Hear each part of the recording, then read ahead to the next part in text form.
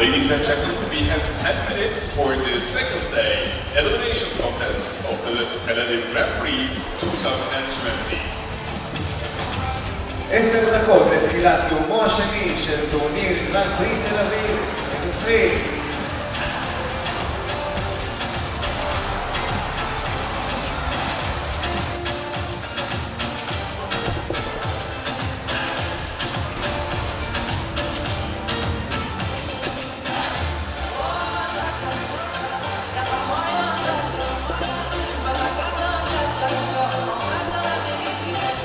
Well, a very good morning and welcome back to Tel Aviv. It's day 2 of the Grand Prix here, and it's a very good morning to Esther Stam. Good morning, Esther. Good morning, Sheldon.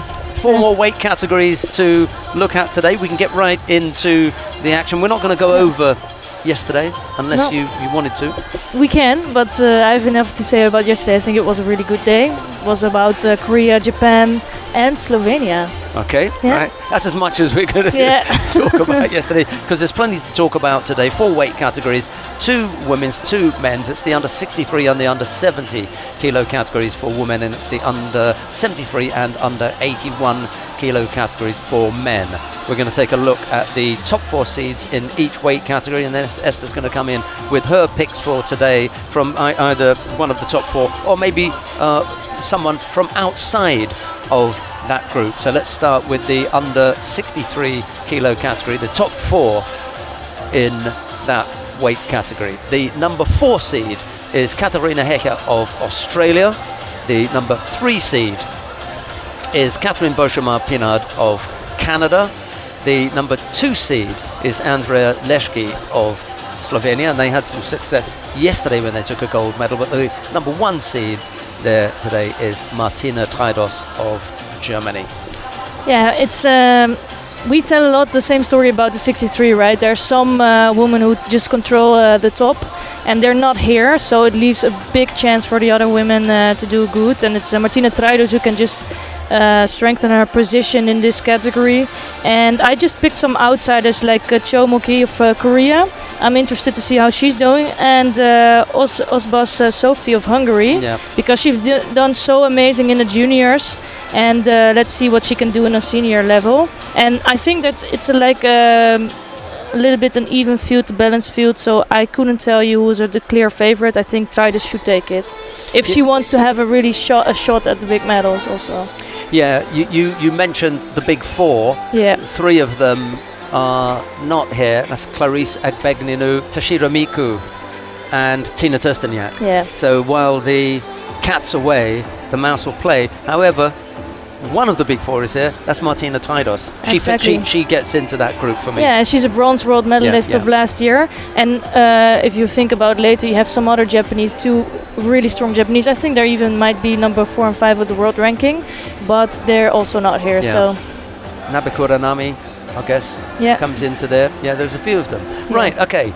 That is the under 63 kilo category. Let's take a look at the under 70 kilo category. The number 4 seed is Maria Portela of Brazil. The number 3 seed is Anna Bernholm of Sweden. The number 2 seed is Sally Conway of Great Britain. And the number 1 seed is Michaela Polares of Austria.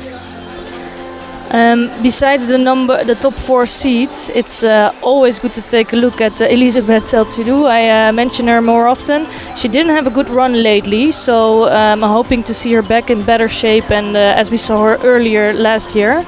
And I'm calling also 2 outsiders, which are the younger, like the juniors, Madina Taimazova. Yes. She can do well. She can beat some good people. And Tsunoda, I must say. Wait. Yeah. I cannot wait for Ai Tsunoda. Yeah, no, and absolutely. She has something about her. She's amazing. She's still so young, you know. I think she was last year cadet world champion, and she's already at this level. And I think she can do something. Let's see if she has enough to bring to the table, also physically, to beat the top athletes. I think she doesn't have an easy draw with Anna Bernholm waiting for her, but I think she can do something. Pool C for me is a nightmare It is. You got a It few is. in there. Hilda Jaeger, Elvis Mar Rodriguez, Barbara Matic, Kalita Zupancic. It's crazy. All these athletes, Sally Conway, Elizabeth Salcedo. Tsatsoudo. It's a tough pool. That is going to be a nightmare. Right, okay, let's take a look at the under 73 kilo category.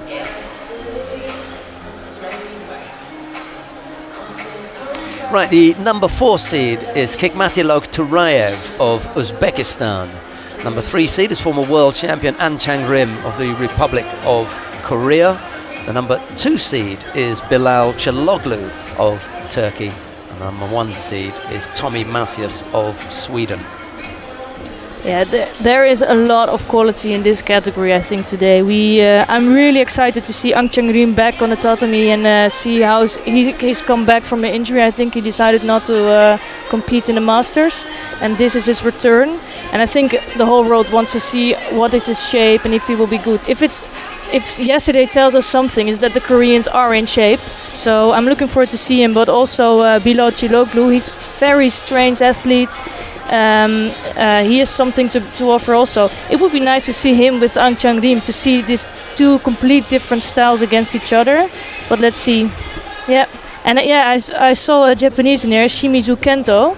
We haven't seen him around for around seven years or something like that. Yeah. So nobody knows what he's like, how he's competing. Form. Yeah, so Yeah.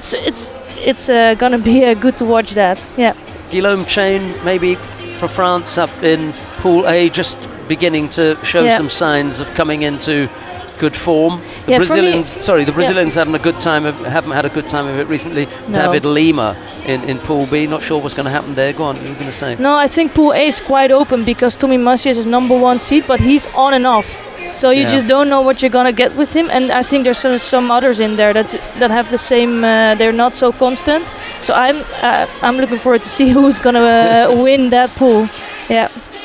And then Eduardo Barbosa, I was mentioning about the Brazilians. There's another one in Pool C there. Yeah. Okay. What any representation for Israel that we should be taking a look at here? I think the Israeli brought a really young team here just to get experience in. Tor Butbul's not fighting today, so let's just see what they bring to the table. Yeah. Right, let's take a look at the last of the weight categories for today. Then it's the under 81 kilo category, and the number 4 seed is Aslan Lapinigov of Russia. The number 3 seed is Luka Maisoradze of Georgia. The number 2 seed is Dominik Ressel of Germany, and the number 1 seed right at the top there is Vedat Albayrak of Turkey. Also interesting field, don't you think? And for me, the one I will mention is Hidayat Heidarov in a new weight category. Just looking forward to see if he can really manage to do well in this weight category also, and to do something for the next months. And you have some people that you also don't know what you're gonna get, like Alexander Wiesenczak. He can be great, but I'm not sure if he found his form yet. Antonio Esposito, if he can do well. Yeah, you have some really good athletes in here. Sami Chuchi from Belgium, in the absence of his teammate, give him a little bit of breathing space there. The 2 Lees from the Republic of Korea, Lee Sung-ho and Lee Hung-jung, a little bit lower down. That should prove interesting. And Alexios Thanasidis from Greece down in the lower half. Yeah, that's why. He's also proven to be doing really well, and he can do well. Luka Maisoradze is one for me. Yeah, that's definitely. Yeah, and with Dominik Ressel, I'm hoping to see them in the semi-finals to see what will happen there. Yeah. Okay, Maru Yamagoki of Japan down in the lower half as well. You at home have got the choice of one of 3 mats. If you click on the one that looks like a little microphone, then you'll follow Esther and myself wherever we may happen to go. We're going to start down on mat number 1 with Ido Levin of Israel. He's going to be up against Van Tichelt of Belgium. It'll be Levin in the white judogi, Van Tichelt in blue. Yeah, Van Tichelt is such an experienced athlete, so also he's been around for so long,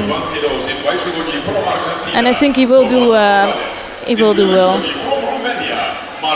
It's not easy to fight with somebody that you completely don't know. Ido Levin is a youngster from Israel, and I think they just really want to prove before their home crowd that they can do something. It's not always easy. Surprised to see Dirk van Tichel at number 55 of the world ranking. Yeah, it doesn't really ring true, does it? But No. we were talking about fighters who don't compete for a while and how quickly the points drop off. Yeah, Because that's every true. time another event comes up, there is a change in the ranking list because people, move around having, scored points. And then your old points from 2 years ago drop off completely. They go 50% after a year, then they go away completely after 2 years. Yeah, but you can also climb the ladder really high. If you pick up a win here, you already have a lot of points. It can go quite fast. Like Sonoda. Ooh, yeah. She will have leapt after yesterday's gold medal. I'm really pleased for her, actually. I'm excited at Yeah. the possibility that the Japanese are going to do something that they don't normally do, which is to forego and don't worry about who wins the trials. They want to know who can win internationally. Yeah, that's the big question at the moment. For me, it's no good looking at someone who wins the trials if they can't then go and reproduce that form on the international stage, because it's the Olympics that you're looking at. They're not going to be fighting other Japanese.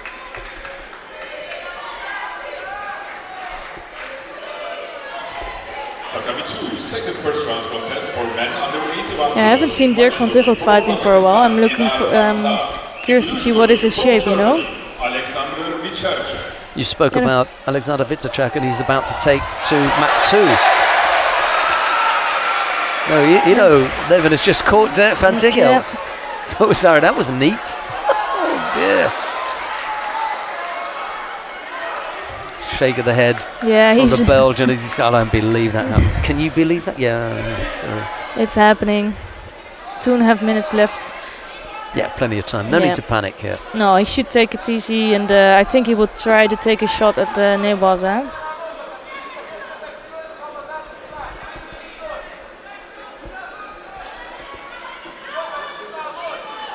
Yeah, there's a lot of people around in the 73 that I'm looking forward to see. Here, Guillaume Chain, but also Victor Sterpoel, we didn't even mention. Very true. Yeah. Will be interesting. Didn't they have some success yesterday with a bronze medal? Yeah, something about a construction builder. Yeah. Well, he can build on that medal now. Yeah. Somebody's shaking his head. Oh, okay.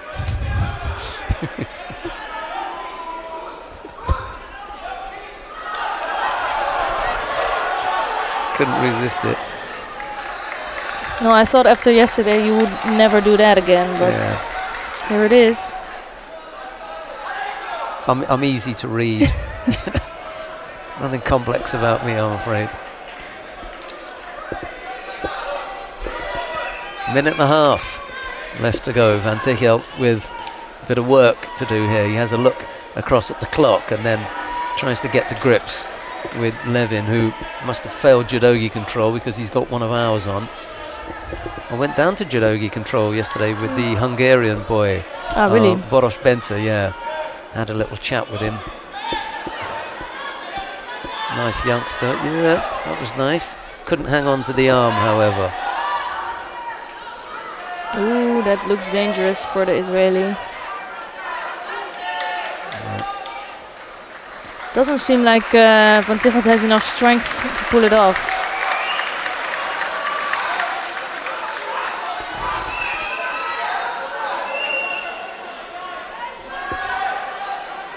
Nice and upright, Levin. Good stance. Yeah. Doesn't get caught there. Not a bad move from Van Tichel. Yeah. But as we saw yesterday with some of the athletes, Ooh, danger that is- now. Yeah. That is like He's only the going to worst. want one go at this. Ooh, that Yeah. looks like it's really on. He's going to need a second go, and it's not going to happen. That was his shot. That was his chance, I mean, guess. That arm was out. Yeah. Still managed to get away. I guess that can hurt a little bit with the Israeli. Half a minute left to go. Can't afford another slip. Yeah. breathing heavily now is Levin. Going to pick up a penalty with 24 seconds left to go. That could be painful. Can't afford another error. No, that's you can see happening with the youngsters in this level, that they can make tactical mistakes. Let's hope that's not happening for him. He made the score, so. Well, he was pretty safe with the passivity penalty. Yeah. That he wouldn't get another one in 24 seconds. And so it turned out. And Tichelt gave everything in the end. Early score by Ido Levin was enough to take the contest. Bit of a shock. So the first contest of the day results in the first upset of the day. Although we haven't seen Van Tichelt like he used to be lately, but still, you know, Levin did a really good job beating a top athlete.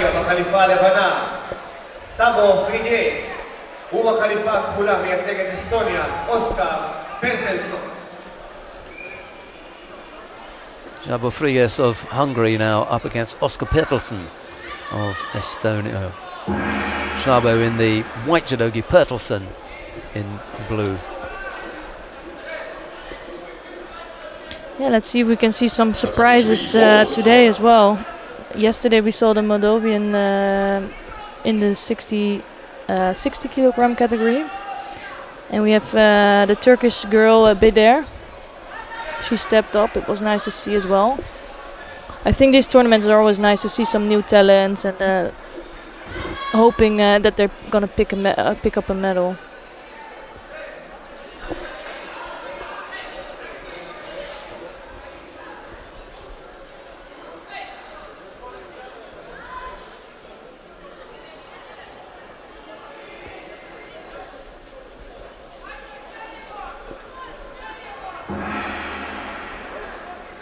So both mat 2 and 3 have a golden score already. That's early today. I just want to mention something about the golden score. I wasn't aware of it. Golden score. You know, it wasn't right at the top of my list yesterday with regard to Kaya Kaiser. 4 of her 5 contests. They were golden score? No, sorry. 4 of her 5 contests were won with a score in golden score. She scored 4 times in 5 golden score contests. Every contest she had yesterday went to golden score. That's crazy. 4 of them, she came up with a score. In 1, it was a third penalty. So she scored, you know, plenty yesterday, including against Thelma Montero, Sabrina Filzmörser, Kazarina, the Russian girl, was 28, I think. And it was only against, who was it? The Czech girl was the only one that came close to her in age, which she was 20. Yeah. But then you can see that sometimes for the younger athletes, they don't have the physique yet, so they do need some time. Yeah. And in the end, it's her that has the better shape maybe than the older athletes. I think that and it just takes like that yesterday. Yeah, with Reserveux, it demonstrated it perfectly. Yeah. And she was going, you know, down because Reserveux's 28. Yeah. You know, so good. You know, so almost 10 years older. And it doesn't say that Reserveux is in a bad shape, but it just says that she needs more time. And in the beginning, maybe Reserveux is just physically too strong. You could see that. And then when that goes away a little bit, she gets more chances, and she could beat her in the end.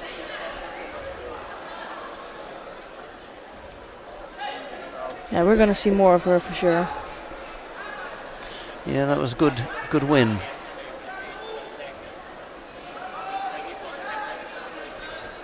Two penalties picked up by Bertelsen. We've got a minute and a half left to go.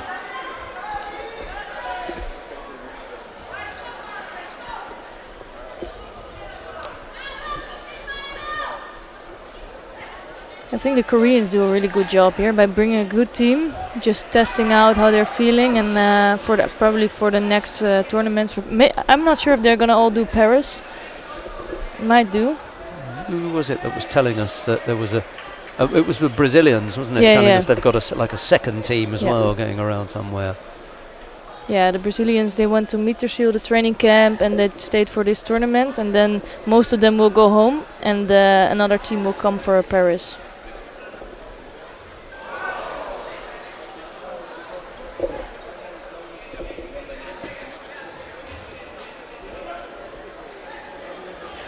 On Tatami 3, next first round contest for men under 81 kilos in white judogi from Democratic Republic of Congo, Kalonji and Bui. In blue judogi from Brazil, Joao Macedo.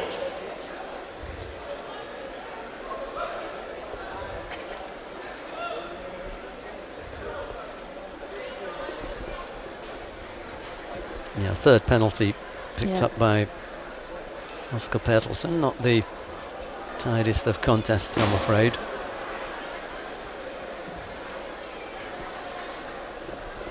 במזרן מספר 1, 73 קילוגרם גברים, סיבוב ראשון.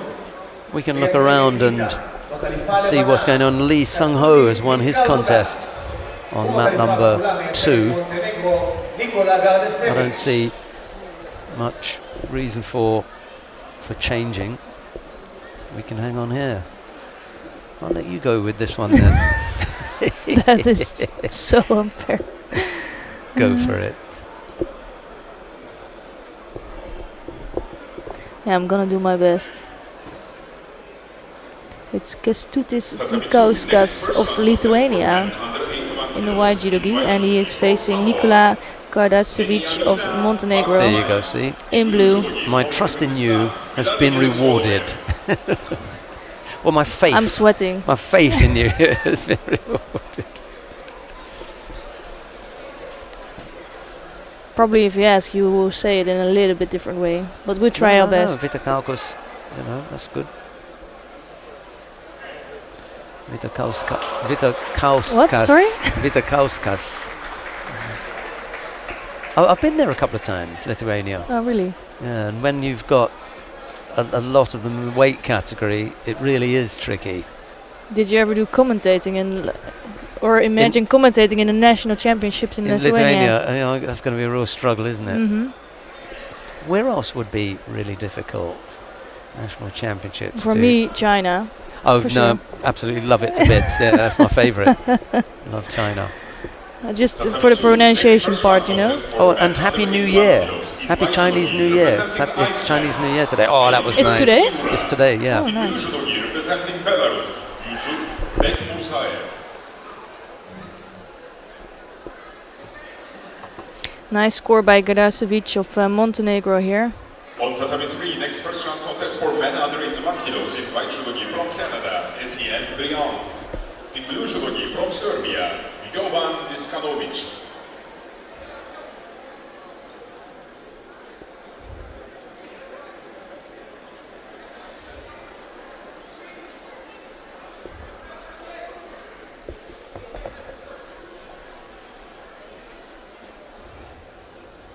Kardacevic had a really good grip here, just followed up with a poor attempt, unfortunately.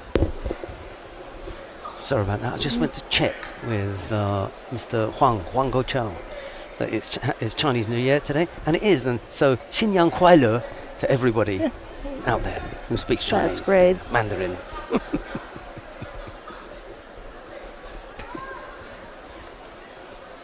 I can also order spicy roast beef in Chinese, but With fried rice? no, with boiled rice. But that's a different thing, you know. And ask for chopsticks. Right, come on, let's stick with the action here. Single score to Kardacevic with 2 minutes left to go. Trying to give him the little shock there, didn't he? Surprise him, but Oh, that's not bad. Montenegro He just was didn't up to- control the hand, Oh, but oh, ooh, we're going to take his head off here. yeah, Yeah, he's had to tap out. nice work. Yeah, that was quality. Just touching his jaw there, as if to say, you know, that hurt. Well, it is, but it can also be on whilst being you know, across the jaw.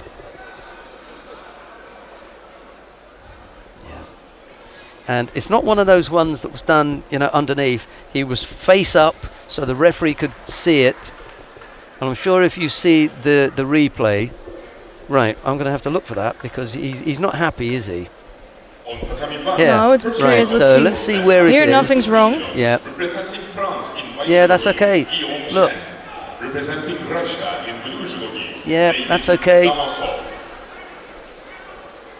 And now the referee is right on top of it. He can see exactly where that is. This is not hidden. Look, it's exactly where it is. We can't see it, that's one thing. Yeah, but the referee referee's standing on top. Yeah. So you've got to go with him. He knows what he's talking about.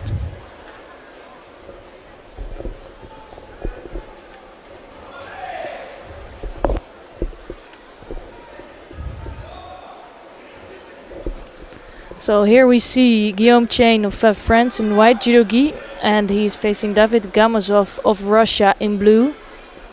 So Chen, one of the more experienced athletes in the circuit, while Gamazov is still a junior, or at least he was last year.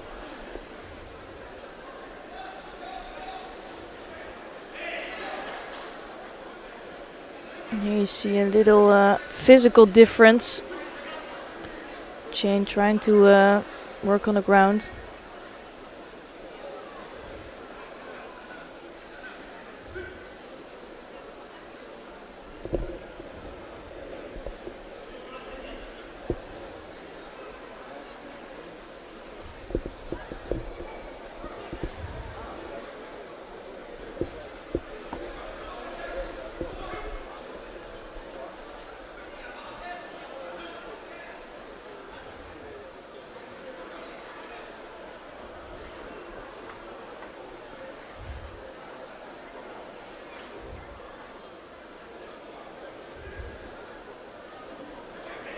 So Chen reaching far over the top of Gamazov. For me, it only leaves him a little bit open, and it's a risky move to do for him.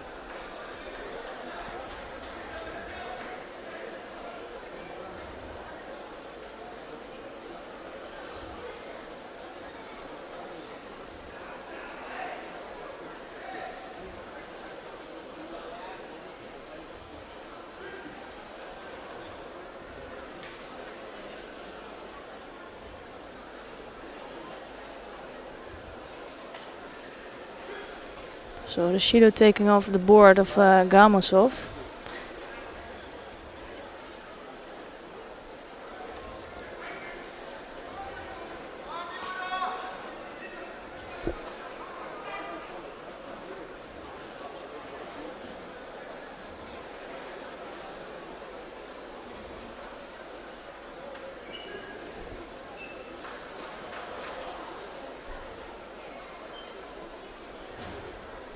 So not too much happening yet in this contest. I think Gamazov looks quite strong, and Chen is struggling a bit with his kumikata, especially that left hand that's coming over the top.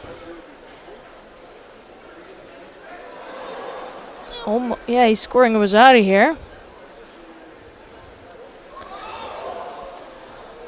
So here you have it. I think Gamazov is doing a really good thing with that left hand, putting on the pressure.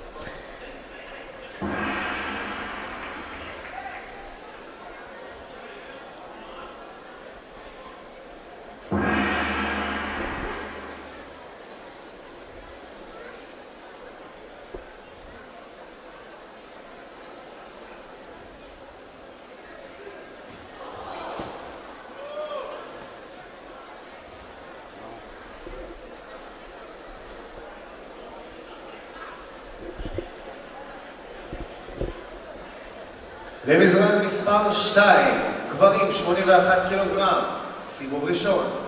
מייצג את איטליה בחליפה הכחולה, אנטוניו אספוסיטו. ובישראל בחליפה הכחולה, אוהד. So I'm really curious to see if Chen can still do something. It's only 1 minute and 14 seconds left on the clock.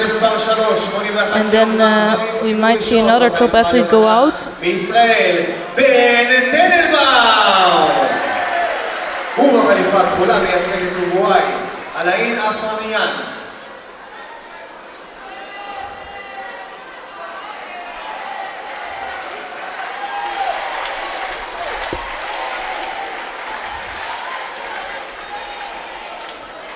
Oh, that is a beautiful move of Chain. Let's see if he can hold on to that. And I think you can see here that Chain is just physically really strong. Gamosov did really well in the first 3 minutes, but now you can see him going down a bit. Just as well you can't lip read Russian then. You can. You saw something. Yeah. That was not good. When, it's not repeatable on air. Gamosov, when he got caught there. Yeah, with only 1 minute left on the clock, you know, and he was doing such a good job. But I think here you can see the difference between a junior and a really experienced senior athlete. I lip read German as well, and my favourite of all time was Claudia Malzahn. I think I heard about that. Seen Claudia go over a couple of times, and she's lying there looking up at the ceiling, and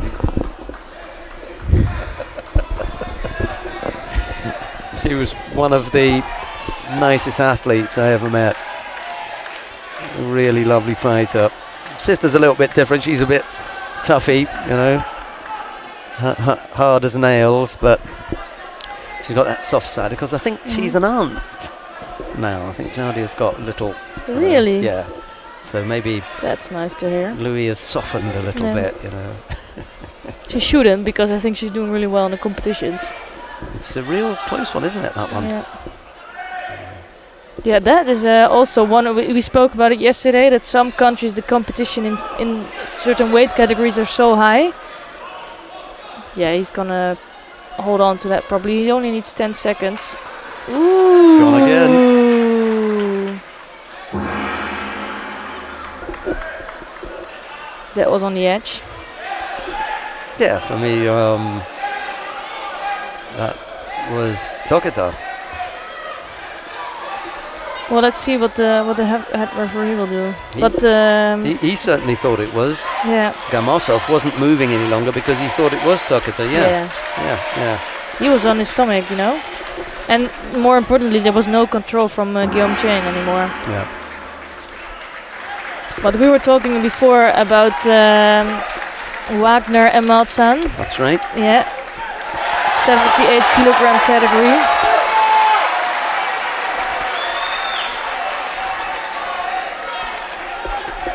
And there's some other battles still to be fought out the next couple of months.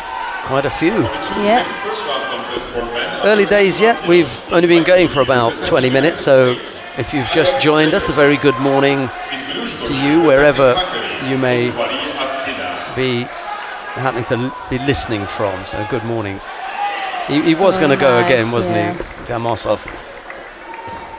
Just a matter of time before Chain pulled out a second. Close one, but Chain, who I mentioned this morning as one you might have to look out for. Just sneaking past the young Russian. Yeah, and I think we're gonna see more of Gamosov in the future, but just not just yet. And we have some other youngsters. So, for example, Victor Sterpu, and I think that might be the next opponent of Chain. Moldova, yeah, they had, and we were talking about them having had some success yesterday. Or maybe Sterpu can build on that success from yesterday. He might. Sorry. I'll stop now. I'll stop. למזרח מספר 1, גברים 73 קילוגרם, סיבוב ראשון, מייצג את מולדובה, ויקטור סטרפו, הוא החליפה הכחולה מייצג את קזחסטן, סעיד אקילווה. You know, it's really great to see that the crowd again, everybody's here, even though Sagi Muki, Tor Butbul, like the top athletes today for Israel, they're not competing. And they're still here to support all the athletes. It really shows how much judo is alive in Israel, how popular it is.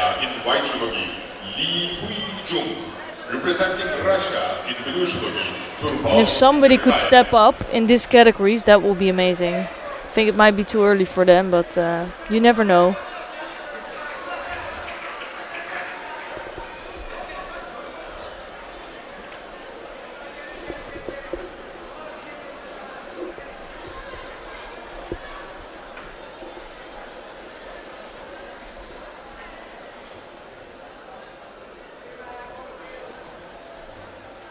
So on the mat now we have Viktor Sterpu of Moldova, who we mentioned before, and he's facing Akilbek Serik of Kazakhstan.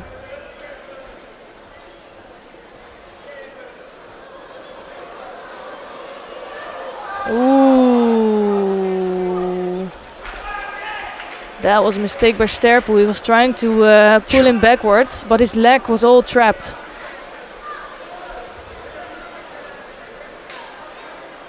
What a shocker. Yeah, that was a really big shock. I didn't expect that.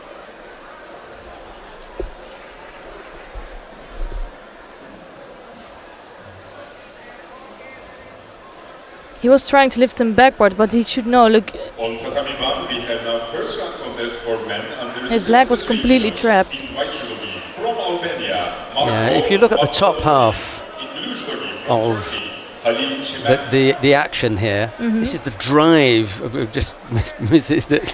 Yeah, and also if Then you we see haven't got it, yeah. there's too much space in Yeah. the body, you know, he doesn't have him really tight. Trying to lift him backwards. Yeah, that's the point where you can see this is where he's going to take him. Yeah.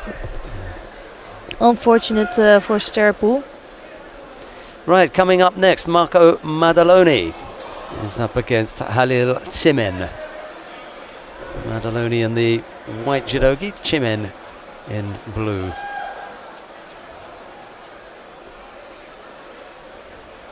It's funny how people get around, isn't it? Where you end up. Yeah, I would if you would have said this 10 years ago, would not have believed it. But who am I talking? You know, I cannot say anything about that.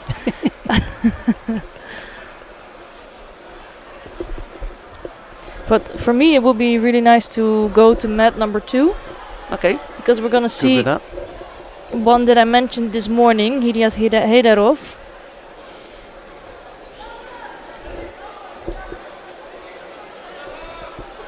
And it's a really tough first round Yeah. contest for him.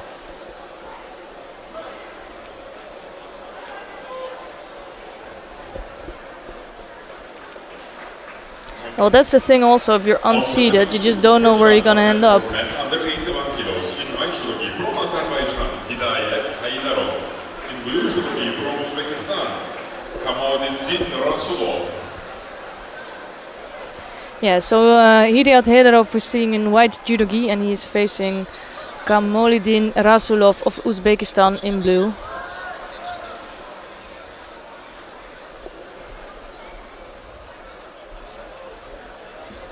Yeah, Rasulov is certainly not easy to get past. I think Hidarov a while ago did some national service, which is, I think, is compulsory in Azerbaijan for males of a certain age, during which time it was necessary for him to visit his local barber. Well, he's obviously not doing any more national service then. That must have finished. Yeah, with him it's quite easy to see that.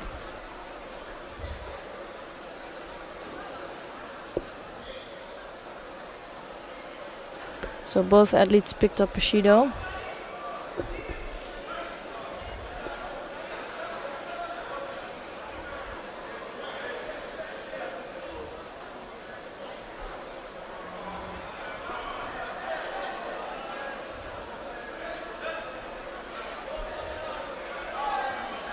It's actually funny to see that Heidarov now went to the 81, while also his competitor did for a while. They were flirting with it, weren't Yeah. they?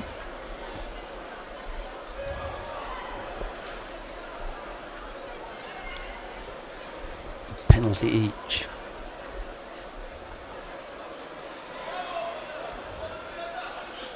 Oh! Over-rotated. Yeah. Beautiful throw though.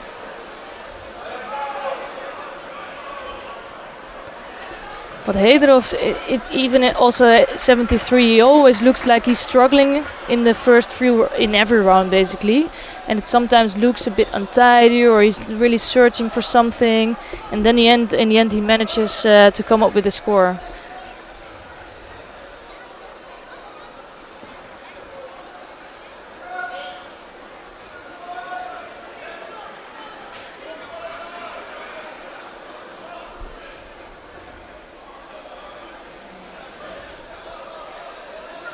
Second penalty for Hidarov with a little under half the contest still to come.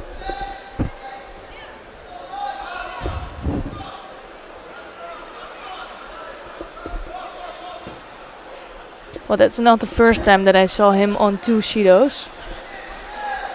Just don't know if this time he will make it, because I think Razulov looks in good shape. He looks strong, doesn't look tired or anything.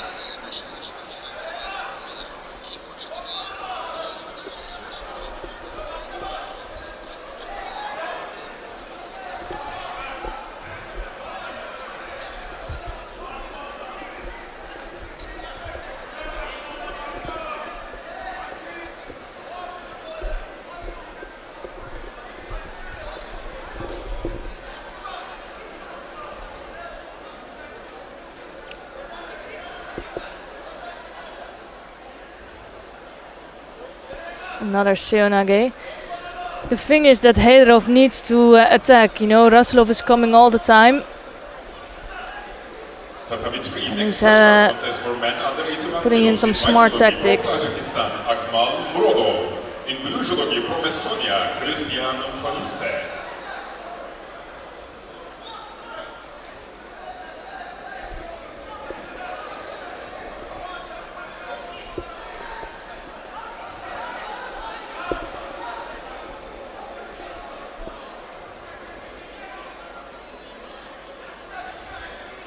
Looks like Marco Modelloni is gonna win his contest in round 1 on map number 1. Now here Razulov also picked up his second Judo, so that opens up the contest again.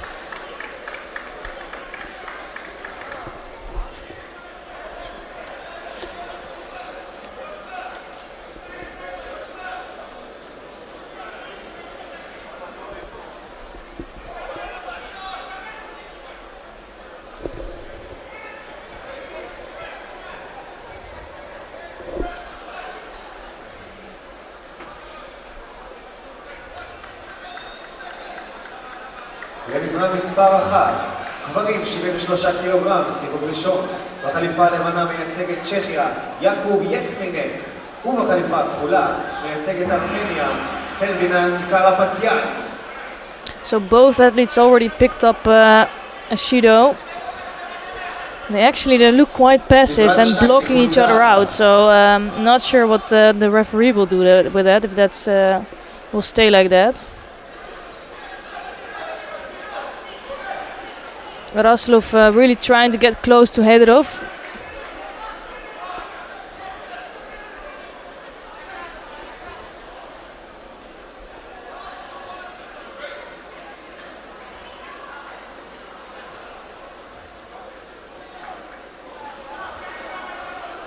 Ooh. Heidarov holding on to that really long. He's holding one side. I think it just went to the right side just in time.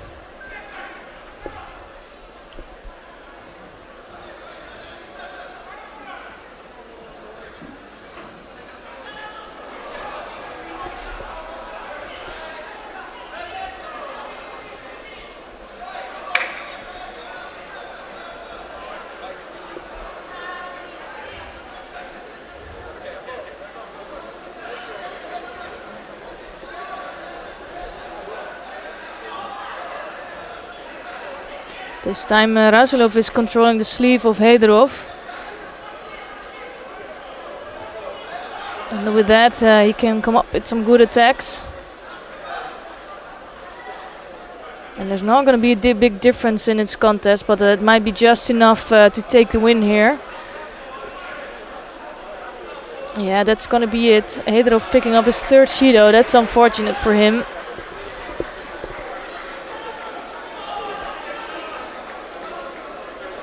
And I think here you can see the difference also. It's a little bit of physical difference, because in 73 he always managed to pull out a score in the end.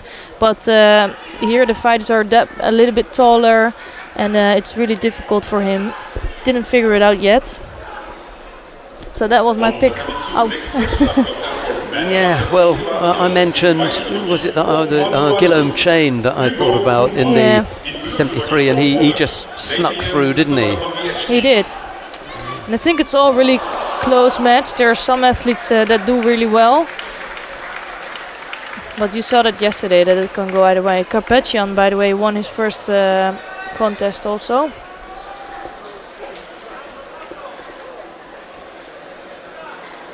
Not an easy pool in Pool A. We still have Tommy Masyasin, we have Guillaume Chain, we have Karpetyan, who just won his first round. There's plenty of quality in there.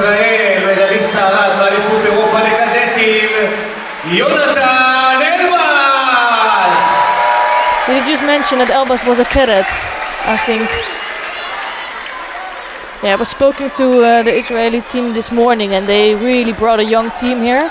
And you can fill up the places. It's really good that you can have 4 athletes in a category and give them some experience. They don't have high expectations of them. They can fight completely free.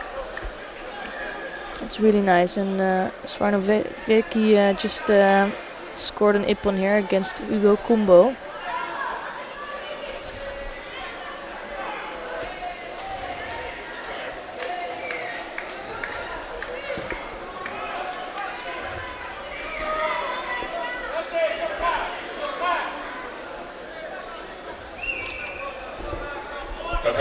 Next first round contest for men under 81 kilos in white judogi from Cyprus, Aristos Mikael. In blue judogi from Brazil, Eduardo Yudi Santos.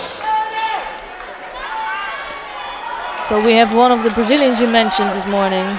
Eduardo Santos. Yeah. Let's see what happens here then. Yeah. If he turns up, there he is. It's Aristos Michael of Cyprus in white judogi, and he's facing Eduardo Santos of Brazil in blue.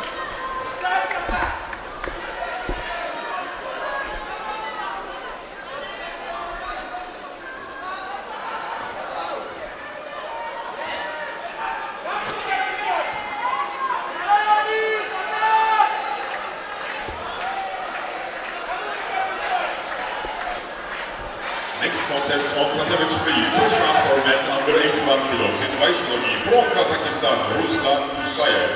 In blue judogi from Italy, Andrea Regis.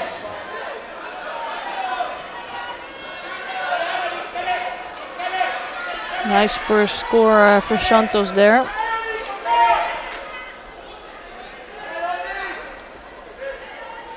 And now quite easily turns over Michael. I think Michael doesn't have enough to offer to Santos yet.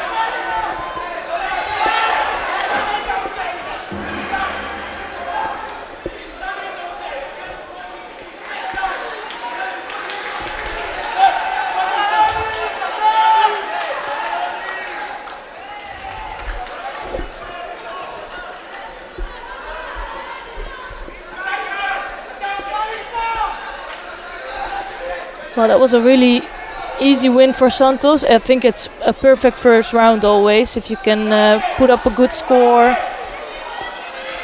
He put in some tachiwaza, some newaza, just got a good feeling for the next round.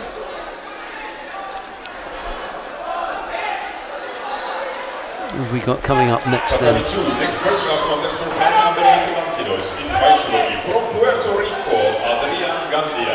In blue judogi from Great Britain, Stuart McWatt. Why not? Adrian Gandia of Puerto Rico goes up against Stuart McWatt of Great Britain. It's Gandia in the white judogi, McWatt in blue. We'll see how that one pans out, yeah? Yeah, let's see what happens here.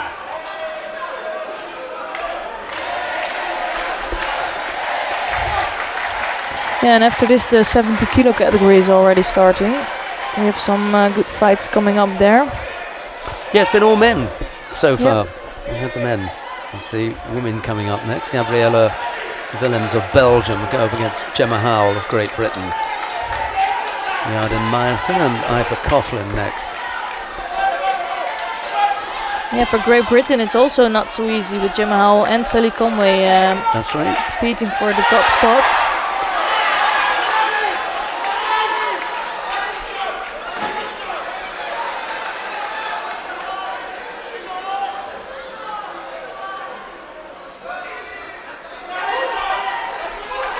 Yeah, I think this year is going to tell a lot about, like especially the next month is going to be so important with 2 Grand Slams. Yeah, Paris and Dusseldorf coming up. We've got a couple of little outings in between for the fighters to dust off the cobwebs. That's what the Japanese normally do. You find them in Oberwart or Sofia. Yeah, exactly. Some of the Continental Opens. Yeah. Just to get a feel of competing in Europe. And it's good because normally the entry list is really high, and then you see some good athletes. I think last year in Oberwart it was a really strong tournament actually. And a lot of athletes stay. They do Oberwart between Paris and Düsseldorf. I think the other one is Odivelas in Portugal, which is as good as Lisbon, to be honest. Odivelas.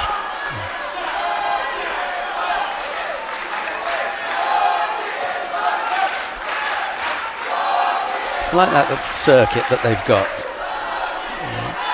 Yeah, February is always a really full month.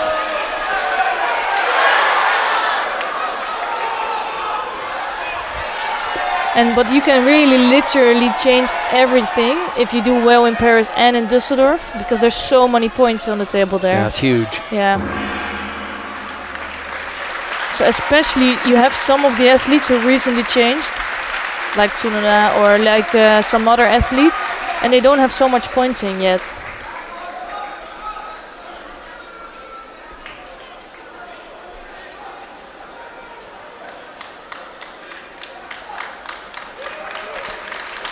Nice left Seonage, almost scoring against Gandia here. למזרן מספר 1, גברים 73 קילוגרם, סיבוב ראשון, מייצג את ספרד בחליפה הלבנה, סלבדור קאסס רוקה, מייצג את אזרבייג'אן בחליפה הכחולה, Not a good effort from Megwat.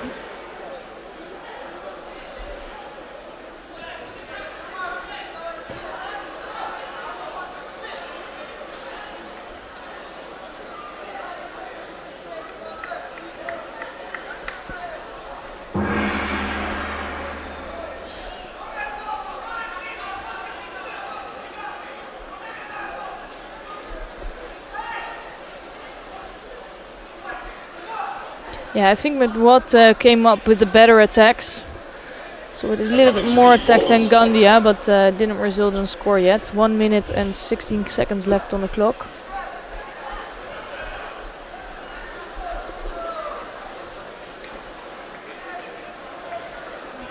It's a slow start today, I guess. It's we already seen quite some golden scores.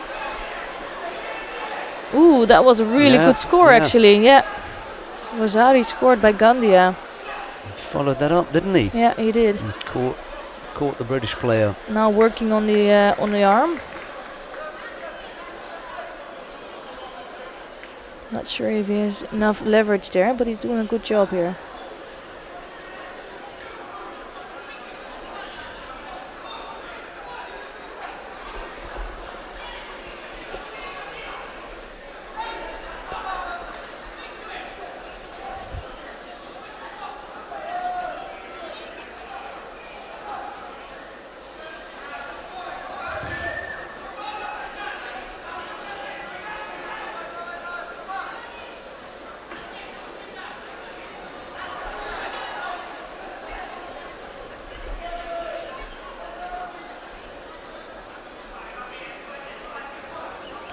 Yesterday's Grand-Prix gold medal win will earn an athlete 700 points, just in one fell swoop, 700 points.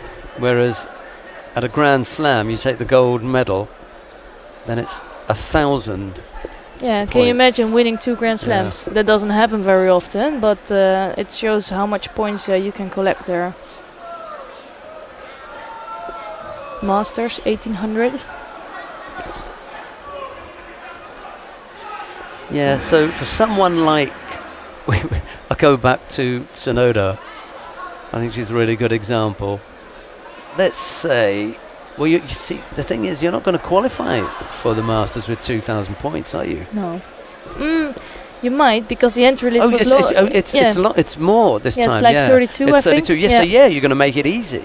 So let's say that, you know, she had the... Is it the same case for the Masters in Doha, though? Yes. Yeah. Let's say that you have the fairy tale wins. It's a good score from Gandhi. I'm not getting caught there. Woman under 70 kilos. She takes both. Let's say she only gets one of the Grand Slams, but another Grand Prix, and she wins both of them. Then you're really looking at 2,400. She qualifies for the Masters and then wins that. Yeah, you have a top spot. You're right up there with the top spots. For me, I don't think it's what she wins. I think it's who she beats. Yeah, I think so too. And this is like the best case scenario. You know, you only need one slip. It sounds good. Like, hey, you win this. It's easier said than done. And I think here she showed that she can do it. She beat really good people, top people. But it's different than a Grand Slam, or, you know, this is not the top tournament yet. So she made a good start, but she's a long way from being there yet. And that's, in the end, it's all speculation, because we don't even know what the Japanese Federation is thinking. Maybe they think it's already done and dusted. Tonaki's gonna go, or someone else. You don't know. Kondo, maybe. Yeah. Yeah, I think the only thing that could change this is if Tsunoda gets hold of Biladid and beats her. Then whatever apple cart is being driven, that's going to be upset. And she could do the upsetting. So Gabrielle Willems of Belgium is on the mat now, and she's facing Gemma Howell of Great Britain.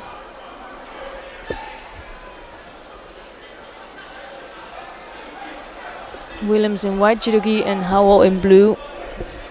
Howell did a good thing last year, winning 2 Grand Prix, 2 weeks in a row. Yeah, that must be a tough choice by the British Federation also to pick their top athlete. Still have a while to go. I think when you've got fighters that are qualified, and that's a nice little score there. Nice. Good little footwork. I'm sorry, but you're going to have to put something on the board here. For me, that's a score. Yeah, that's a score, yeah. But maybe he was on the wrong side, so he could not really have seen it. But Gemma Howell is really good at that. Like getting small scores in, then finishing off in the waza. Yeah, I think she's going to get a score. גברים, 73 קילוגרם, סיבוב ראשון. בחליפה הלבנה מייצגת ברזיל, דוד לימה. ובחליפה הכחולה מייצגת אוקראינה, ארטם חומולה.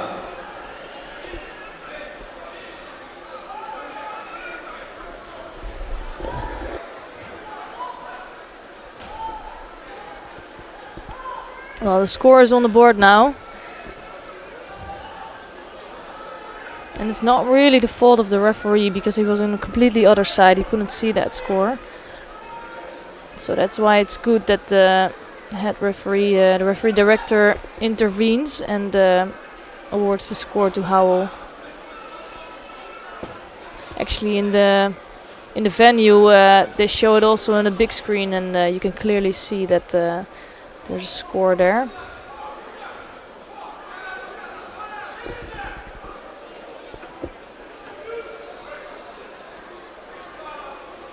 And you can tell that Williams is struggling a lot with grips of Howell. Howell's really good in working on those sleeves.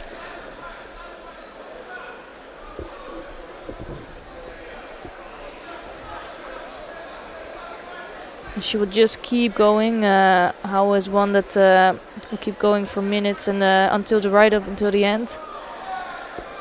Comes in with techniques all the time. Hard to get your own attack in.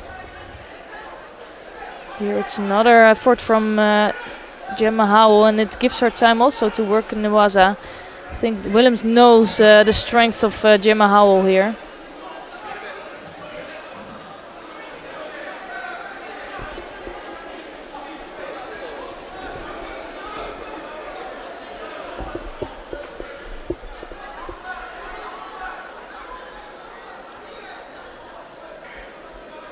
Oh, that was beautifully done by Williams. And that's changing everything now. Scoring a Rosari, so it's an even score now on the board.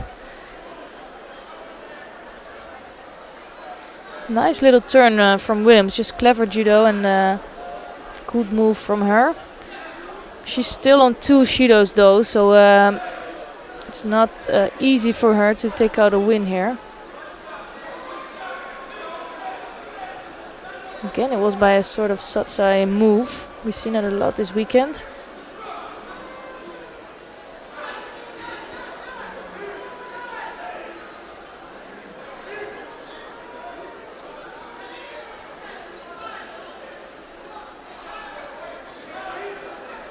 Now Williams is putting pressure on Howell on the ground. Just needs to free that leg.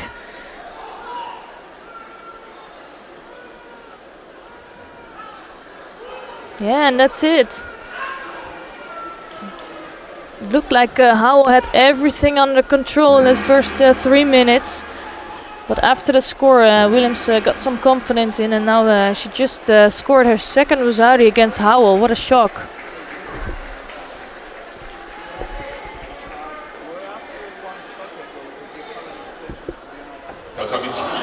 And if we're speaking about the competition from Great Britain with Sally Conway also competing today, this is really not good for Gemma Howell. She needs to take contests like this. Really lovely Tewaza there from the Belgian. A good feel for what was going on. Beautiful turn, really was. Yeah, we're talking from the perspective from Howell now, but in the end it's Gabriela Williams that showed a lot of quality. She came up with a really beautiful piece of Tachiwaza, and then after also in the Newaza. Huh? Gemma going over, grabbed the leg as well. So it was, but also, I mean, in the end, she put up a really good work of Newaza, and yeah, she just did a really good job. Let's see what she can do against Michele Polares. That will be her next contest. So she has a really tough draw, actually. Gemma Howell first round, Michele Polares second round.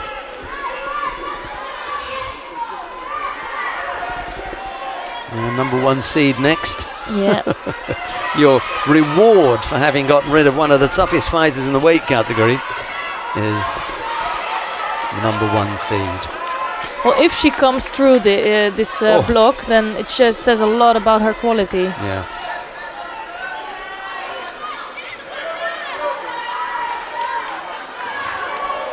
So now on the mat we have Yarden Meyerson of Israel, and she is facing Iofe of Coughlin of Australia.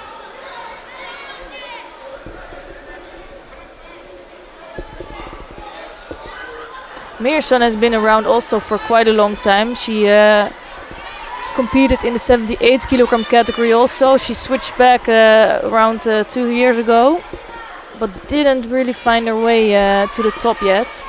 She beat some good people in the past. Tatami 3, next first round contest for men under 81 kilos in white judo from Montenegro, Nebusa Yardasevic. The thing is, she doesn't have the biggest throws, so she is really tough to fight and tough to throw also. But she cannot be so dangerous as some of the other athletes. And in the end, I think for each judoka they really need scoring ability to not only win one fight with Chidos or come along 1 round or 2 rounds, but to really get to the end.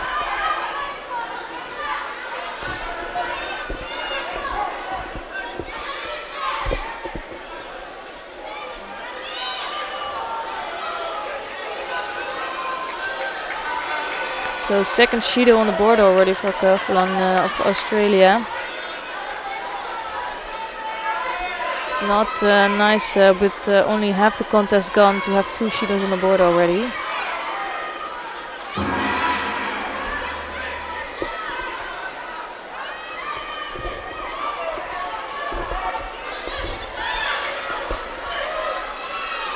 Tatami 1, goal score.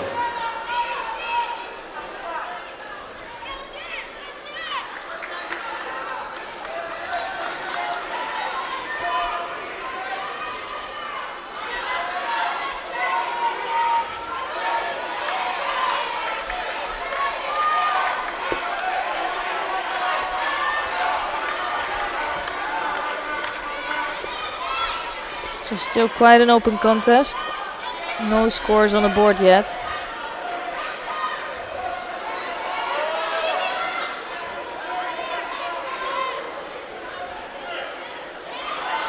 Nice side move from Kovlin, but also no scores. It shows that what I said earlier, that Meersen is hard to throw.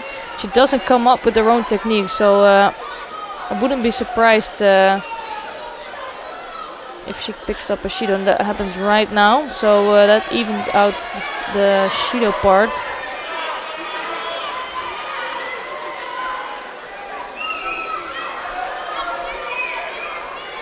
I think that is the biggest problem of Meersen at the moment. She needs to come up with a good attack. That's another attack in for the Australian. Down on mat number 1, David Lima has just defeated Artem Homela of Ukraine. No, they've just cancelled that, so they're going to have to continue on. I thought that was the end of it for him, but that's still going on. That would be a good win for him to beat Homela in the first round.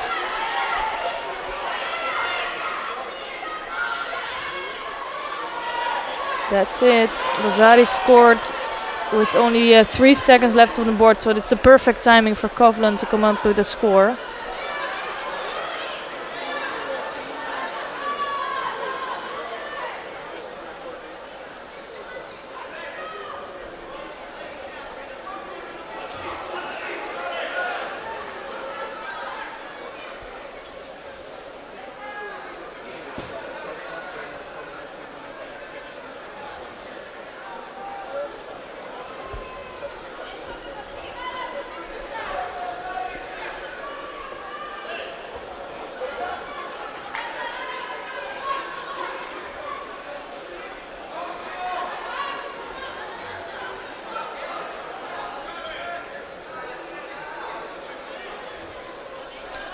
Referee's checking, and the Rosari is taking off. Would be good to see that again from another angle, but I'm sure the referees checked that from different angles and decided it was no score.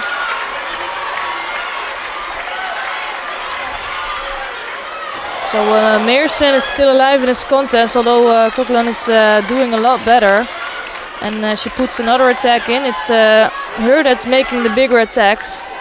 And although Meersen can control the kumikata, maybe she needs to come up with her own attack. Here she tries to do so. And David Lima has thrown Artem Homela for Ippon down on mat number 1 eventually. I noticed on the scoreboard.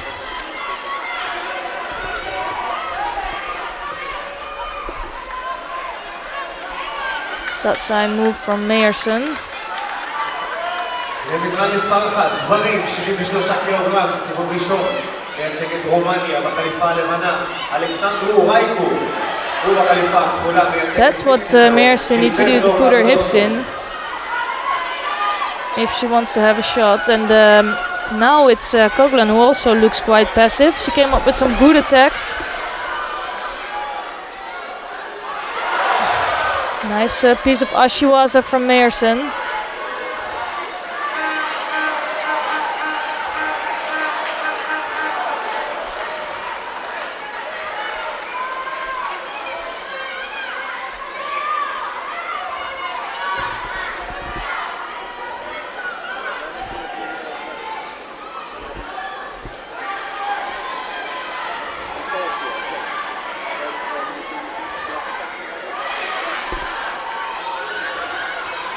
Another Serenage attempt from Kovlin, but this time it was really less strong.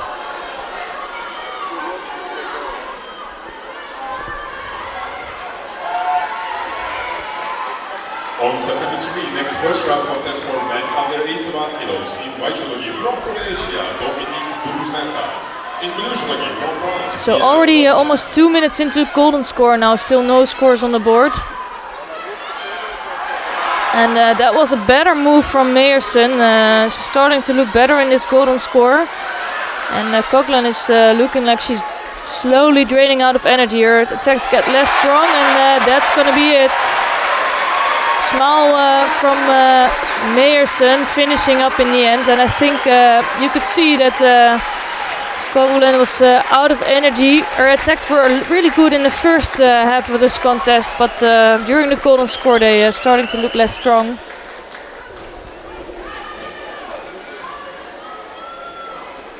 But Meyerson really had to fight hard for that, and it's Miriam Boekereit that's waiting for her in the second round.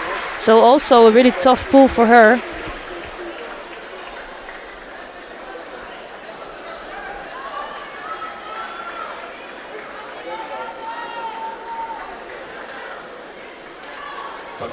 Next first round contest for yeah, you can see the attempt was not bad by Coquelin, but she just didn't have the strength to pull it through. And it left a perfect opportunity for Meyerson to come up with a score.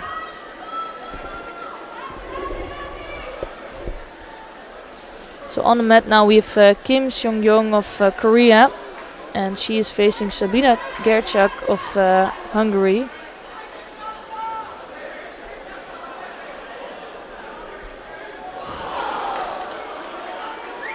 Both have had really good results in the past, but also have been injured and struggling their way back to top level. So for them both, it's not a bad first fight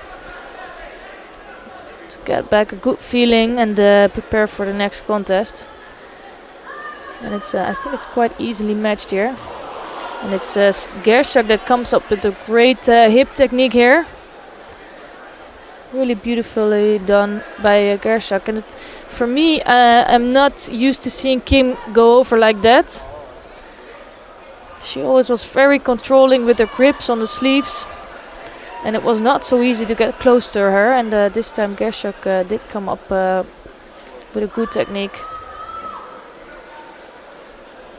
So it's a Rosari lead for Gerczak with still 3 minutes left on the clock.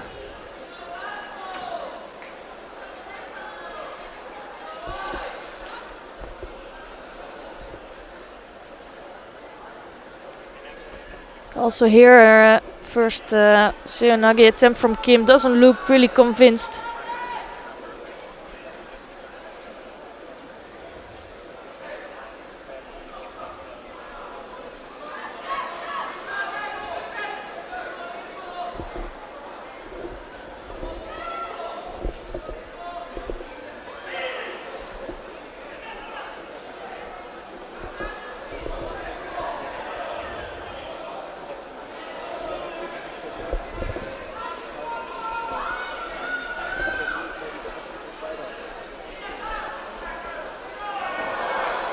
Yeah, and I think the timing of Kim is also off. You can see that here, that the attacks are not dangerous for Gerczak at all. They're easily blocked, quite far off. This is time a better attack.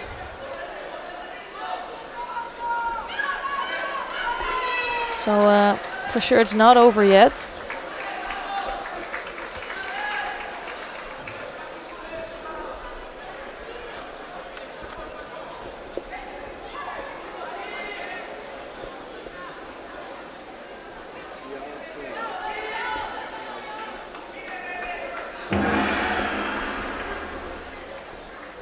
Another low technique from Kim.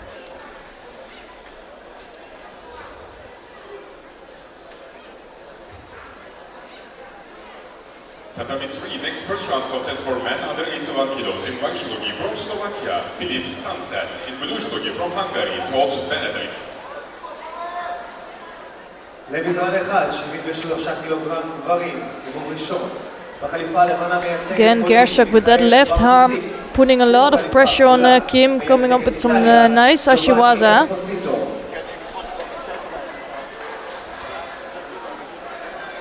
No really big techniques, but she has the Rosari lead, so she doesn't need to come up with something else.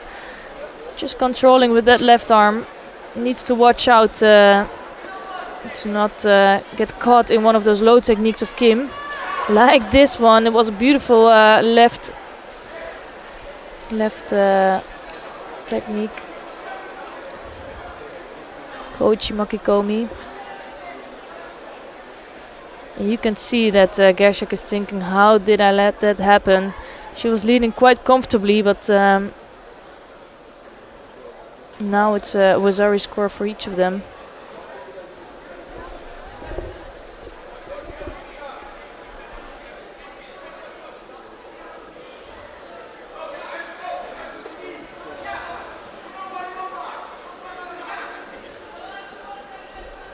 Trying to go for a Sankaku, but could not get close enough to Kim.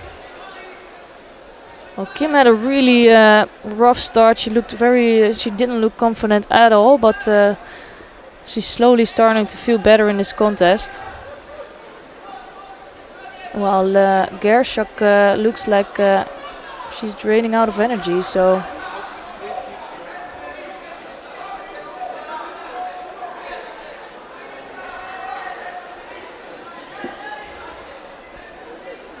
look like contest might go in the direction of Kim now.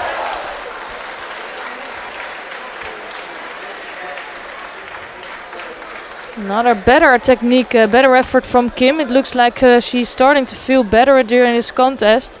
And I think you could see that with the other Koreans yesterday also. They took some time. First contest was not their best contest. But as soon as they got that out of the way, they started to look better. 73 קילוגרם גברים, סיבוב ראשון. בחליפה הלבנה מייצגת בולגריה, רובן רדר. ובחליפה הכחולה מייצגת לוקסמבורג, קלאודיו נוניס דוס סנטוס.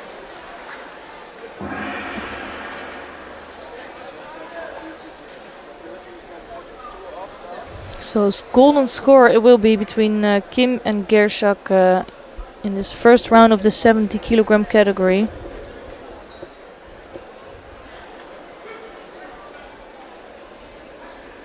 I think this Pool B gives a good opportunity for the athletes in here. There's some good in there, of course, with Maria Portela, Maria Perez, and Megan Fletcher in there. But it's quite evenly matched here, so I'm curious to see who will go through to the semi-finals in this block.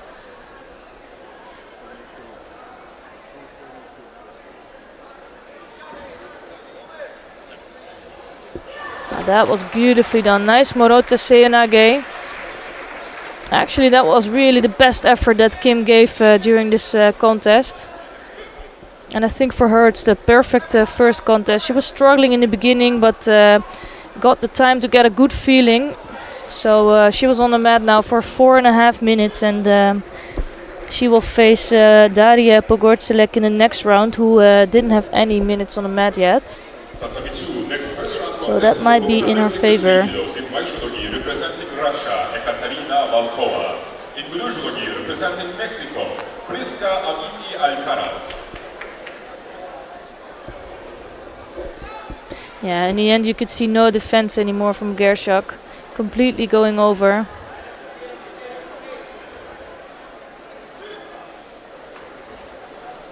And we're gonna watch the round number 1 of the 63 kilogram category with Ekaterina Volkova of Russia in white judogi, and she's facing Priska Avati Alcaraz of Mexico in blue.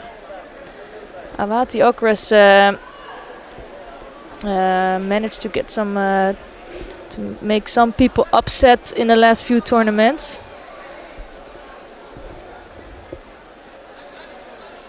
Just not sure if she has enough to really get to the medal stage at this tournament.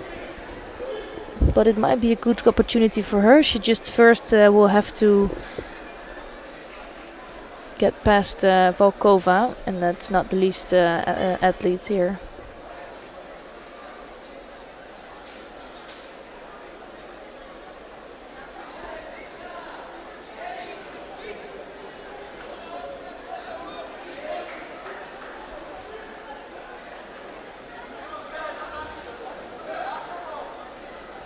Not much happened yet. Probably both athletes will pick up Judo, or in this case it's Volkova who was blocking or having a bad grip for Aviti. Yoko Tumanage. Still looks quite messy what Volkova is doing, and in the past she looked so controlled with her grips and the kumikata, and then slowly building the contest. This time a better grip for Volkova.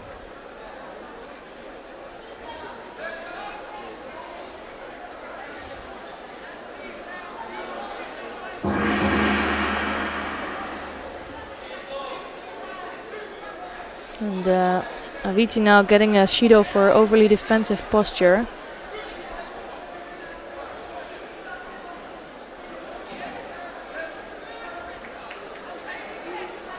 Tatami 3, golden score.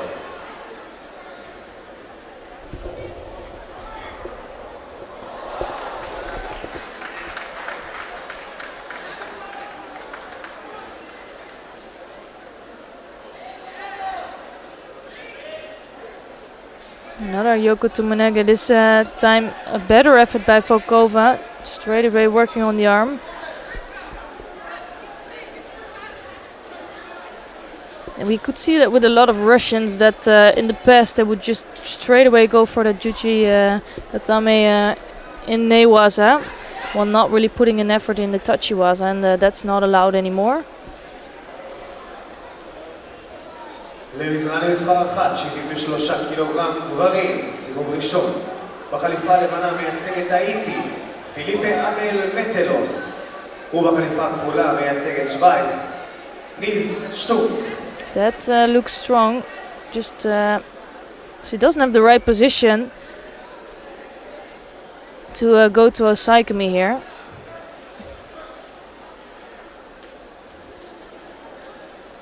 So you can see she cannot really get on top.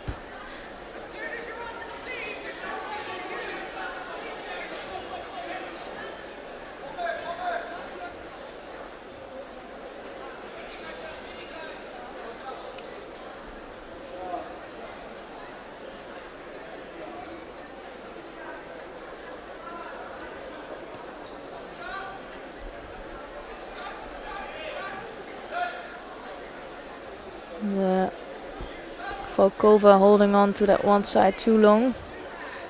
So picks up a second Shido for a gripping error. Not used to seeing that from the top athletes.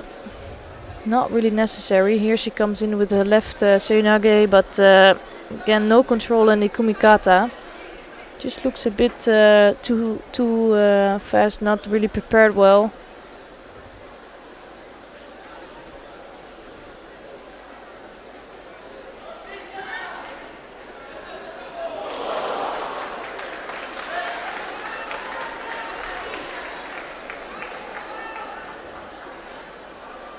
This time it's Witi that's picking up her second Shido. So all that happened this contest was both athletes picking up Shidos for gripping errors. Not the best thing you want to see in a tournament like this. That was a better effort from Volkova.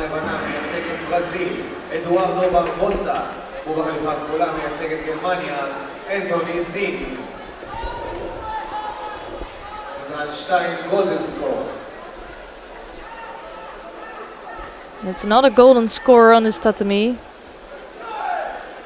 And let's see who can come up with the first score in this contest. Volkova now came in with two good attacks.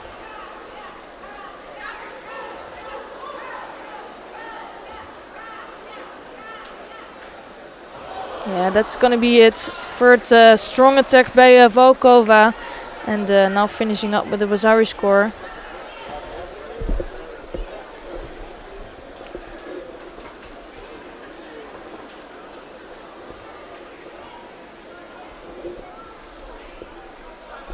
Not too impressed by the fighting of Volkova yet.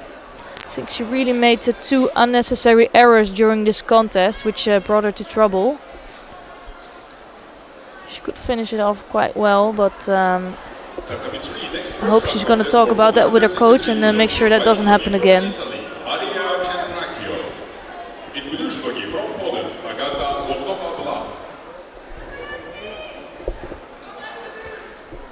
So interesting contest here between Maria Centracchio of Italy in white judogi, and she's facing Agata Ozdoba-Blach of Poland. Ozdoba-Blach in blue judogi. Centracchio won the tournament last year, I remember that, and since then she had made some good results. Not too much medals for her, and I think she still needs some points on the world ranking. And then we have Ozdoba-Blach, who was a world medalist in the past. Just didn't manage to figure it out lately to get to the top spots. נשים 70 קילוגרם, סיבוב ראשון. בחליפה הלבנה מייצגת את יוון, אליזבת תל-צידור. ובחליפה הכחולה מישראל, רוני גל.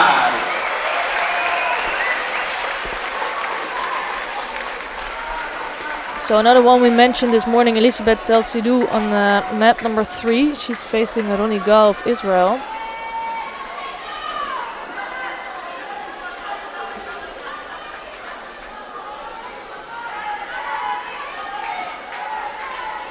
But we're gonna stay on this mat and focus on this contest. Nothing has happened yet in the first minute or so.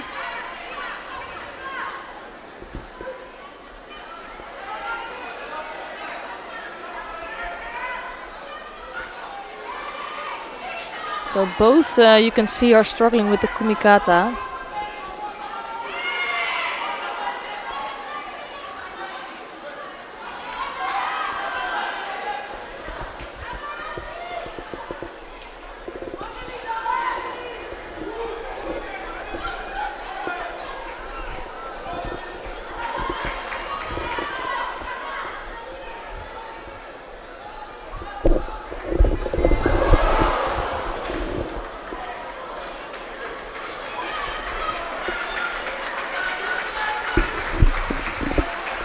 So it's Maria Centracchio who picked up Shido for going down or being overly defensive.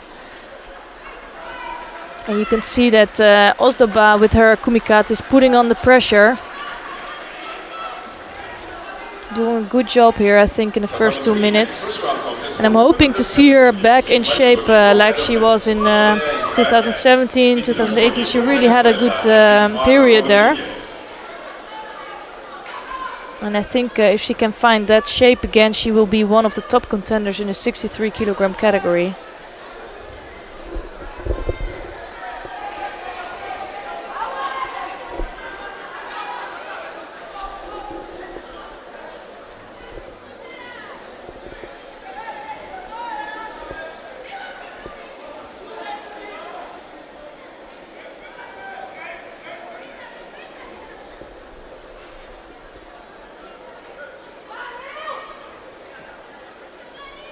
So here Centracchio is really struggling with the right arm of Ozdoba.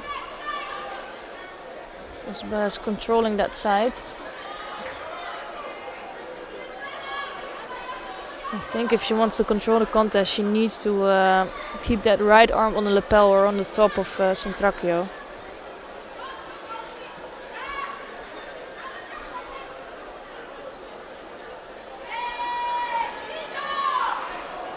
So again, Centracchio is trying to do everything to get through the kumikata of Ozdoba-Blach, but with doing that, she's making a bad attack, picking up her second Shido.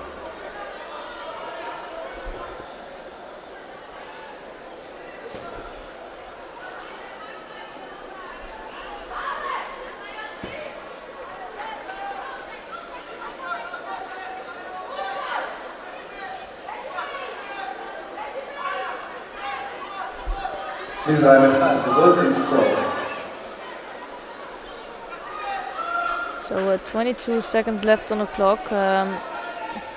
Not surprised that the referee is gonna give Shido to each of these athletes. Centracchio looking quite surprised, but just not much has happened during the whole contest. Smart tactics from Ozdoba-Blach, just controlling with the kumikata, and she will go through to the next round.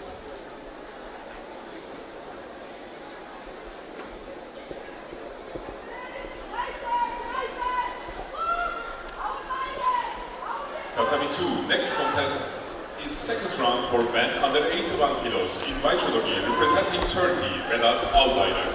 In blue judo gi representing Sweden, Robin Pacek.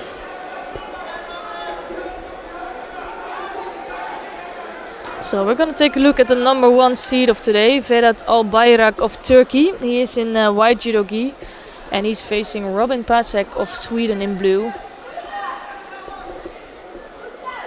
Both have been around for quite some time, have a lot of experience on the world tour. And the momentum is for Albayrak, had some good results lately. Really strong athlete.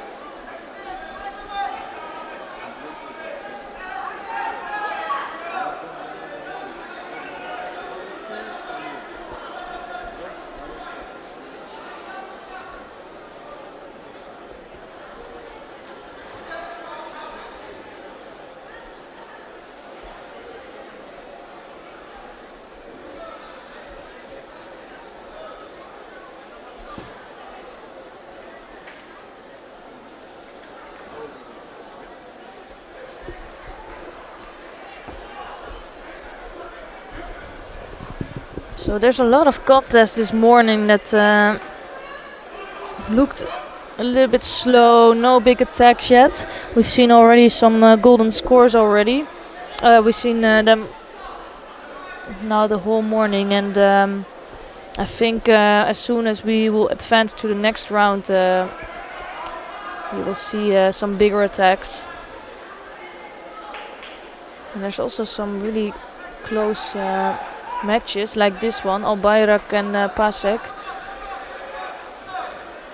And although Albayrak is the number 1 seed, it's Pacek who's really a tough opponent to beat seriously, because he had some good results, but also he's just difficult to throw.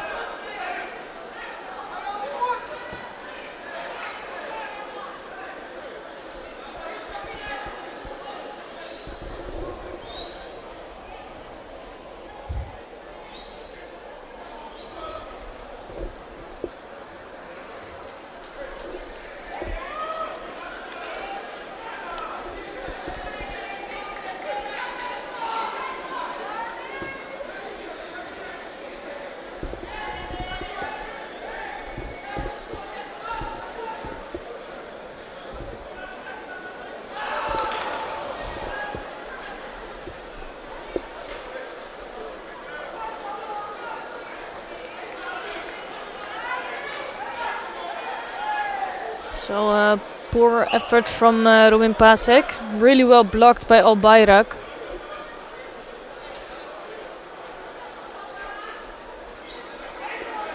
And, both athletes now picking up a Shido for being too passive, and it causes Robin Pacek to have his second Shido.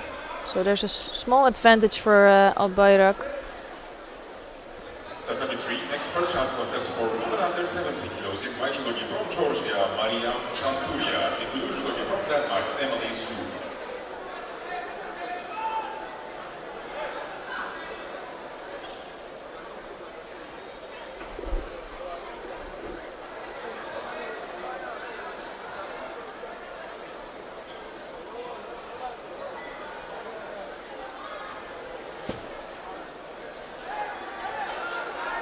Yeah, Albayrak knows that as soon as they will both pick up Shido, it will be the end for Pacek, so he will take a win.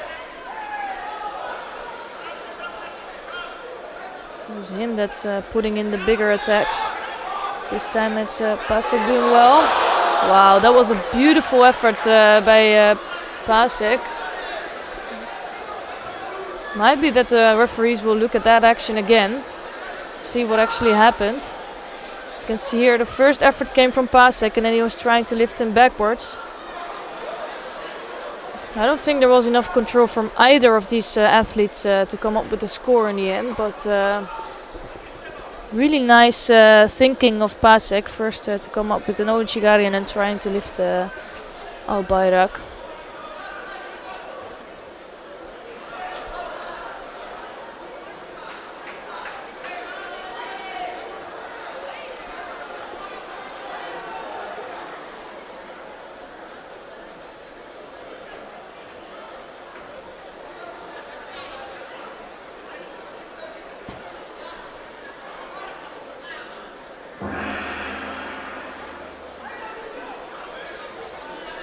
So we're seeing another golden score. It's like the morning of golden scores.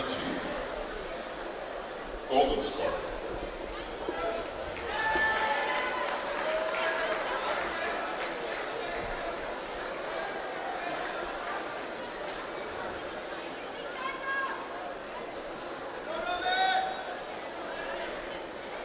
And Pasek is actually putting in good efforts. Just the last effort was quite poor, unfortunately.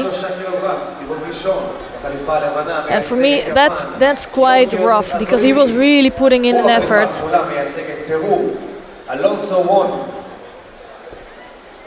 Don't like it too much that the contest is ended by this because I think Pasek was looking more positive than Al Bayrak in the end. But it was a poor attempt coming from him. Let's see here again. This was the first move. I think this was the best move of the contest. Just didn't manage to get Al Bayrak on his back. It's quite close to a score there. Representing Germany, 2017 world champion Alexander Vicherchak. In blue judogi from Moldova, Dorin Gotanauga. Yeah, great defense by Al Bayrak here, and we're gonna see a former world champion Alexander Vicherchak of Germany, and he is facing Dorin Gotonnoaga of Moldova. Moldova brought quite a big team here, and already picked up a medal yesterday, which we spoke about. Great story there.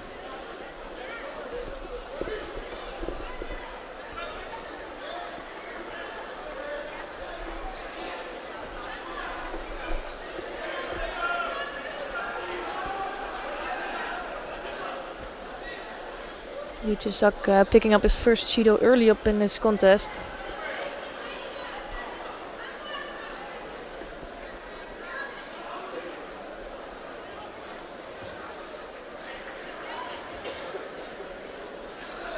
So Vicherchak is also one of the athletes that sometimes needs some time to get a good feeling, but when he does have that, he can be brilliant in his Judo.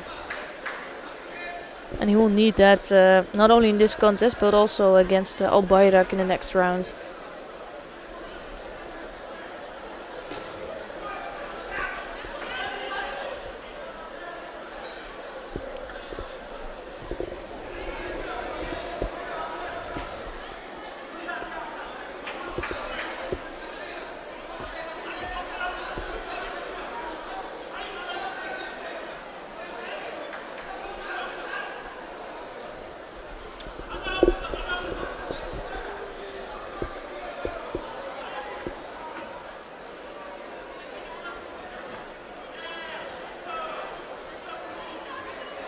So you can see here that Vicherchak is really trying to find a way in. Coming with the left sode. And he does have a good grip for that now. Just doesn't feel comfortable yet with it.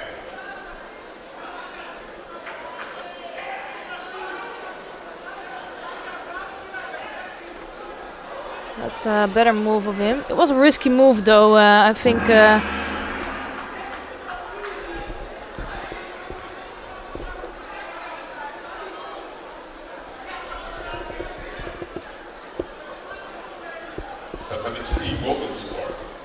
So I think if he would have done that against a really strong athlete, he would have been in trouble.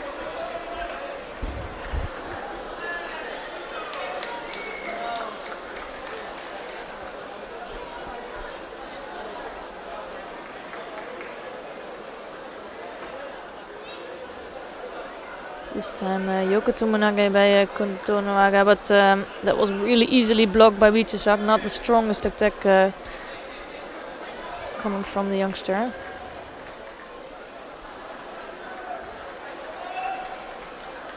למזרן מספר 1, גברים עד 73 קילוגרם, סיבוב ראשון. בחליפה הלבנה מייצגת יפן, שימיזו קנטו. ובחליפה הכחולה מישראל, אורון גינר.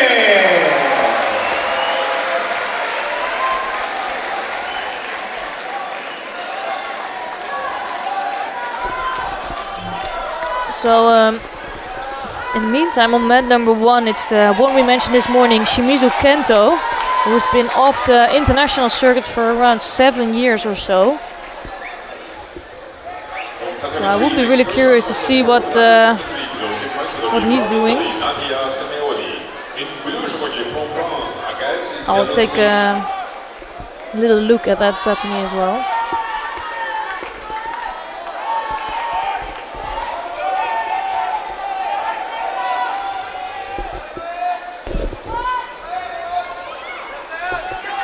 Another good effort from Tonowaga, just not enough strength to pull over Wichesak. Wichesak almost countered him there. Yeah. He managed to get his hands on him and follow him down. I think he'd have had a good claim. Yeah, he did. But as I mentioned, like, he can look like he's really struggling, but if he finds a good shape, he can be brilliant. He really pulls off brilliant judo. He's not, yeah, he was world champion, world bronze medalist.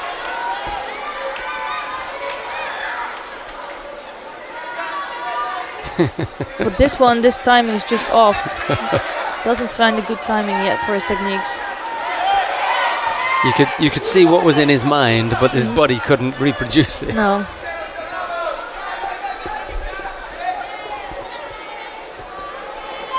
It's so easy to say that from the side, you know, to see, come on, move in another direction, get your kumikata right. Easier said than done. Especially at the back end of a contest. Yeah. When you know, spent most of your energy. Oh, almost. He's really trying hard. But you can see that the entrance for his techniques, he can be, he really needs a good timing, and I think he needs competitions in to find that.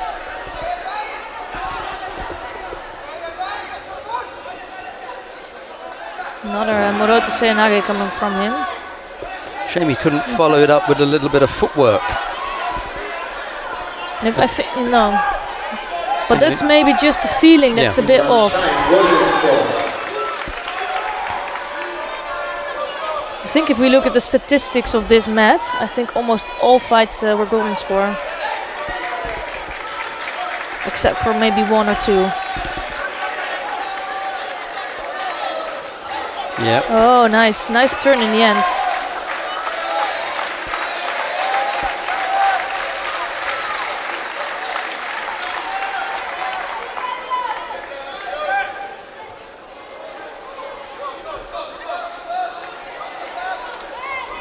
Good effort. Yeah.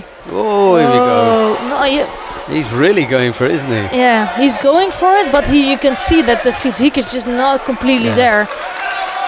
I said, well, you know, 1 or 2 more attacks, and Tonowaga is gonna go, because he's just not with it. No. One more big one here. Don't let him get in. Yep. For what? He was not on the mat. Dear. Yeah. Yeah. This is not the best one, is it? No. But to talk about Wichesak, you can see in some of his move that he can have such brilliant judo, but it's just not there yet. Right, here we're gonna get the replay of this now, and we can have a look. Yeah, we're gonna have to cancel it. Yeah. He had absolutely no control when he was going down. In fact, if he would have touched the mat, it would be a score against him. Against him, yeah, exactly.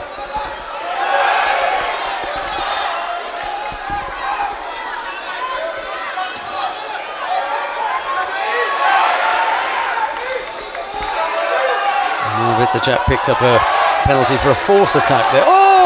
Oh, and almost on the way down, almost came up with a score. That was incredible. That was amazing, wasn't it? Oh, look at this. He's on his way down and he almost throws Gotanoaga. I love what he did with his arms.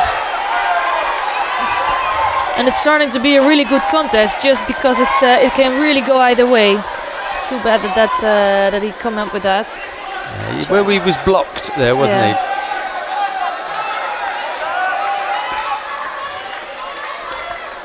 Good battle. Yeah, it is.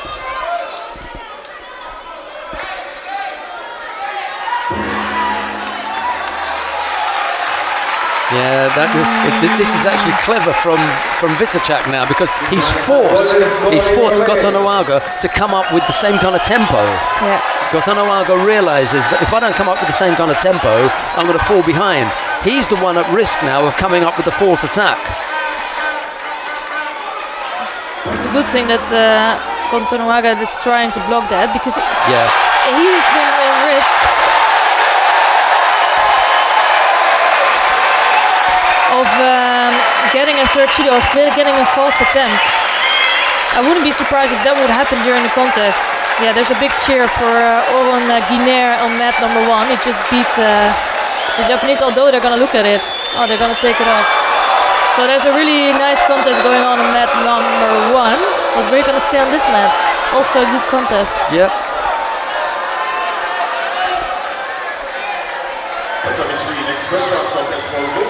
Ooh, nice combination. And they're both really going for it. That's just nice to see. I didn't like that too much.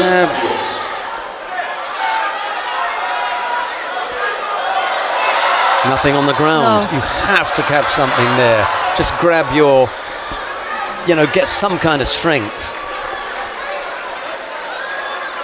Yeah, we lost the connection on mat number 2, unfortunately. Yeah. Let's see if we can get that back. But for now, we'll just watch the end of this contest. And it's Shimizu who just scored a Wasabi and took the win. That's our Vitacek and Gotanoaga again. Okay. Oh, what's going to happen there? I feel like Vitacek is now losing the energy quite quickly, he's drained. Then if I were Vitacek, I was going to say, don't go for don't go for that. Let Gotanoaga come in. Try to make a mistake, Exactly, either counter him or, he'll give a false attack. But he tried to attack him out of it. But you could see that was already happening quite a few times. He got away with it. Yeah. But it's again.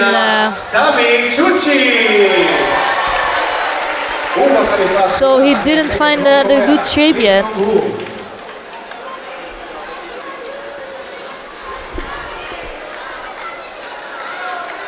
That was amazing, wasn't it? He did some really good things in the contest.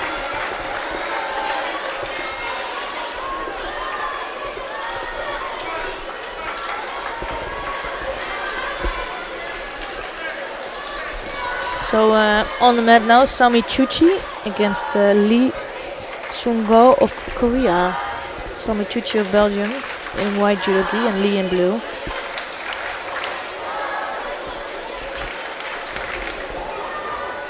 Also a really tough second round for both of these athletes.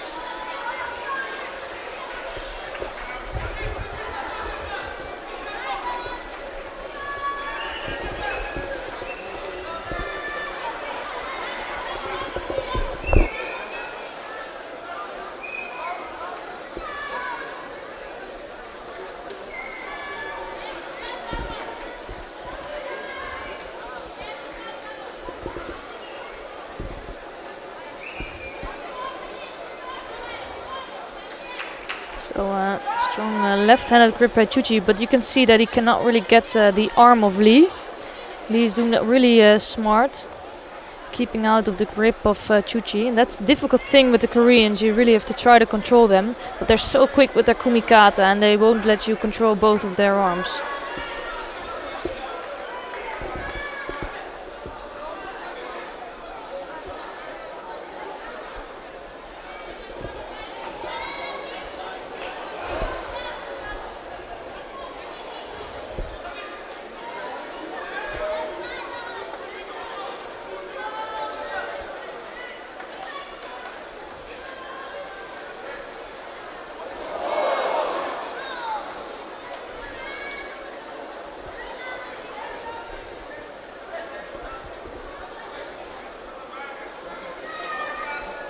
So half the contest gone, both athletes picked up a Judo.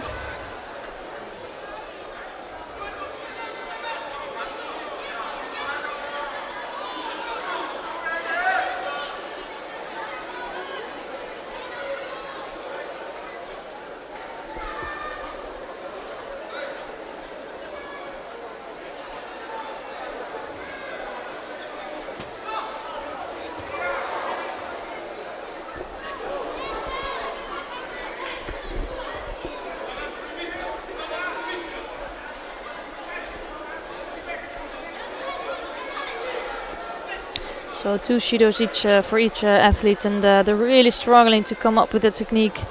As you can see here, no big attacks yet during this contest, and it's mainly due to both trying to get their own kumikata.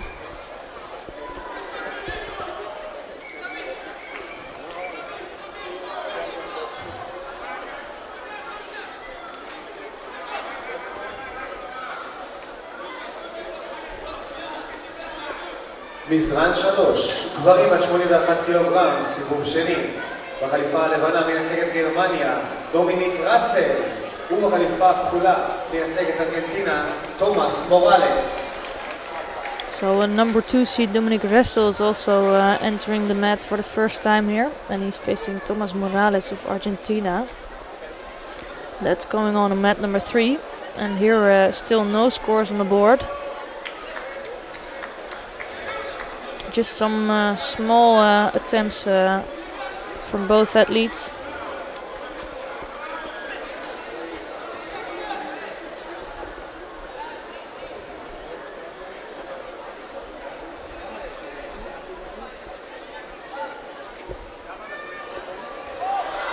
That was really a better attempt coming from Lee this time. Chuchi trying to take over that, but it's just giving Lee a little bit an advantage, because that's going to be it actually. Just managed to pull off some small attacks here, and that's enough for a win.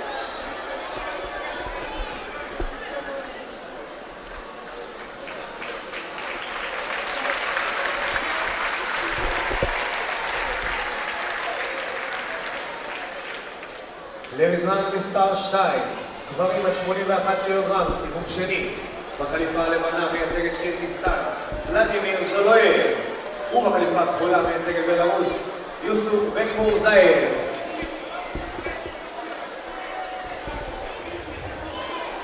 So next one up here is Vladimir Zoloyev of Kyrgyzstan, and he's wearing the white judo gi, and he is facing Yusuf Bekmurzayev of Belarus in blue.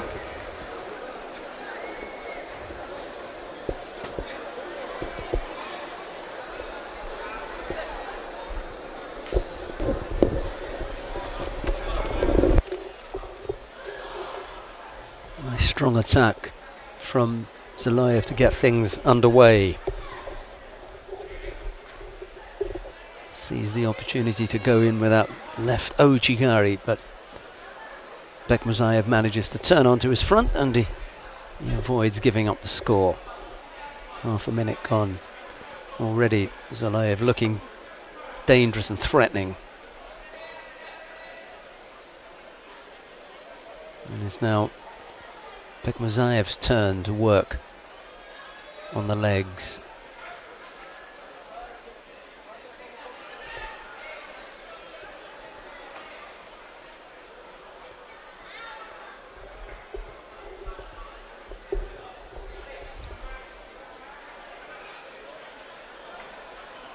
put himself in some trouble there, Bekmusayev, holding on to that one side. It just opened up that left side for Zaloyev to attack.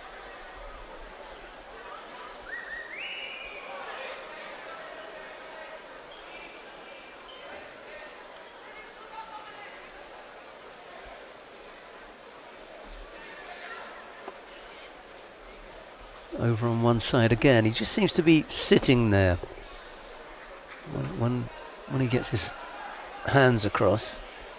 Yeah. The referee, Ioana Babiuk, spotted that and dished out the penalty.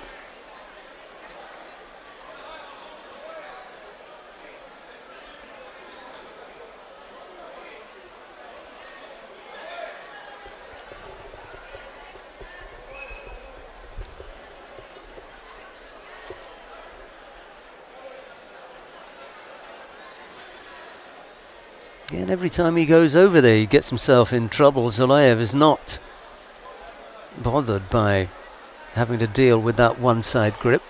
My money is on another penalty for Bekmusayev. It's negative. He's not producing anything by going over there. He's lucky to avoid picking up a second penalty. But that's his plan of action. Well, that appears to be the way that he wants to run the contest, by having that one-sided grip.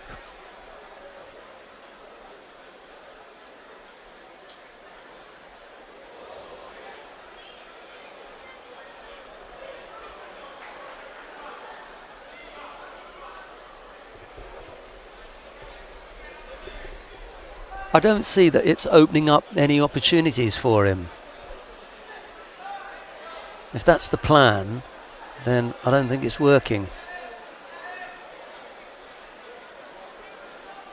Because every time he goes over onto that side, it just galvanizes Zaloyev into attacking, and reasonably strong attacks.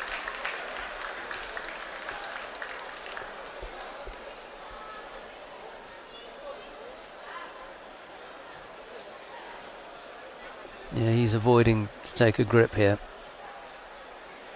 Yeah, well, you know, for me, Zaloyev was coming forward and looking for the grip. There he goes on the other side again. Big attack from Zaloyev. End of story.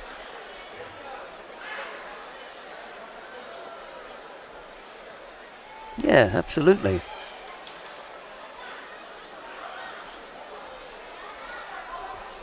He invited that. He offered up the opportunity for Zaloyev to attack, which he did, and over he went.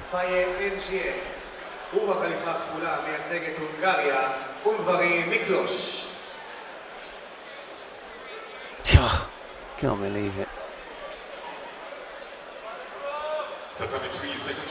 Well, Bekmusayev can feel a little bit hard done by there, because he ended up in the Osaikomi. Well, that'll do. Okay, all arguments set aside. Not sure if we'll see the first action, but for me that was a good score. He had to come up for a second one, but I was okay with the first, to be honest. Anyway, finished it off without too much trouble. That was the end. That was soft, wasn't it, at the end? Next second round contest for men under 81 kilos in white judo. Right, Aslan Lapinigov of Russia faces Antonio Esposito of Italy. It's Lapinigov in the white judogi, Esposito in blue.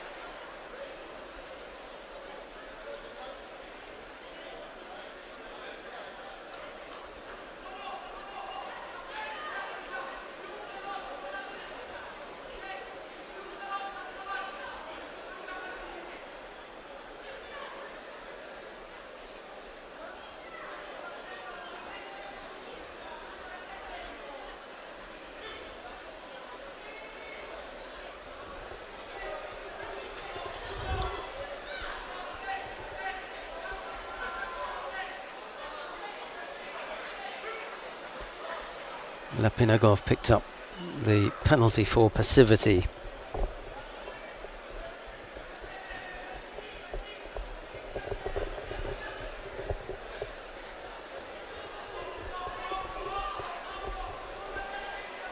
And this time it's Esposito who gets penalised.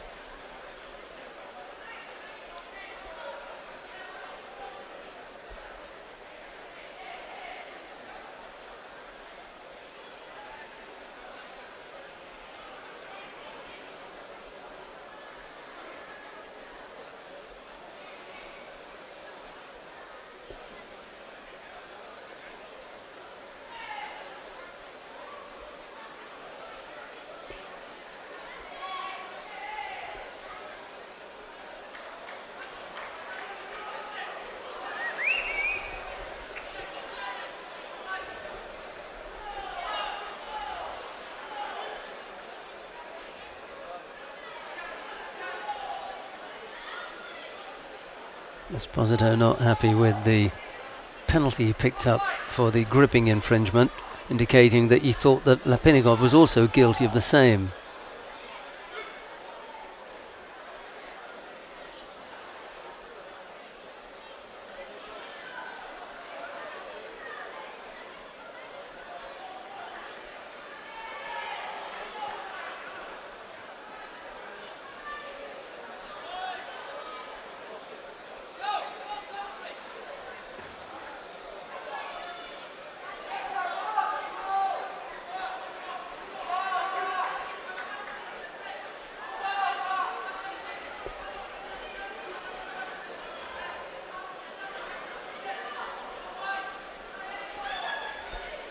Elio Verdi, the Italian coach there, and it's Lapinagov who picks up a second penalty now. Slightly untidy looking scoreboard with a minute left to go.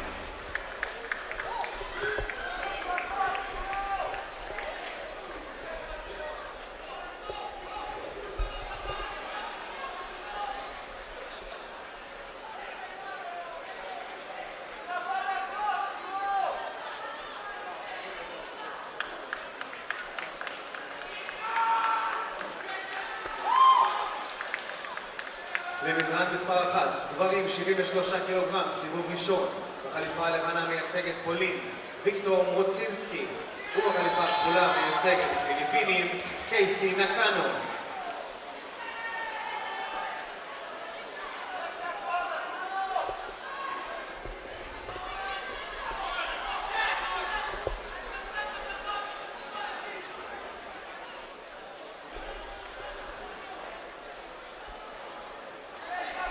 Odd seconds left in regulation time. 2 penalties apiece. Not quite sure who it is that's come closest to scoring or who's looked the most threatening, but it may be that we're going to need a little bit more time to sort this one out. Well, maybe not. Esposito has been given a third penalty, this time for a false attack.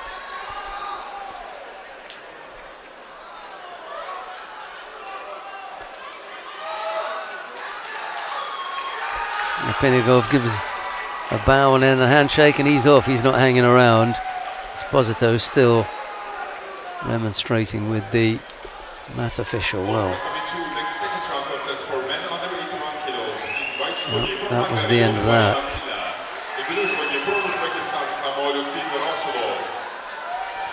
There's a great shot there, and hidden in the crowd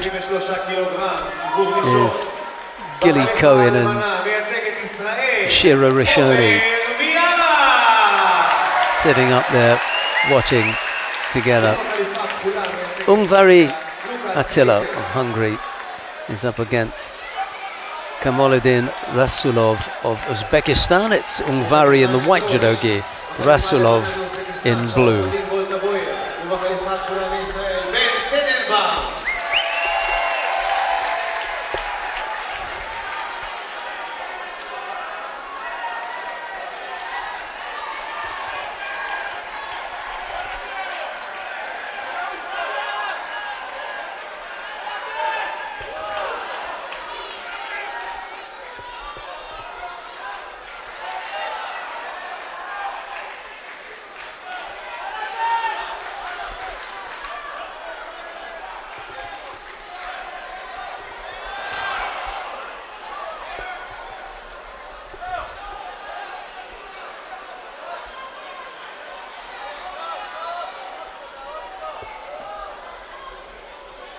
Rasulov saw that one coming and blocked it fairly easily.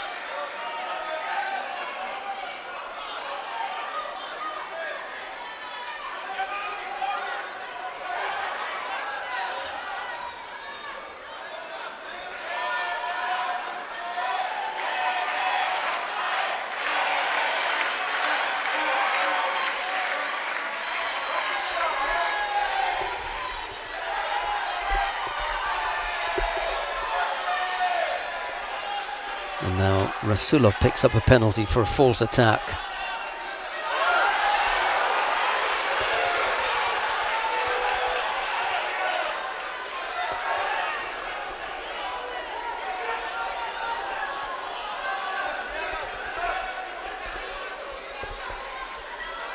Two minutes left to go.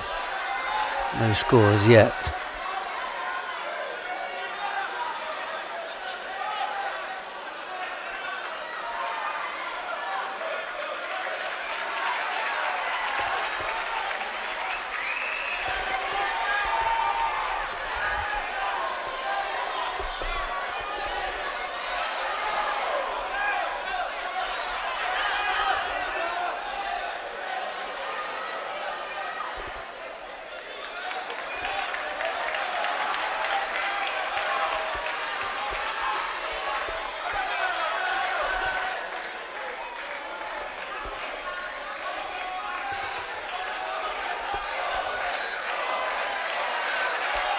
The second penalty picked up by Rasulov. Now this time for that overly defensive grip. No, it was Ungvari who they wanted to give that to.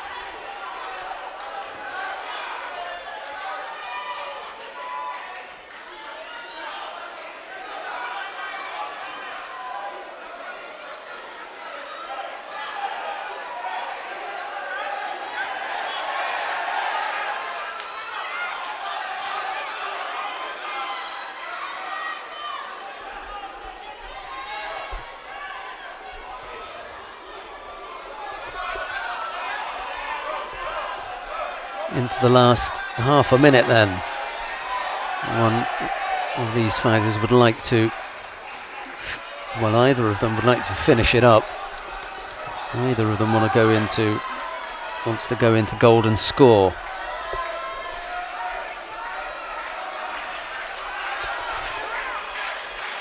Now Rasulov picks up his second penalty.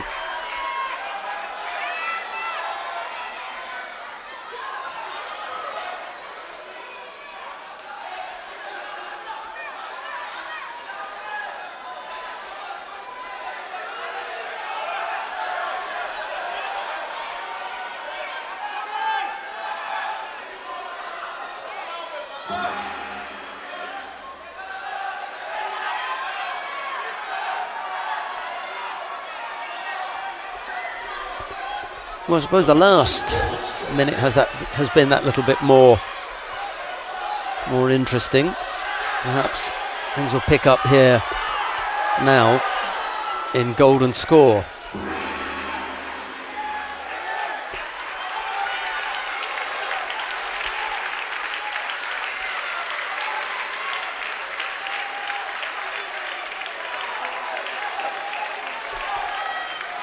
Not quite enough. Not quite enough to claim a counter.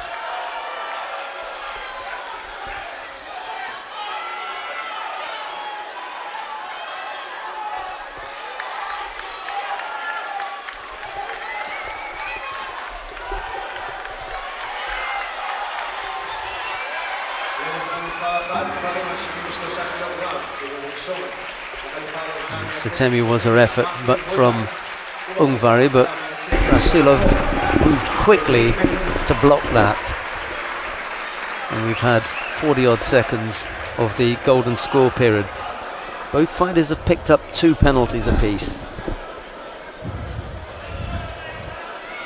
I've seen that earlier today.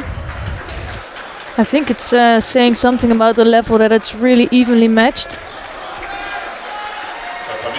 Second round contest for men under 81 kilos in white judogi from Russia, Turban Telkaev. In blue judogi from Tajikistan, There's a chance for Ungvari to work something on the ground. Good start position. Now he's got the roll. Yep, good shimiwaza. Yeah, really, really good. Excellent execution.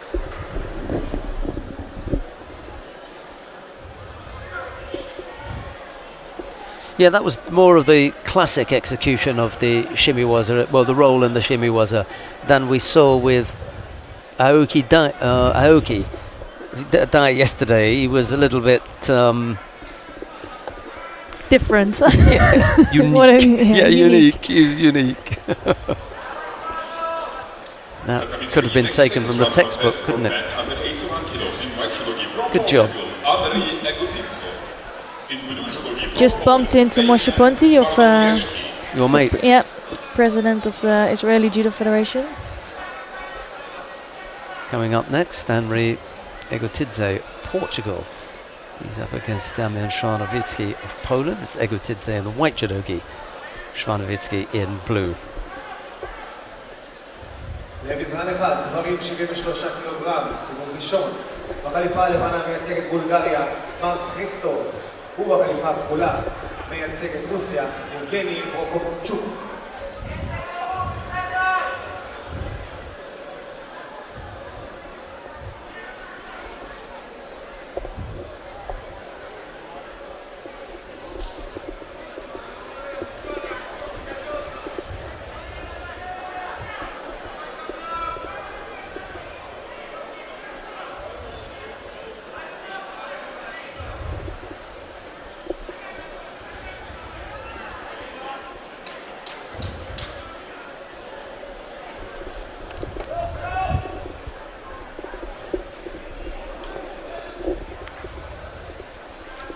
I haven't seen Andrei Egotidze for a while, but it's because I was not present at some of the tournaments. So I don't know what is his shape at the moment. He's also is one of the athletes that can produce great throws, big thrower, and yeah, if he's in shape, he can really well fight for a medal here.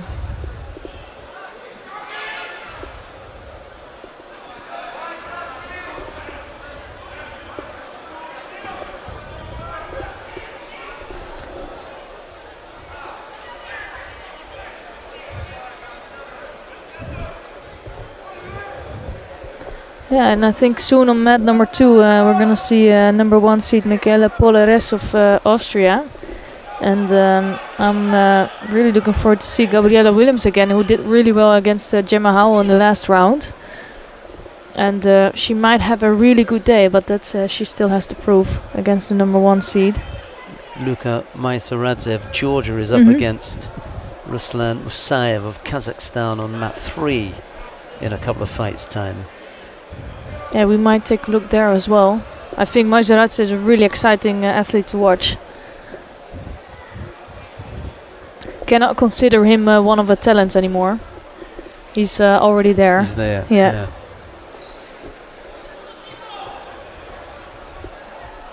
Next second round contest for men under 81 kilos in white judogi from Georgia, Luka Maisaradze.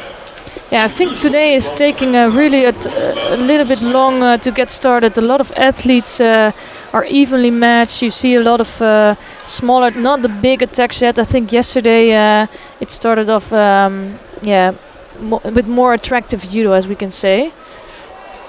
Well, it took a while, just as you said. I hope to say that more often, and we see some more of this judo. That will be great. Even brought a smile to Egotidze's face. Yeah. Oh, good start for him. He's not in a bad position with Santos or Gandia in the next round. And after that, it might be a bit tougher with Lapina Govor-Ungvari waiting for him.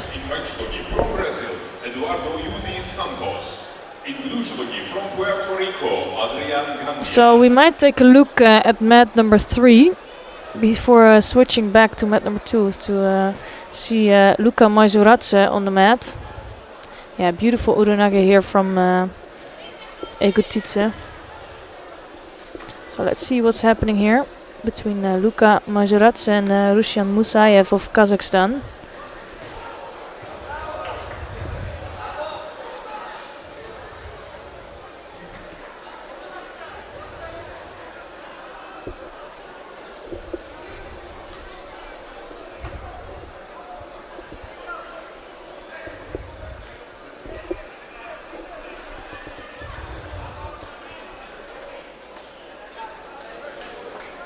So working on the arms.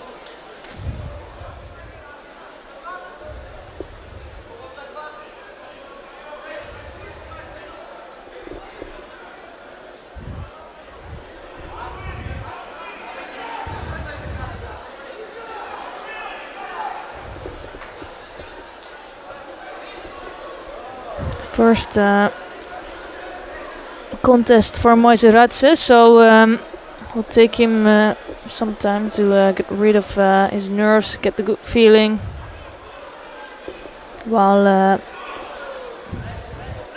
his opponent Musayev already has a contest in, and that was actually quite a tough contest with Andrea Regis. Got the golden score, but managed to pull off a win in the end. Here it's a really nice Makikomi move in the end from Luka Mazuradze. So strong start for him.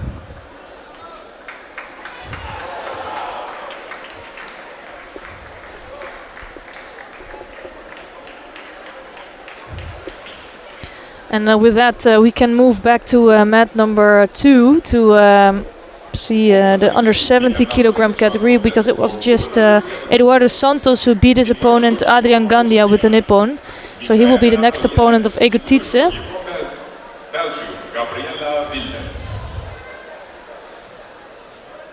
Here we can see beautifully done.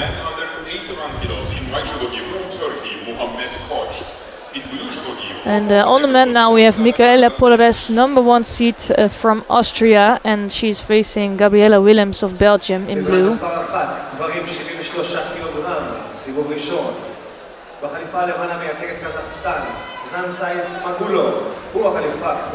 So Willems already taking out one of the top athletes of the 70 kilogram category. But it will be tough to get past Michaela Polares.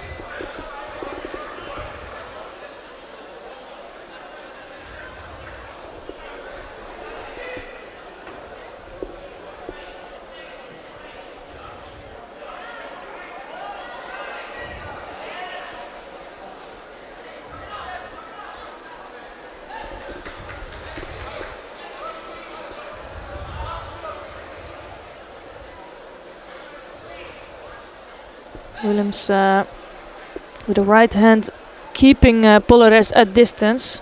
With that she looks too defensive, so she will probably pick up Bushido for that. She needs to grab with both arms. And it's Polares that has looked the more positive in this contest.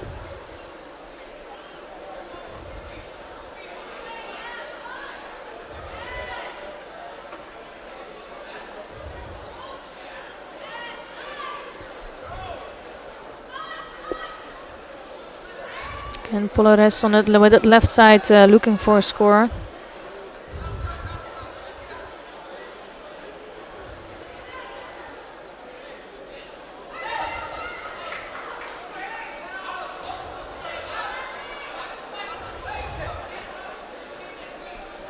So Gabriela Willems trying to get Polares to the other side, but looking a bit untidy with that. Now working on the arm of Polares, doing a good job here. Working in Newaza.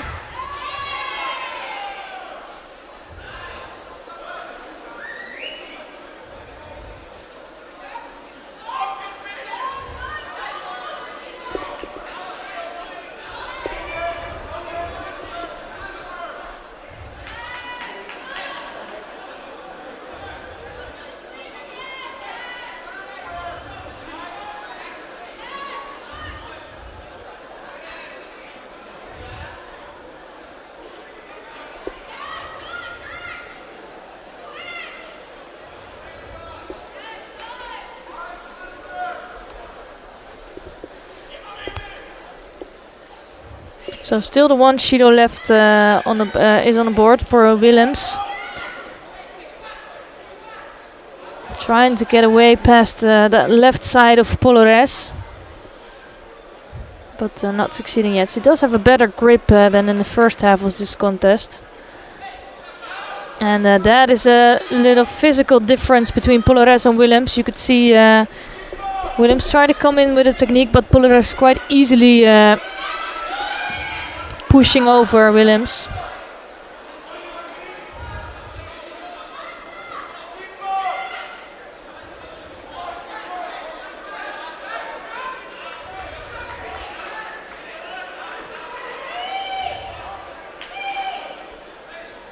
So that leaves Willems with a really tough job to get back that Wazari in a little bit over 1 minute left.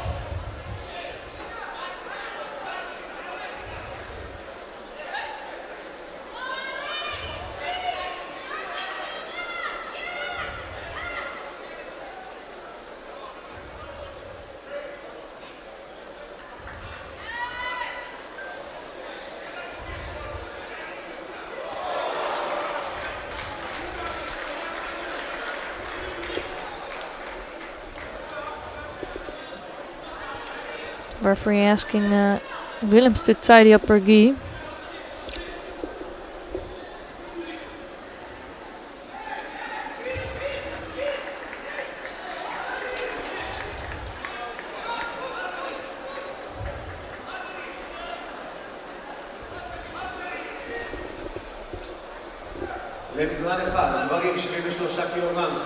So only half a minute left in this contest. You can see that Willems is actually absolutely trying to do everything, and she is succeeding here. I think that's the Wazari score. The referee was completely on the other side. So let's see what the referees on the side will say. I think that might have been a score there, but let's see if we can see that again. That's a second round contest for men under 81 kilos in white judo from Greece, Alexios Nathan. So no scores being given, so that will make it really hard for Willems to come up with a win with only 5 seconds left on the clock.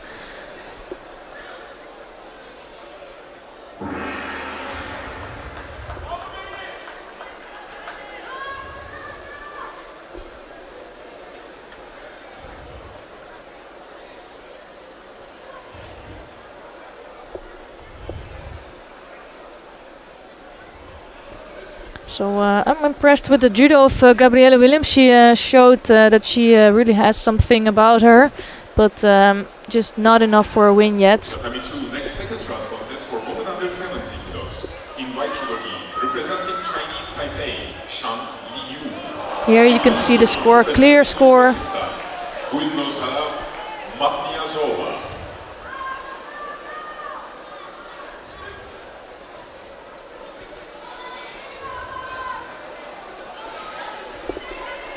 So in this second round we have Shang Liuju of Taipei, of Chinese Taipei on the mat, and she's facing Kunoza Matniazova of Uzbekistan. And we have Shang in white judogi and Matniazova in blue.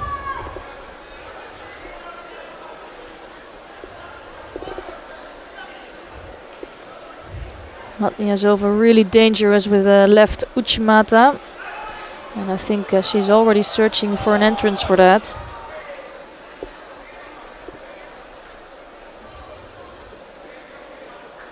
You could see a small hint of that.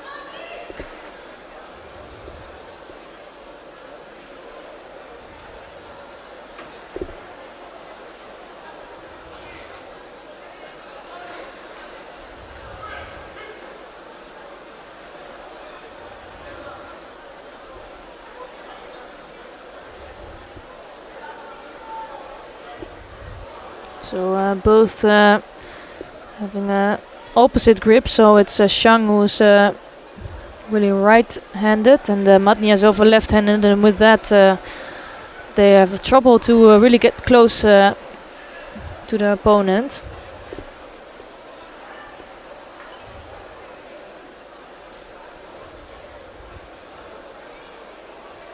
And if Matniazova can get that left hand of Shang correctly, I think she might do something.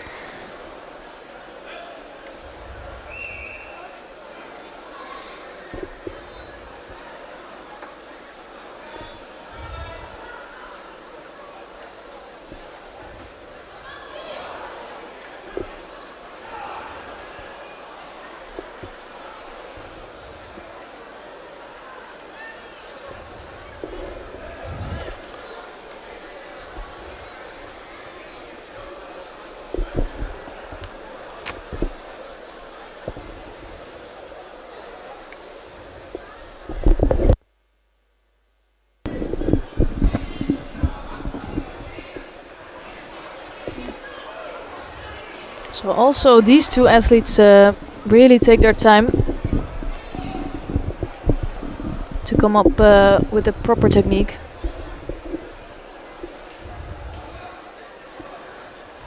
And this is really in the favor of Matniazova, because if nothing is going to happen, they will just both pick up a Shido, and that would mean the end of the contest.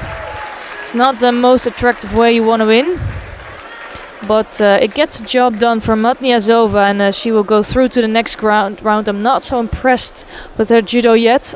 Barely seen anything, but it's enough for the win. למזרן מספר 1, גברים 73 קילוגרם, סיבוב שני, מייצג את שוודיה בחליפה הלבנה תומי מסיאס, ובחליפה הכחולה מישראל, זוכה מדליית הארד בגביע אירופה לג'וניור בסרייבו, עידו לוין.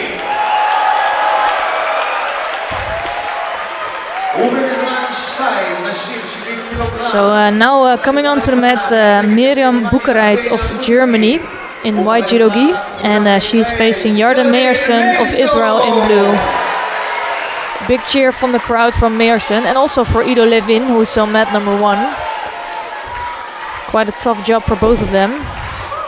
And we're talking about, you know, in weights where you've got more than one fighter, you know, leveled up and everything, and right here for the Germans, Levin has scored against the number 1 seed right away. In the first 30 seconds, he leads by Wazari.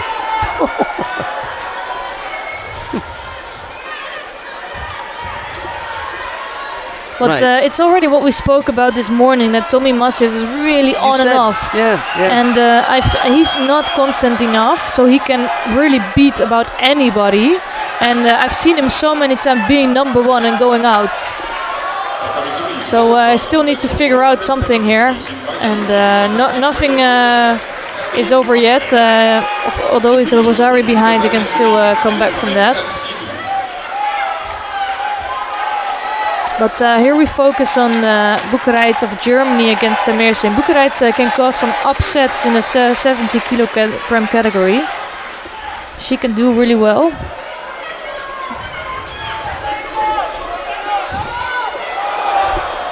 I think, if I'm not mistaken, Kaya Kaiser is going to come and join us. Really? Yeah, I bumped into her and we were walking together and we were having a chat, and then I saw Sagimuki and they'd never met, so I introduced them. Oh, really? Yeah, so here's this 19-year-old. That's a nice score. Yeah, that's a really clear score. Yeah, here's this 19-year-old. And Sagi didn't really know who she was, and then we said, you won yesterday, and that was it. They were talking and they were off. And she'd just been saying about her friends, saying they laugh at her because she doesn't speak English very well. And I said, hey, doesn't matter, just take a picture and say, I may not speak English very well, but I'm with Sagimuki. And I have a gold medal in my pocket. Yeah, so eat your heart out. I think that would have been a good one. It didn't happen, but... Oh, nice Makikomi effort from Meersen. Just not enough to pull off a score.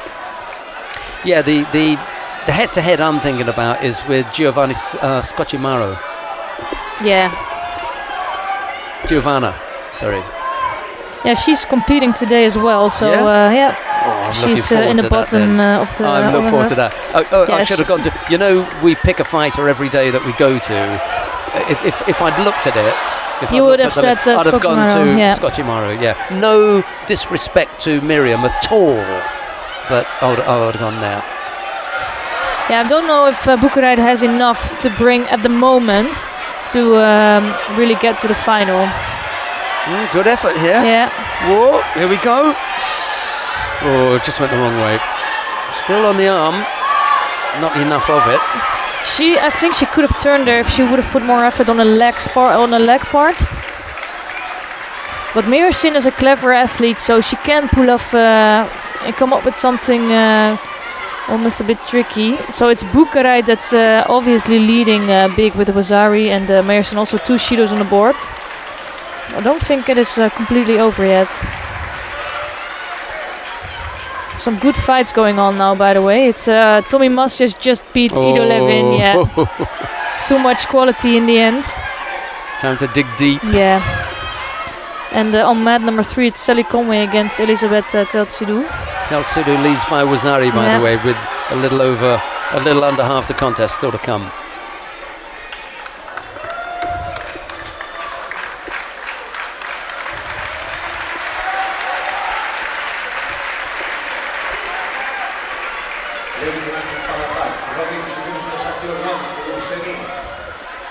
You can see here that Meersen is such a hard worker, and just don't know if she has enough here to still come up with a win, but she is really going for it. And another nice Makikomi effort. She's so still close. On the arm. Yeah. Not quite enough of it. It's just missing that edge, you know. It's so close to a score, so close to do something with the arm. Just not there. 27 seconds left on the clock, but I think Bukarait is really struggling here. Let's see if she can hold on to her win, to her Wazari.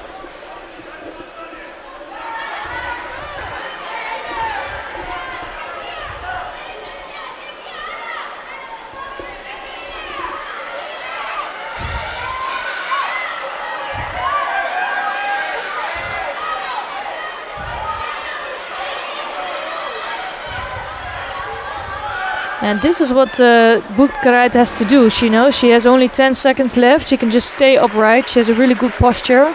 And I think she defended well in the end.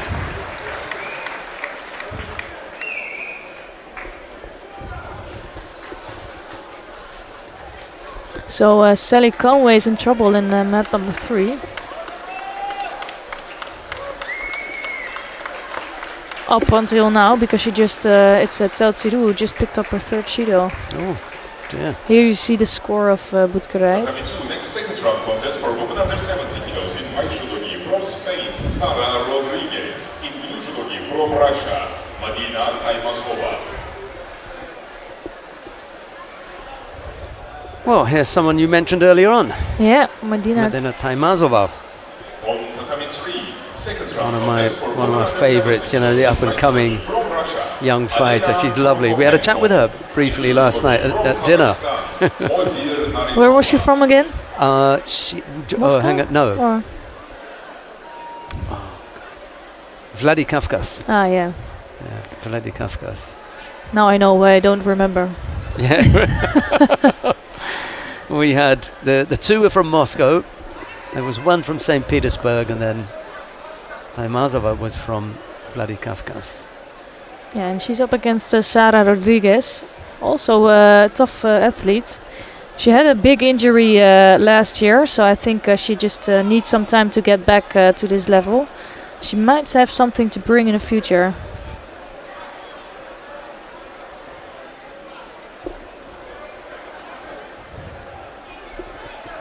But it's actually, I think it's a good matchup and brings some opportunity for both of these athletes. Be it Bukarite waiting, of course that's a really tough one, but it's not the top seed, so it's quite positive.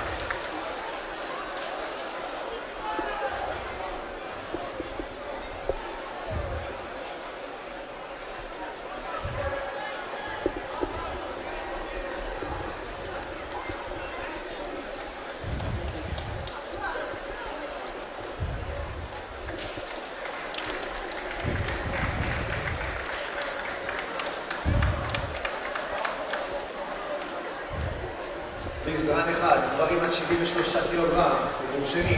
בחליפה הלבנה מייצג את צרפת, גיום שן. ובחליפה הכחולה מייצג את קזחסטן, סרית אקילבק. There's another Russian down on mat number 3, Alyona Prokopenko. She leads by Wazari with a little over 2.5 minutes left on the clock. Yeah, and you spoke about this pool this morning, so it might even be nice to take a look soon to this mat, because it's next one up is Supankic against Matic, and you have Jager Santana. Jager Santana. Jager already took out Elvismar Rodriguez. That's quite impressive. Hilde Jager. Yeah. Yeah, good win that is. Yeah, let's see how that plays out. Let's take a look later. Tsunoda that we're waiting for, isn't it, to be honest? Yeah, as soon as that one is up, we can take a look there. I think our intended guest, the gold medal winner in the under 57 kilo category yesterday, has been stolen from us. By who? Well, I think it's Robin Willingham. Oh, really? Yeah. He's jumped in and stolen her from us. And she's a little bit shy with English, and I was bringing her up here without telling her that she was going to be on air. And he said, "Oh, you're going to Sheldon to be on Judo Live, yeah?" I thought, oh, thanks, Robin. So she might not have been stolen, she might just have run away. Well, she's now in hiding. Yeah, exactly. Oh! Sorry about that. Ooh. What happened there on mat number 1? Because you took a look there. On Guillaume Chain, just got dumped out of the competition, thrown for it on a massive Ogoshi. These things can happen, I'm afraid. Yeah, nice Makikomi effort there. Taimazova on the board.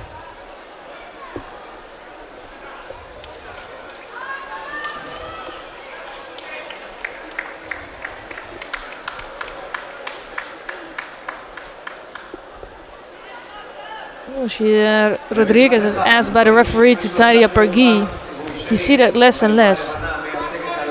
And well, they only ask you once. Yeah, exactly. It's a really dumb way to get a Shido from that. I hope she's warm by now, but still her gi is not tucked in quite well yet. She needs to watch out for that. But she has bigger problems because she's behind with Wazari. And she's one of the other ones. She's a hard fighter and she's working really hard, but she's not so dangerous yet, you know. She doesn't have a big throw. And especially when you're behind with the Wazari, then you're in trouble, because here you can see she's controlling, but not coming up with a score.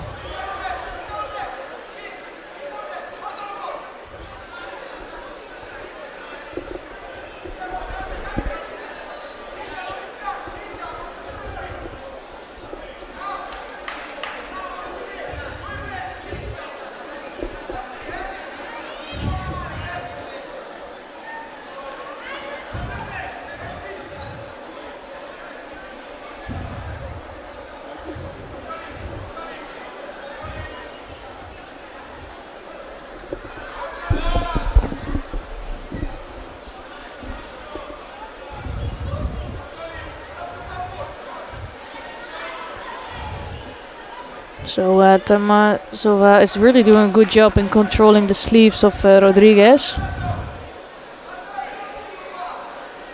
13 seconds left on the clock. And I think she would pick up another Judo here. Oh, it's actually Rodriguez that went off the mat area.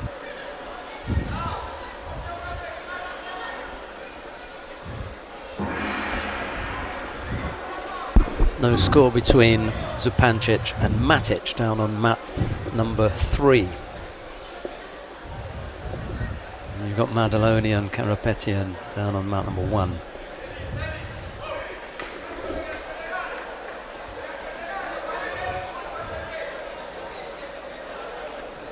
Yeah, I think we're gonna stick a bit longer here, and then as soon as Tsunoda Tsunoda, I should say.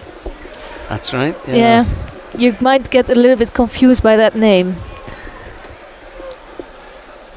Tsunoda. Yeah. Wouldn't it be fitting if there were 2 Tsunodas to win? That would suit me.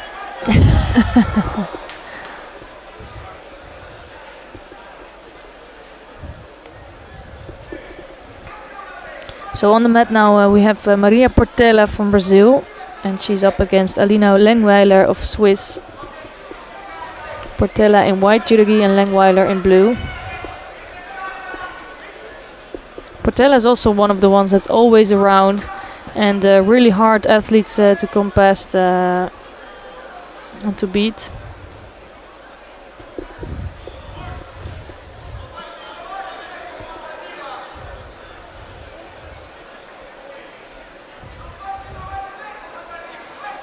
Yeah, it's got to be one of the shortest in the weight category.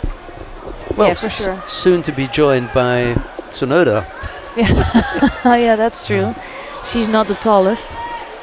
Can't be that long now. Yeah, 2 more contests down on mat 3, and then we'll see Anna Bernholm and Tsunoda. Her dad's a judo man. Yeah, quite a famous one. Yeah. Been about a bit. He's had a few coaching positions. Yeah. Where is he at the moment? He's in Portugal. Where did we see him last? Actually, I don't know.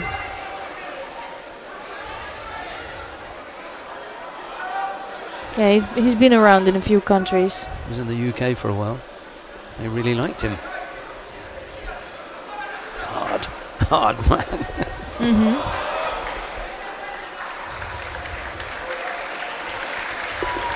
Karapetian throws Madaloni down on mat number 1 for Ippon.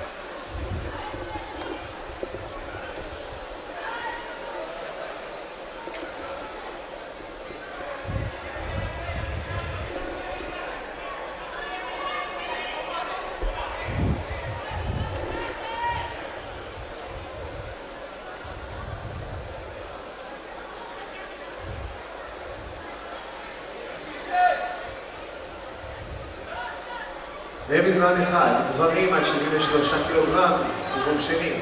בחליפה הלבנה מייצג את אוזבקיסטן, קיקמטילוך, טורייב. ובחליפה הכחולה מייצג את אוסטריה. Both hands down behind. I think she's going to give up a score there. Yep. Alina Lengweiler going over, and look at what happens with the hands. Actually, it was a really nice move from. I really liked the reaction of Maria Portela. She's known for that also with her takeovers. Whoops. He's really strong with that. Engweiler takes a whack to the face, unfortunately for her.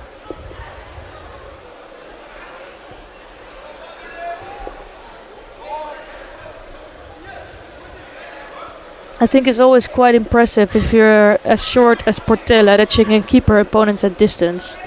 Because she has trouble of being eaten up by her opponents, especially the taller ones. But she manages well in that. Well, she will have to basically, otherwise she would just go over.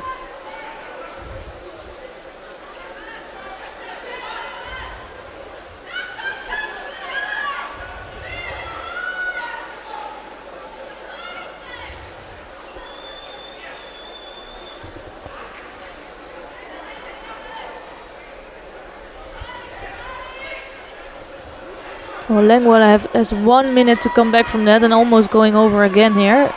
Nice Ouchigari attempt from Maria Portela.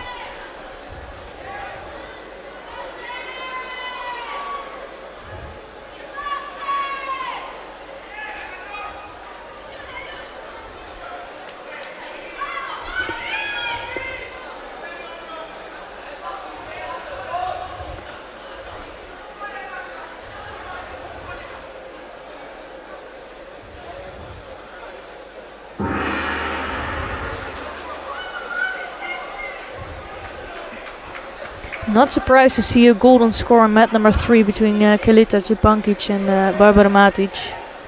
They're both quite tough athletes.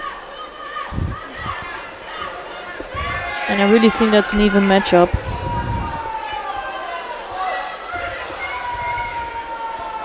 So 16 seconds left on the board, and that's a great thing to happen for Portela, that Engweiler goes down. Just gives her enough time to work in the ground and basically taking off the time of the clock.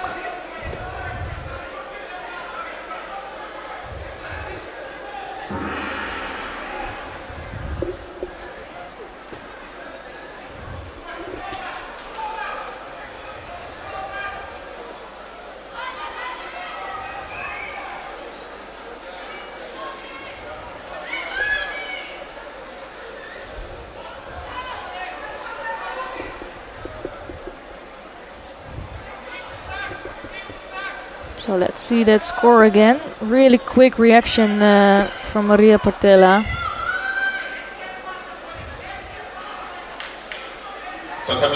Next second round contest for women under 70 kilos in white judo from Republic of Korea, Kim Song-yeon. So second contest for Kim Song-yeon in white judo, and she's facing Daria Pogorzelek of Poland in blue.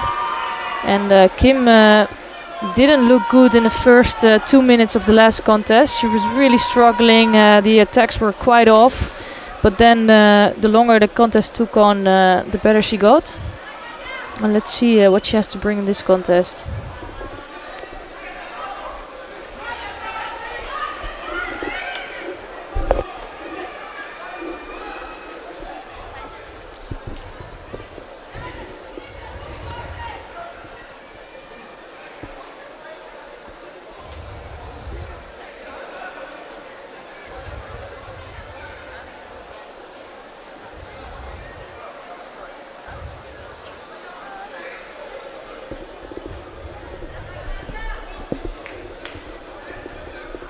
So some kumikata work from both of these athletes. And straight in for Pogorzelek, just not enough control yet.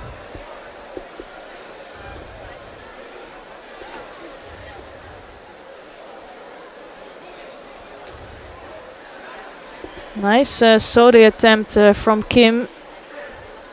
Just too much space between her and her opponent, but she is the one that made a better attack.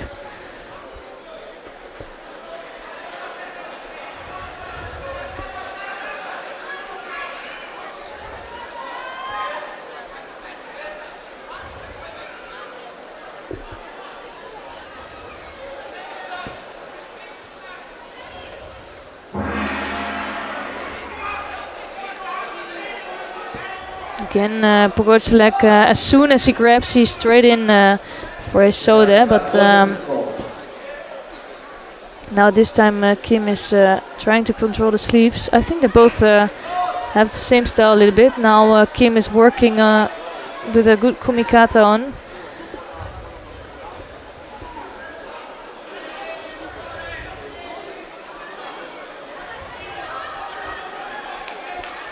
She's looking better than the first contest. Still no scores on the board, but it's I think it's the benefit is for Kim here in this contest. It's looking that much stronger, and it's her that just has the benefit of the attacks also. So the first sheet on the board for Pogorzelek.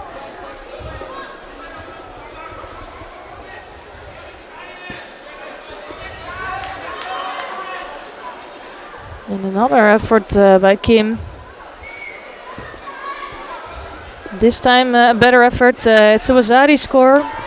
1 minute 28 seconds left on the clock. That's number 3, second round contest for women under 70 kilos in white judogi from Netherlands, Elimination. In blue judogi from Brazil, and Santana. Here we can see that attack again from another angle.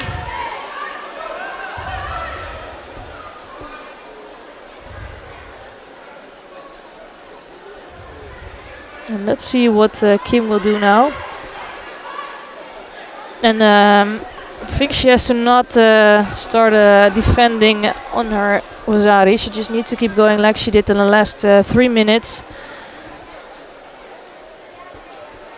And sometimes you can see that after they score, they have a little change. Here, another good effort. And that's going to be it. Second Wazari score for Kim Seong-young. She's looking good today and she's starting to feel better, I think. And we see some of her judo that we used to see from her. And she will face Maria Portela in the next round.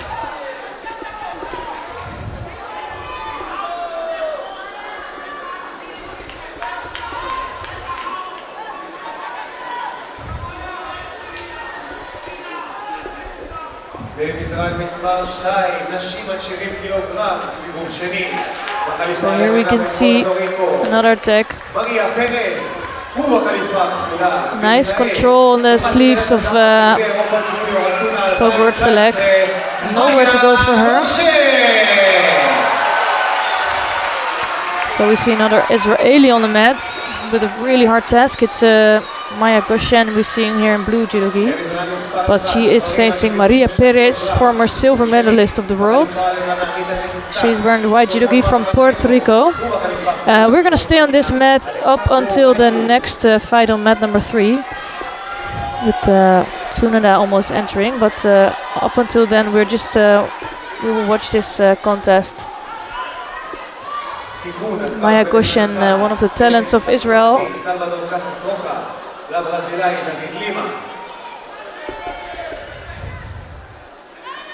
And Maria Perez, also one of the dangerous athletes in this category. She, I guess she can really upset anyone and can throw really big. But we've seen her missing out on a few occasions also last year.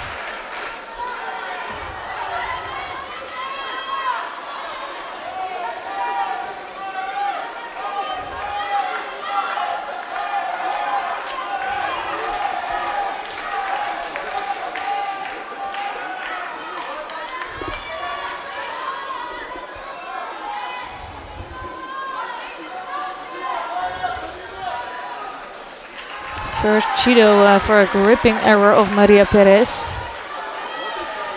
Nothing, no troubles for her yet. Just not a good Judo to pick up, never. So she needs to watch out with that. To not make another mistake like that. Nice attempt from Maya Goshen.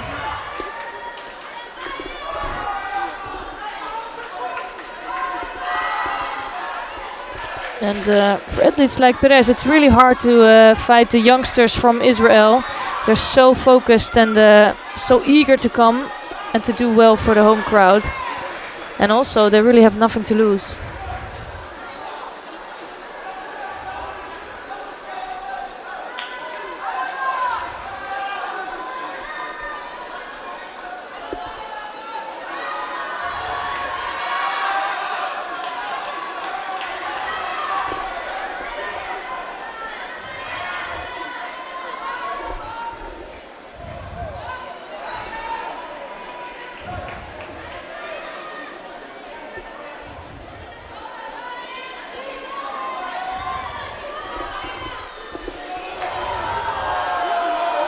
poor attempt coming from Maria Perez, and that is giving her a second Judo. So the first Judo was not so bad, but now another mistake from Maria Perez, and it's actually putting her in trouble. She's not allowed to make one other mistake.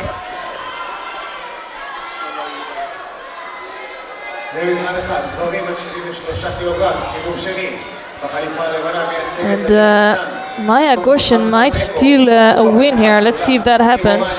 It's really not over yet.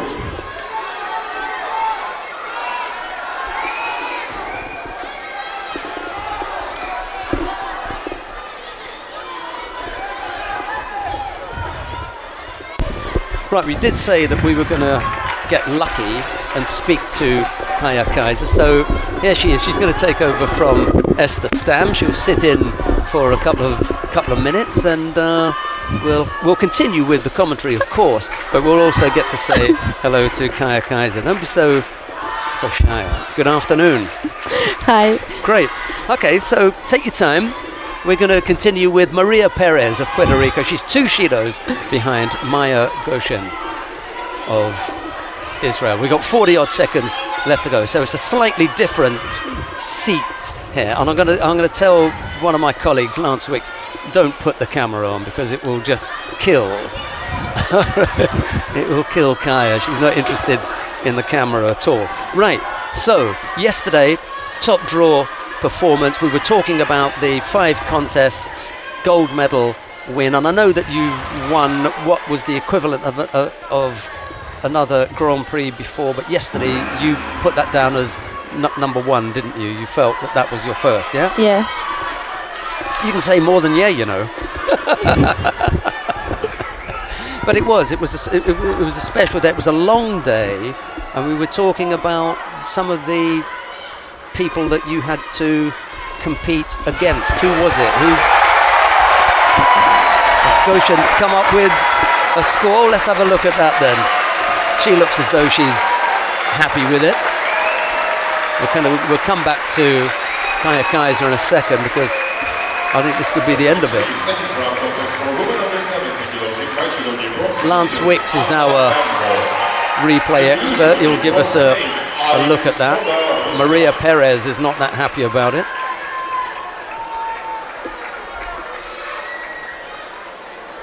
Score for you or not?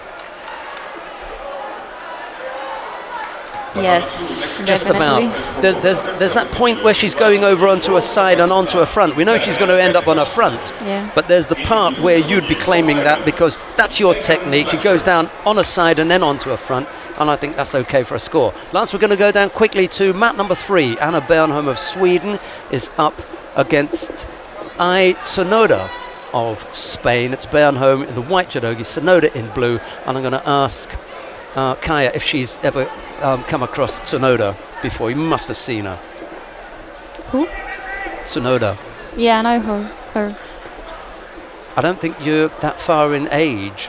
You're 19. I think she might be 17. We were together in Tokyo. How was that?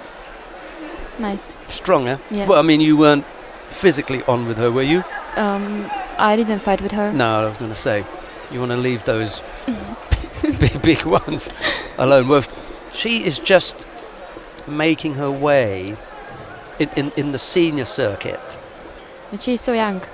But we think that there's something special about her. There's just something that looks ready, you know, for this kind of level. But we'll see anyway, because she's fighting one of the top fighters in the weight category in Anna Bernholm. You enjoyed yesterday? Yeah. I think she has a good head for judo. Yeah. She's so focused.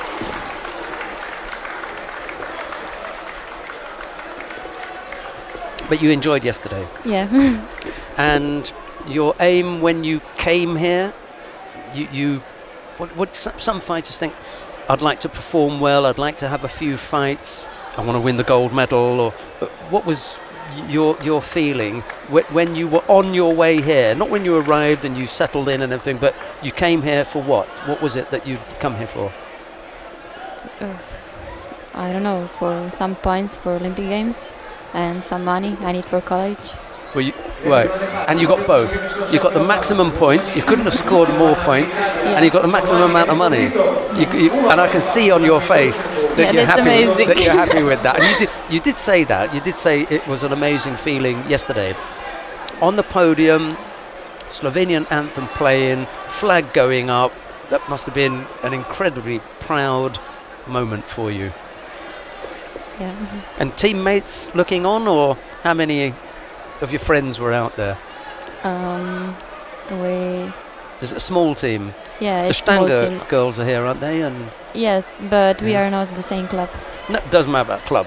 I mean, they must. They appear to be a really nice, nice fighters, and friends with them, or Yeah, we are friends. Yeah. Well, it's good to be on the same team. Yeah. Yeah. Okay. And today, who's on today? Andrea Liški and Mhm. Martin Hojak. Different clubs? No, same club. Same Yeah. club. Okay, so you're going to get out there and support them. Have they been on yet? I haven't seen either of them. I don't know. I haven't seen. I had interview. Yeah, I'm have a look I on hope the list so. and they're not there. Anyway, we could have a look. Burnham has picked up single Shido. We've got a little over a minute left to go. What's it like being on this side and a little bit less pressured? You can be a little bit more relaxed now. Your day. No, I'm more nervous here. No. Your day is finished. You can look I know, back at but that. before fights, I'm actually really calm. Mm. I Yeah. feel like it's training, not competition. Some competitors find it really difficult. They're terrific away from the competition arena, but when it comes to the competition day, they become nervous, they become weak, and they find it difficult to compete. Not you though, you're comfortable, yeah? That happened to me before big competitions like Worlds or European Games or something like that. I want to ask you quickly about competing against people like Telma Montero, because you must have seen her on your way up. She was already highly established. What was that like yesterday? It was the first time that you'd been against her in competition, yeah? Yeah, in competition, yes. But in training before? Yes. How was it out there? I don't know, this gives me power. I want to beat her. I want to beat better and better.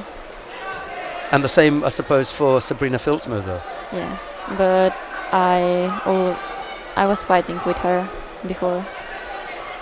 I think I lost 2 times, and last time I won. Last time you won, and then yesterday you won, so Yeah. it's 2-2 now. Yeah. It's odd that you should have come up against someone, of that kind of age and already gone against them 4 times. So when the draw comes, you must think, oh, I don't believe it, not Not again. again. Not again. Yeah, and the first 2 occasions, as you say, you lost out, but the last 2, you've come back. Yeah, So I that's changed good. cards. Yeah. What about the young Russian girl, Katarina? I think first time for you. Yeah. She's 28 Yeah, from. but she was 52 before. Yeah, that's right. Yeah. She's from Moscow. But she is really strong. Very, very strong. Yeah. Yeah. Got a good judo brain as well. And then there was was it Samanova, the Czech girl? Zmanova Vera, Yeah. I fight with her when I was younger in cadet. I think I and saw that on the I list, think yeah. she always beat me. Yeah, not now. And next for you, now that Tel Aviv Grand-Prix is out of the way, we're going to see you where? I think Paris Grand Slam, the next competition. Okay. And then I don't know. Yeah, after that, because you've got new coaching staff, Yeah, haven't now I you? have a new coach And from Uzbekistan. settling in nice, very experienced. Yeah. Yeah, I remember seeing him at the Rio Olympic Games coaching in the chair. There's a little clip of him. It's one of those funny ones because one of his athletes gets thrown and he mouths something. You can't hear it, but if you lip read Russian, then you know what he said. And they took that little clip, so I always remember that about him. I think he's really professional. Yeah, very, very much so, yeah. All right, well, we know that you are keen to get away from this chair, so we're going to let you get back to your friends, and maybe we'll get to see Andrea. She I hasn't hope come up so. on the list yet. And we wish you good luck in Paris. Thank you. And good luck in the future, and hopefully see you in Tokyo. Yeah, me too. Thank Right. you. Okay. Kaya Kaiser of Slovenia, the gold medal winner in the under 57 kilo category yesterday. Thanks very much. Thank That you. was good.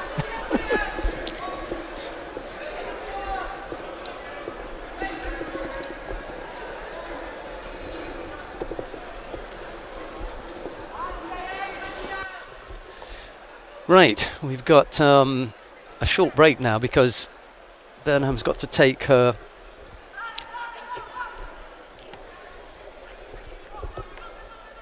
going to have to tidy up a t-shirt. I think that may have been ripped.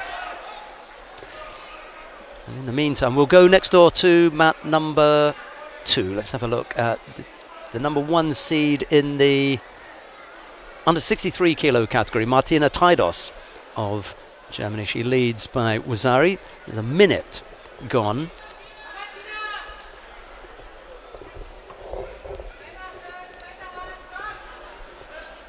And Martina Traidos already. Oh, Wazari up. Okay.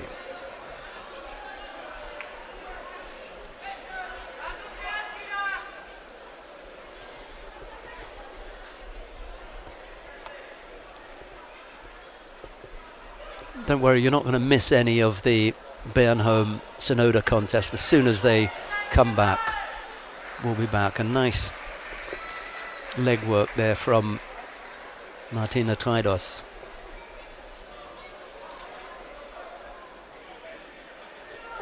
Managing to hook in there, keep control of the top half of the body and follow her opponent down. That looked like a little Kojigari, and then Next second round contest for women under 63 kilos in white judo. yeah, there you go. Laura Fazdu. In blue judo. I hope everyone is going to get this the right way, but Martina Traidos does have terrific legs. She's very well known for her leg work. That's what we're talking about. Okay, when Bernholm has made her way back to mat number 3, let's go down there and have a look at. We'll pick the contest back up. There's no score. We are already a minute 24 into the golden score period. Bernholm with her hands full against the youngster Ai Sonoda of Spain. Just wondering who this suited better, Sonoda or Bernholm. We'll find out now.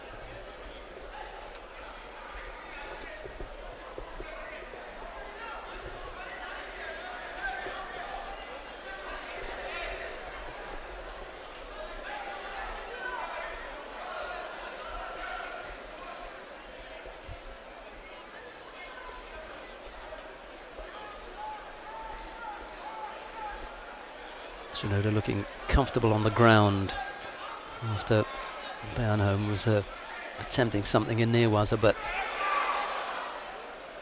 good defense. Moves nicely as well.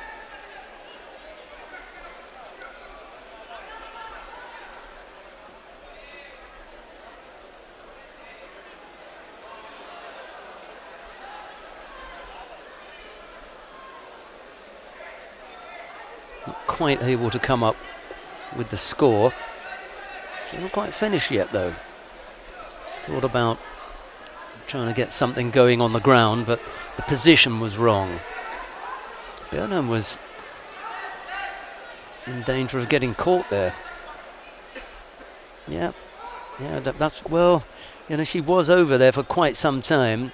It's not the first time that we've seen. It's about the third or fourth time that we've called it here from the commentary position, saying, they're just hanging on for that bit too long.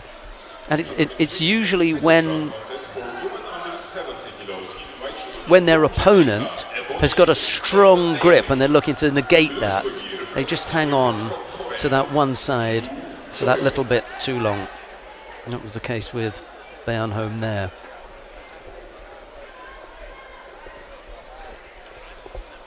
So, Sonoda into round 3, I think that's going to be. Are there 3 rounds? Yeah, 3 rounds. And already Tsunoda accounting for the number 3 seed, Anna Bernholm.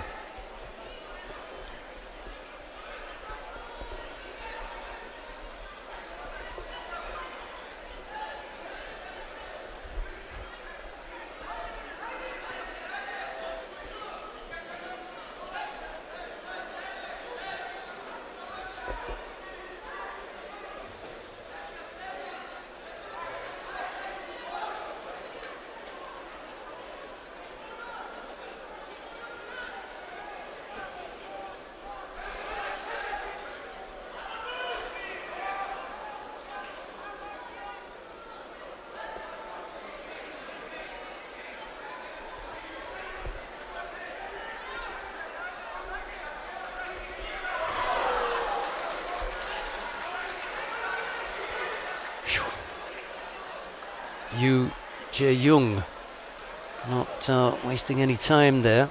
2 penalties picked up by Ebony Drysdale-Daly. And Yu it is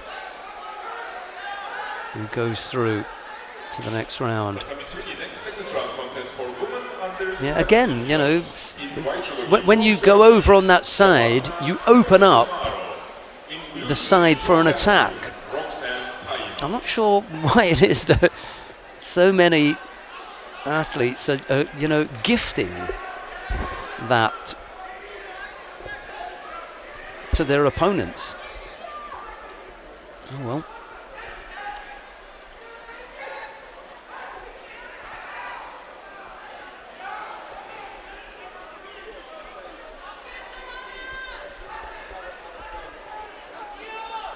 Right, who have we got on the map now? Giovanna Scocchimaro of Germany is up against Roxanne Taymans of Belgium. It's Scocchimaro in the white judogi, Taymans in blue.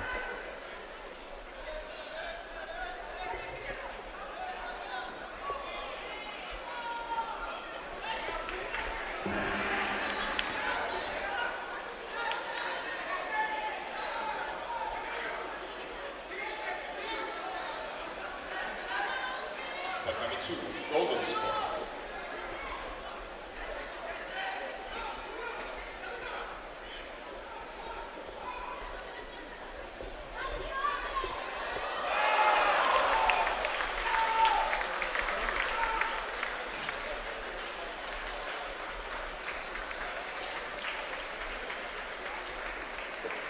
We saw Scocchimaro's teammate a little bit earlier on. That was Miriam Boutkareit.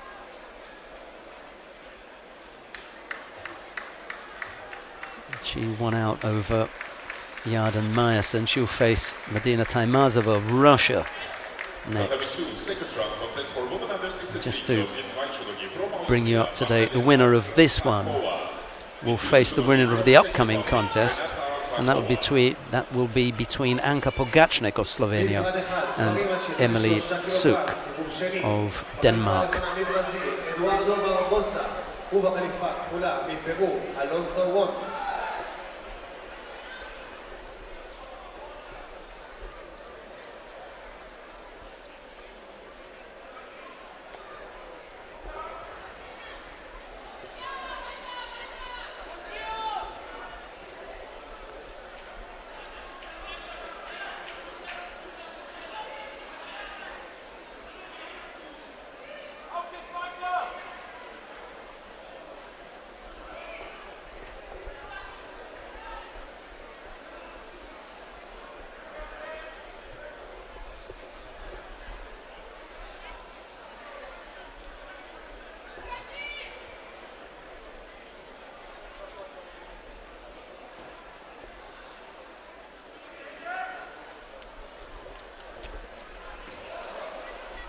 A little over a minute and a half left to go. No score as yet. Both fighters have been working hard.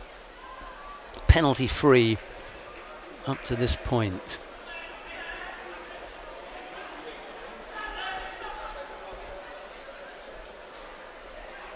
Right-sided effort from Taymans, but Skochimaru felt that one coming, just collapsed it, blocked it, moved off to her right, and avoided getting caught up in that.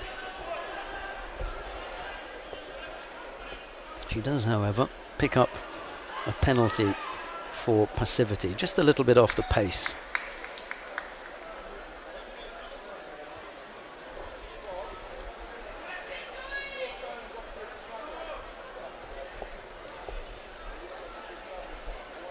Needs to get the left hand on if she wants to execute that Uchimata.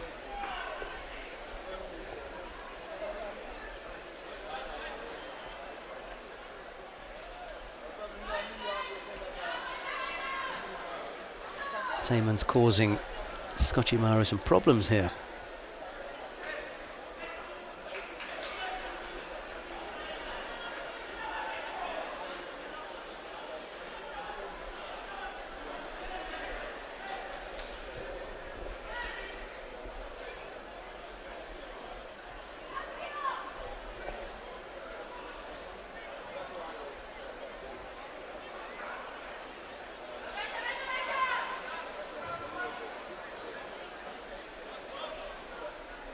It's beginning to look a little bit untidy. That one was across the face. Mariano dos Santos, the referee from Brazil, spotting that immediately and calling mate.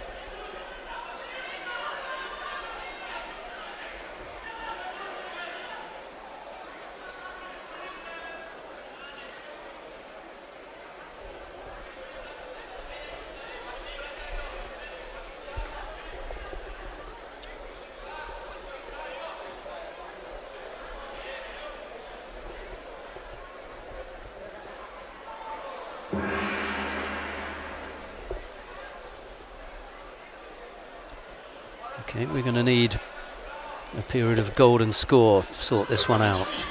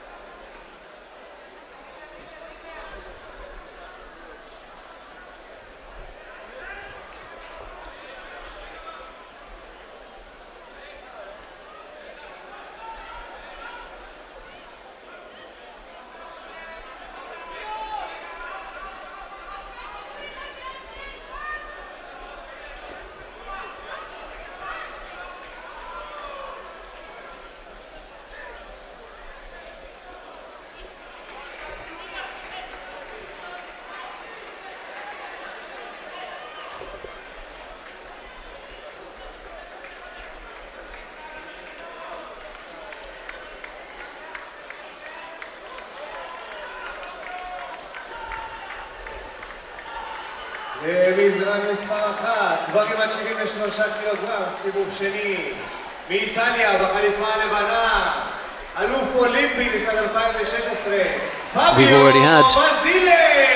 a little over a minute of golden score. The pattern, however, that we saw in regulation time has continued. Neither fighter able to get themselves really settled and come up with a telling, strong attack, and it's always been just as that attack showed there, something a little bit untidy, slightly rushed.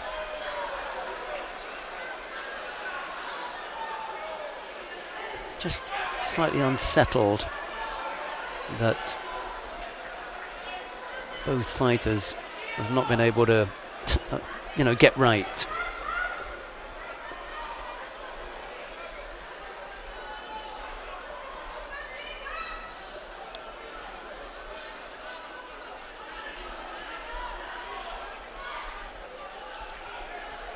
Chance here for the pickup. Yep, and that'll do. Yeah, I'd feel the same if I was Roxanne Tayman. She was so close to coming up with a score, and then the counter right at the desk there. got taken back. Golden score. Yeah, but part of that was the inability of either fighter to really get things under control. Not sure, Lance Wicks, did you get that on mat 1? There's the counter from Scotchy Mara. I'm not sure if you can pull up something that's come from another mat. It's a good counter from Scotty Maro. Right, Anka Pogacnik of Slovenia faces Emily Suk of Denmark. It's Pogacnik in the white judogi, Suk in blue. And what we were talking about that took place on mat 1 was Fabio Basile of Italy burying his opponent from Japan. That was in the under 73 kilo category. I suppose that's what really got the crowd going. Shimizu Kento of Japan going over for Ippon.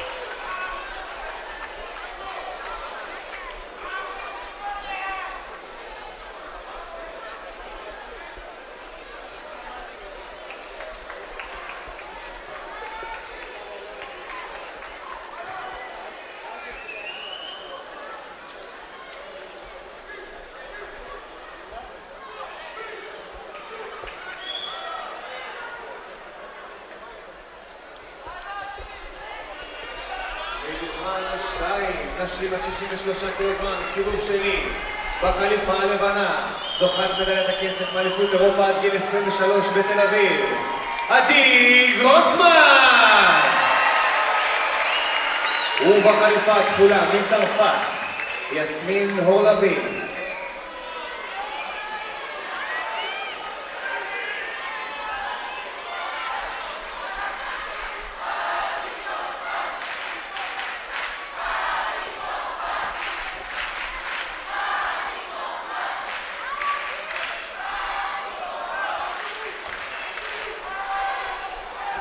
Right, Esther Stam has returned just in time for me to fill her in on a few things that have happened. So, of course, you missed out on Kaya Kaiser. She was here, spoke really, really nicely, very pleasant.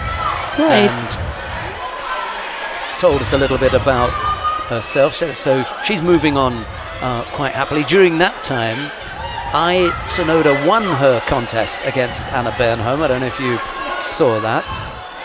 I just didn't know how it happened in the end.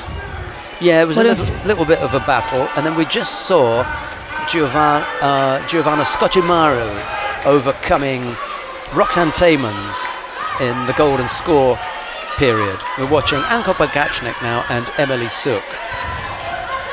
Well, she was already in the ground. She was already on the ground, so she can't claim that. And we saw some other upset by Maria Perez going out against Maya Goshen. Peter Scharinger, the coach for Denmark, an Austrian international, really, really lovely judo. A good coach, poor referee.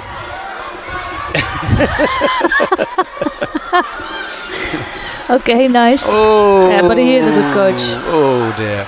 Yeah.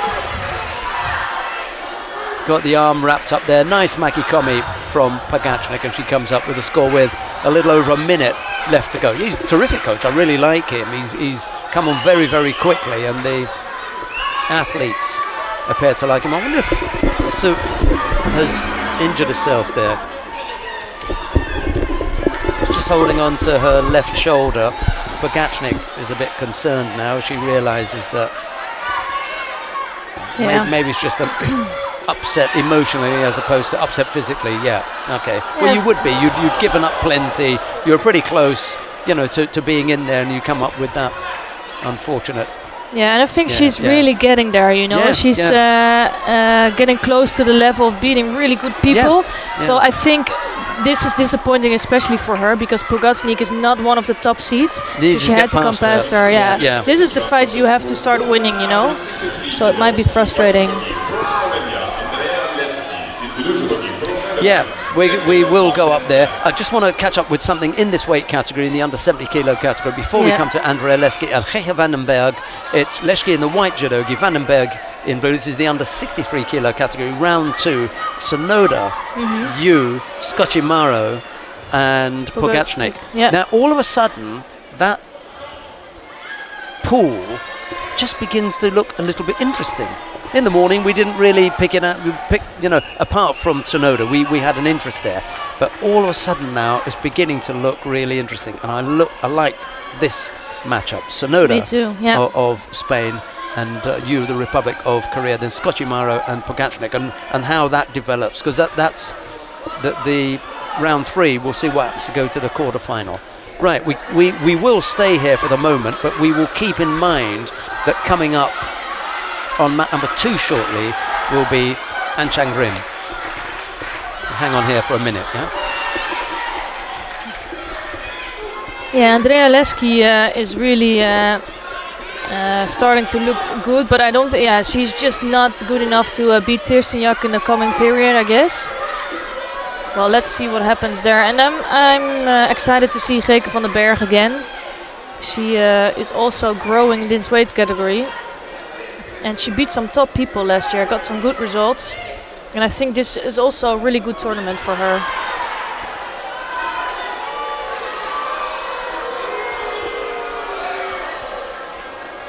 And for her it's quite difficult with Shu Franse and Sanne Vermeer in front of her. So she's like number 3 of this weight category in the Netherlands. So that's why she needs to prove herself at tournaments like this to be able to get a spot at the Grand Slams. Contest for women under 63 kilos in white judogi from Australia, Katarina Hackner. In blue judogi from Great Britain, Ljubljana Piovesana.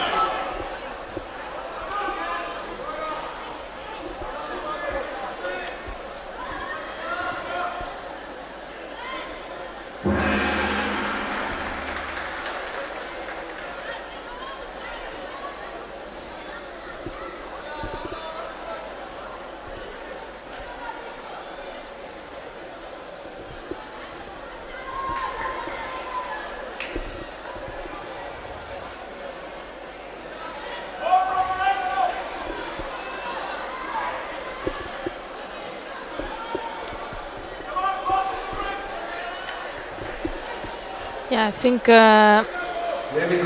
Maiev just beat Miklos Ongvari. So we're gonna switch to mat number 1 soon. And if you want to keep watching this contest, you can click on this mat. But we're gonna watch the contest between An Chang-rim and Viktor Nowinski of Poland in blue. An Chang-rim returning on the tatami after quite a long injury. I think last time he fought, we seen him was in, might have been April or something like that.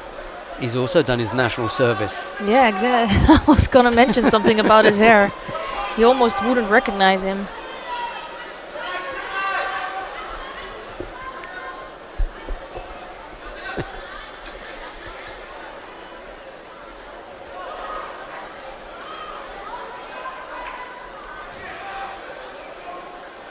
Just got to be careful with that. Yeah.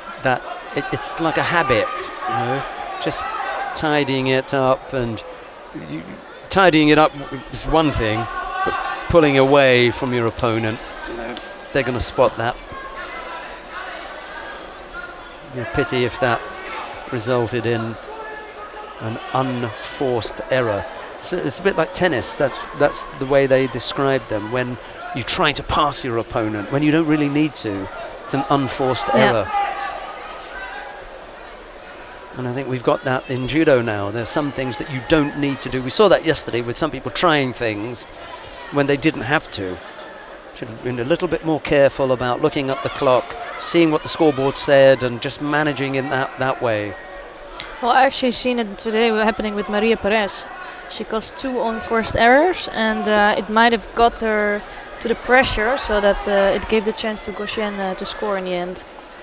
Andrea Leschke has got Ippon on the board down on mat number 3 with a second left on the clock there.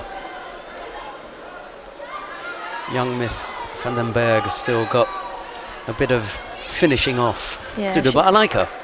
Still has some more to do. Yes, she has a really good posture. She has good judo, quite controlled. You know, she doesn't do anything unexpected, but she manages to get past her opponents. Yeah, there are 2 or 3 of the girls coming behind now in the Dutch team that I think are worth looking at. And then there's one who has been on the circuit and is now off the circuit because I think the Dutch have felt they've given her enough outings and enough efforts, and she really hasn't come up with the goods, so they kind of backed off that. Yeah. And that's in the under 48 kilo Yeah, I know what you're category. talking about. And It's a big shame because she showed so much promise and she just couldn't work it out. I'm still not sure what happened because she was a junior world champion. She had everything to show.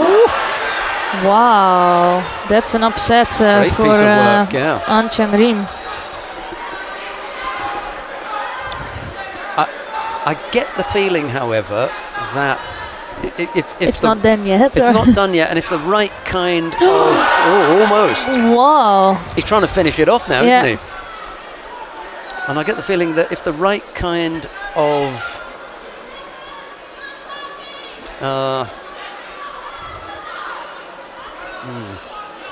it's the best one. That's a false attack. That's the worst thing that the Polish guy can do because Minute 23. yeah, he's gonna get another Shido, which is unforced. If And we're y- talking yeah. about that, And he didn't have to do it. it's really unnecessary. And now he's putting himself in Yeah. a really difficult position because An Chang-rim is gonna chase him. Doesn't have to. He just has to shut up shop. He's only got one Shido. Yeah, Just has to make, and the Koreans are great at this, at stepping up, you know, putting in 3, 4, 5 attacks. All of a sudden, there'll be a third Shido. Yeah. And he'll feel as though the contest has been stolen from him, but that Shido that he gave before, that one gave it away.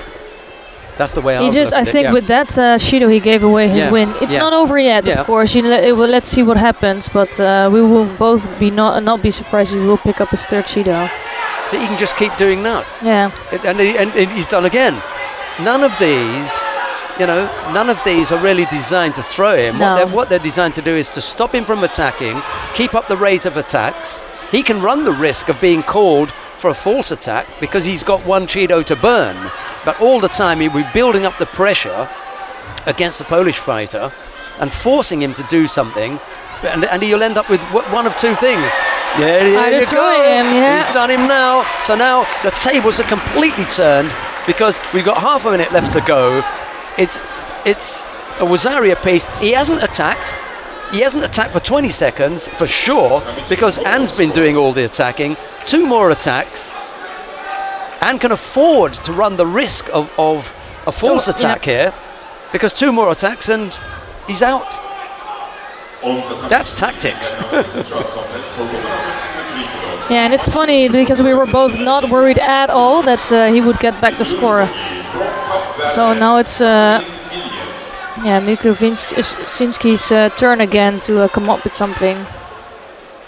He hasn't put in an attack for No. at least 45 seconds. He goes over again, and that'll do. We won't have to worry about penalties.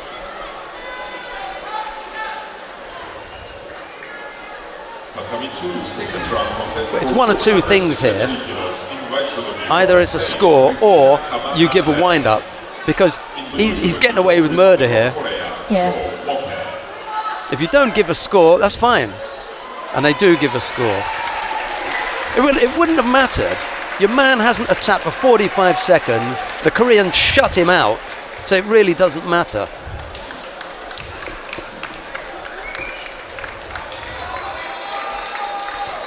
And I don't think this is a bad contest for An to start with. Although he had a warning, so he will be more sharp. Yeah. He had some time on the mat, and I think he will be looking better in his next contest. I mean, I could take the laptop. He's given his fighter a slap round the head. Yeah. The coach, he physically give him a slap round the head, and he's angry with him because tactically, he gave that away.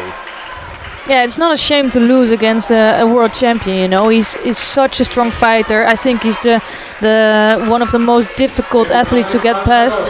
But to do it like this, you're leading, you're almost scoring a second score, and then just basically messing up after that.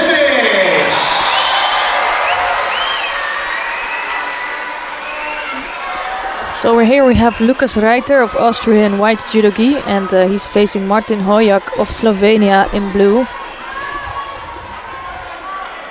Kaya Kaiser was talking about this particular contest coming up. Oh, really? What did you say about it? No, I mean, just that there was going to be a Slovenian coming up. I'll be back. Here's Esther. Well, thank you for that comment.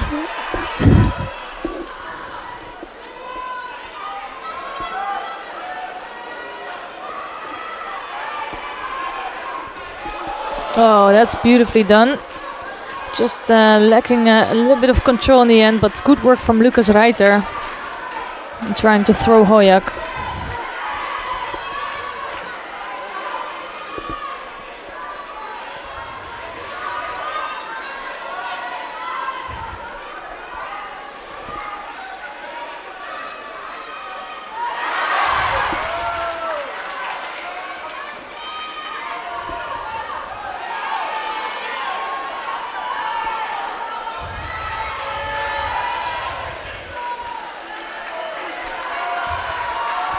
Hojak trying to work on the left side, coming in with a left Uchimata.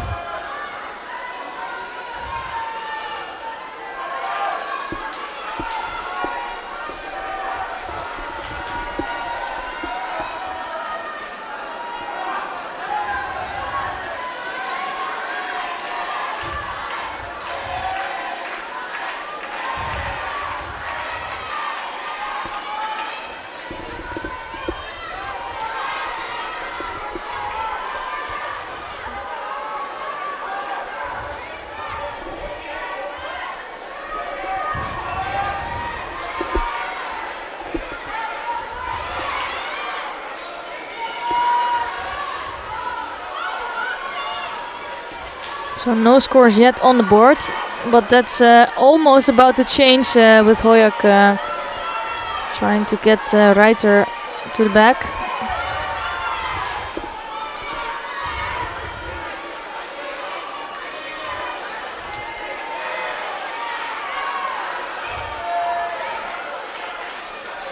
Both athletes came up with good attacks and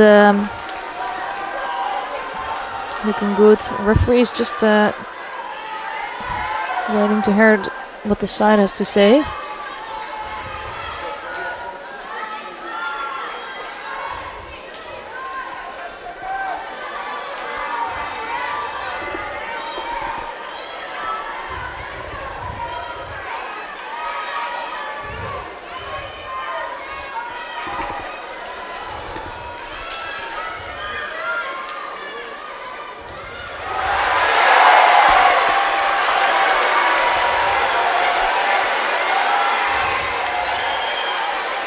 So both athletes are going for it. They've looked quite positive up until now when Hojak made a false attempt. And it's giving him his first Judo, and it's also the first Judo on the board.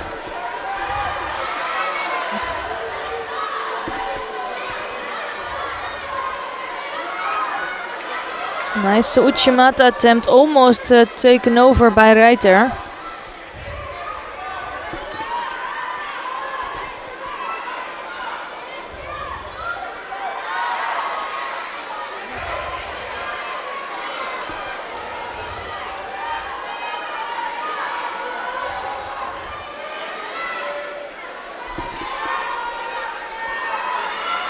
So the referee again is asking for some help from the side to make sure what's going on, but they decide to just continue this contest without any consequences, and it's Hojak that has one Judo on the board.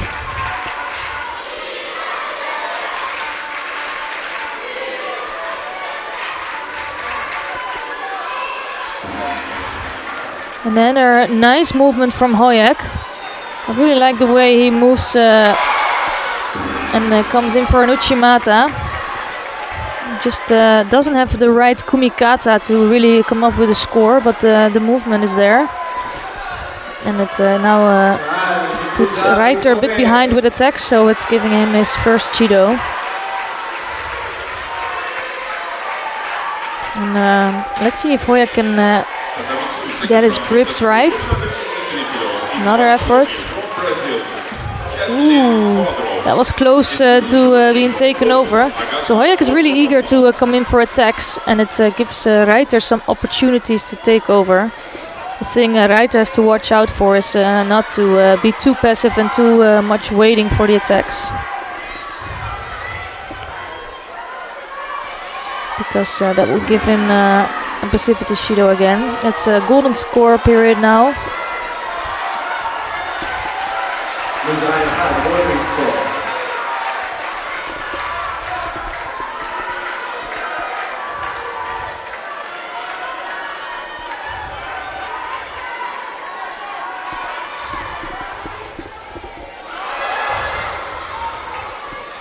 It's another effort from Reiter. I think it was a poor effort from him.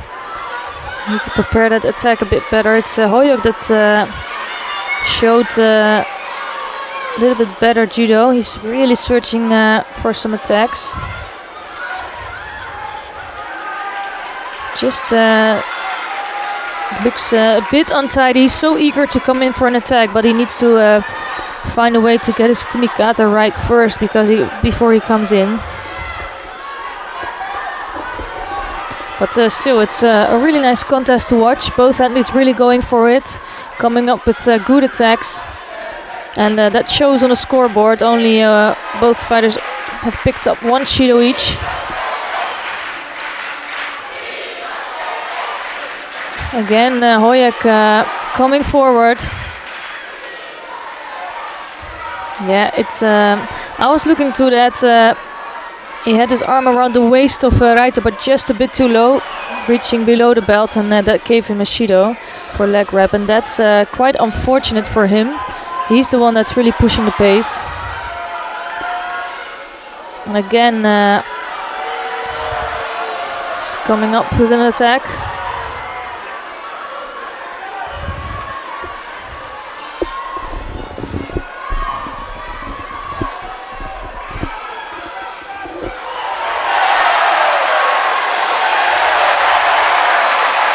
And a big cheer from the crowd as Imbo Shemesh just beat her opponent Agathe De Vitry of France in mat number 3.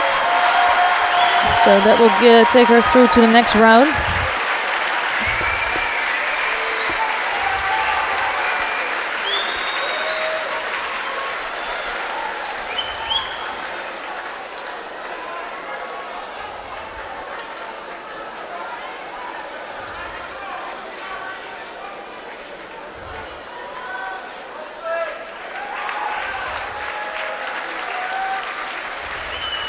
And here's still no scores on the board, but a really attractive contest between these two fighters.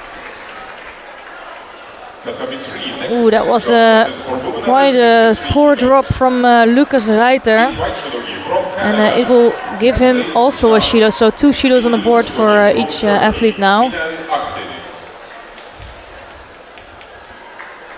And for me still it's Hoyak who's looked like the better athlete during this contest. It's not a big difference, both came up with good attacks. And now let's see who can come up with a win. And it's gonna be Hoyak with a beautiful Uchimata. It was Reiter who was trying to take him to the back, but beautifully done by Martin Hoyak, and a deserved win. He really worked hard for that. Took them both 2 minutes and 20 seconds into golden score, but it was Hoyak who came up with the Nippon.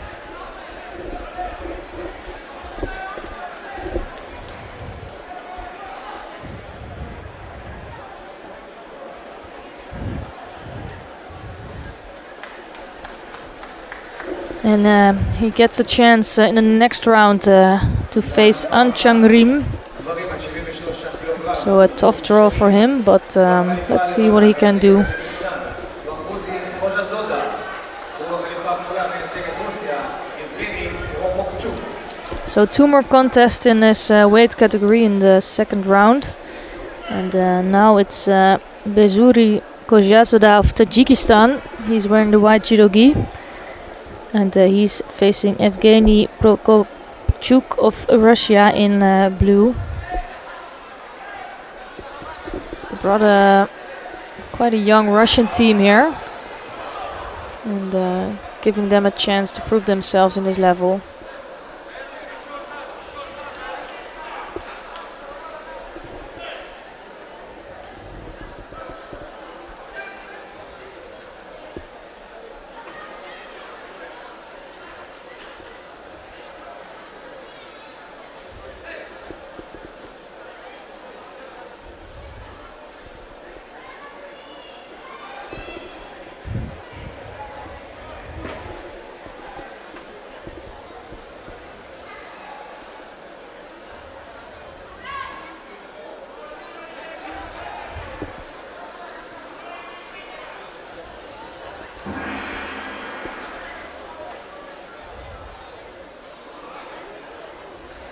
Kozhazoda for me is completely blocking Prokopchuk now, so if he would have done that a bit longer, he would have picked up a Shido for that.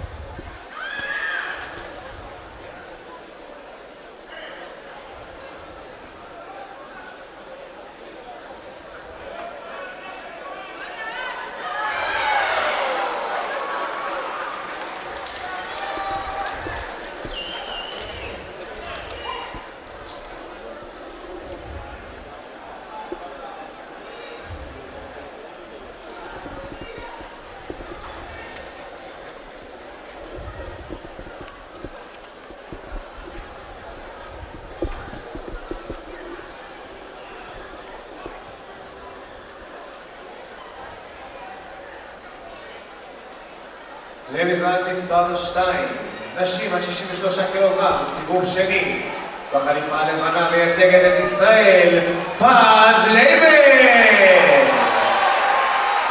ובחליפה הכחולה מארצות הברית, חנה מרטין.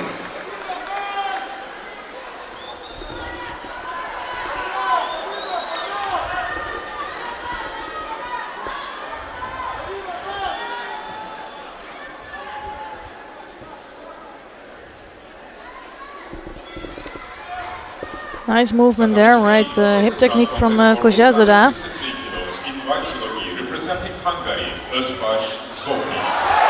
Didn't take big risks yet, both of these athletes.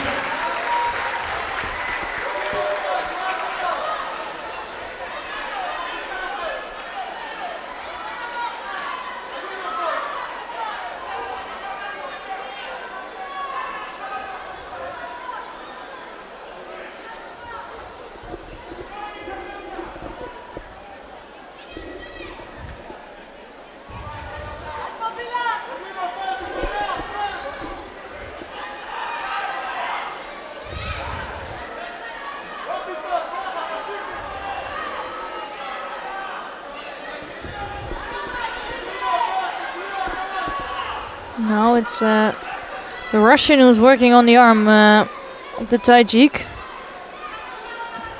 but doesn't manage to hold on there.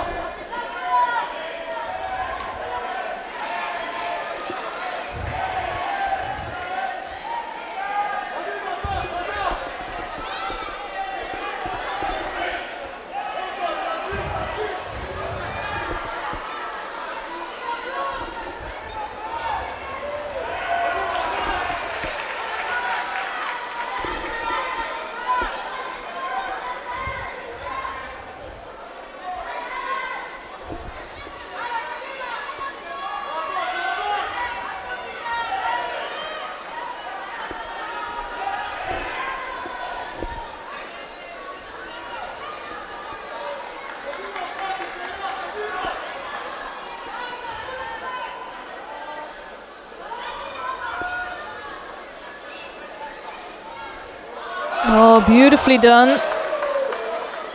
Just at Seonage there.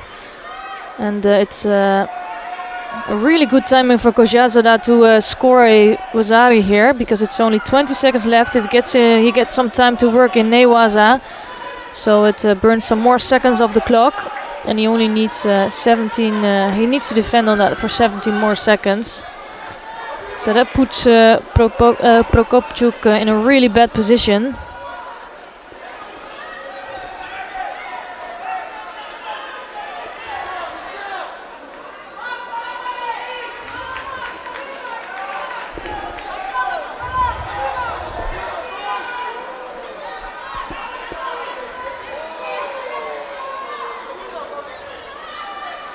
So Prokopchuk trying everything to chase Kojazoda, but Kojazoda has a big advantage here with not having one Shido on the board, so he can burn this Shido easily. So a good win for him.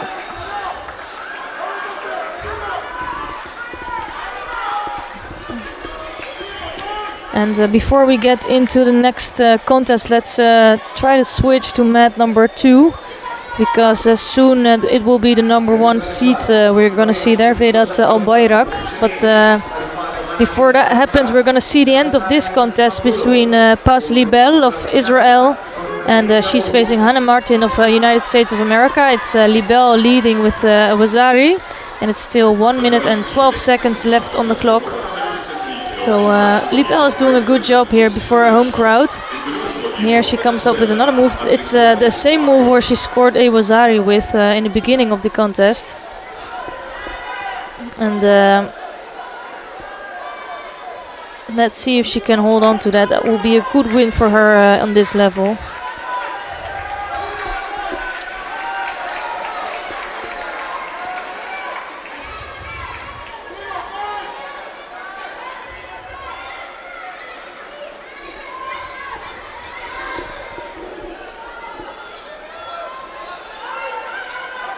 Yeah, the problem for her is that she needs to stay upright. She's really looking defensive now.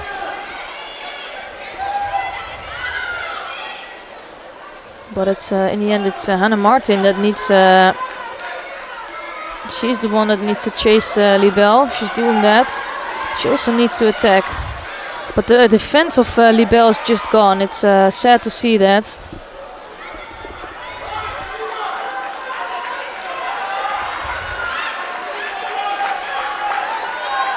And here you can see a little bit of inexperience of Paz Libel. She has no defense on the left arm of Hannah Martin. She just needs to stay upright. That's all she needs to do.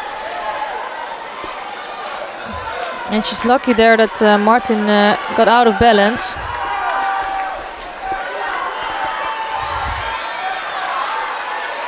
Yeah, she just needs to get that left arm of Hannah Martin.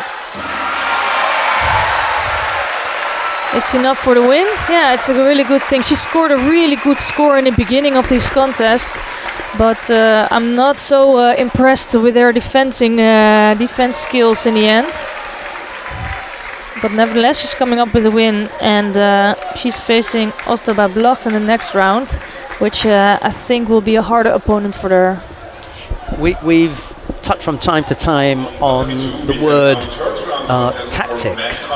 I cannot remember having watched any other sport where when a team is leading, irrespective of whatever that sport is, and they decide, I'm going to defend that lead. I cannot remember seeing any sport where the defending of that lead is attractive. It's always unattractive. It always looks as though they are desperate to hang on. Why should it be any different in judo? Why should we expect someone who's leading in judo to come out firing on all guns blazing, attempting to end with the big ippon? This is a pipe dream that disappeared the minute that we started with the Olympic Games. The minute that you have high performance competition, you are going to get people whose only goal is to win. They don't care how it looks. And that was an absolute case in point here. Yeah. She didn't care how it looked. All she wanted to do was win. I've got Wazari. I'm going to hang on to it. Hannah Martin, you've got to come and get it. And unfortunately for Hannah, she couldn't do it. As desperate as she was to try and come up with the score, was it an attractive win? No, Not it at wasn't. all. Was it an unattractive performance? Yes, it was. It was unattractive. But hey, guess what? You get 2 letters in the column when it says result. It's either W or L. And do you know what it says in her column? W. Yeah. It doesn't says ugly W. It just says. Would be fun to adjust. Yeah, we to could add have that. a few things in there. Yeah. It just says W. Yeah, she wasn't looking too good in that end of the contest. Also, the way she defended, she was almost risking getting a third Judo. And in the meantime, we see Vedat Albayrak just winning his contest quite easily against Dorin Kotonuaga of Moldova. Oh, that's going to be off. It's going to be Wazari. So we're going to see some more in this contest. It's Albayrak leading with the Wazari. מייצג את שוודיה בחליפה הלבנה טומי מסיאס, ובחליפה הכחולה מליטא קסטוטיס ויטקאוסקס.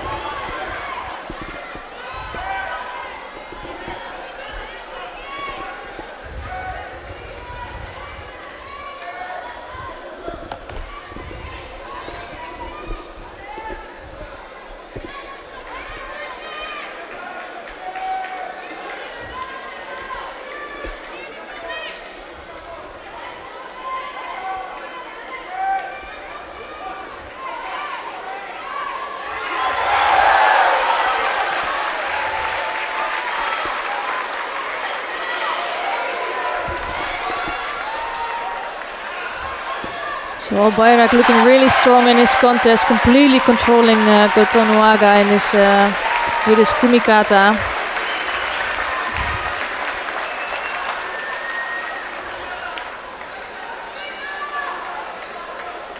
So it's giving the Moldovan a second Judo on the board. I think Albayrak is just overpowering the Moldovan now. Just needs to watch out to not take too much risk, which he's basically doing right here. Trying to throw him big. Under 81 kilos in white judogi from Germany, Dominic Resse.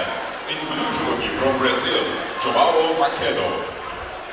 Here you can see the Wazari score. Just that little break caused it to not be a Nippon score. But a good score by Albayrak.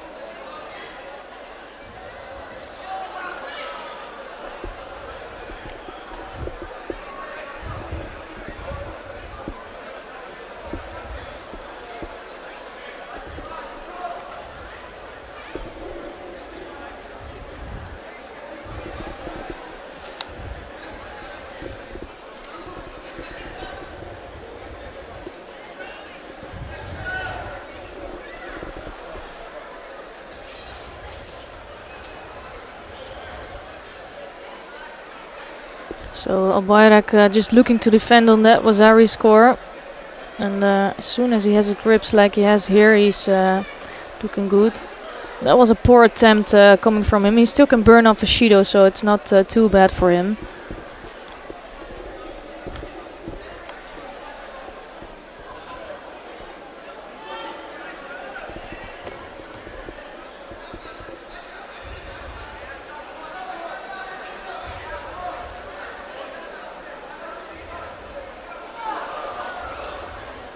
Again, a really good move from Kotonuaga. He's looking good in this contest, just lacking a bit of strength to beat Albayrak.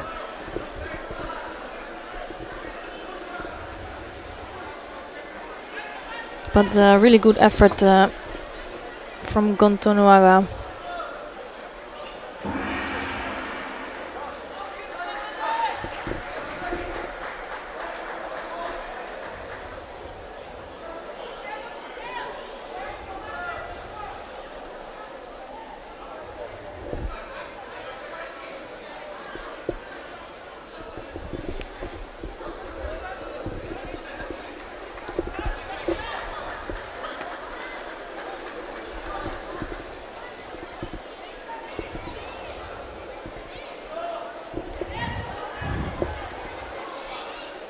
On Tatami 2, next third round contest for men under 81 kilos.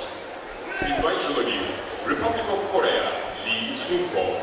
In blue judo gi, Kyrgyzstan, Vladimir Zoloev.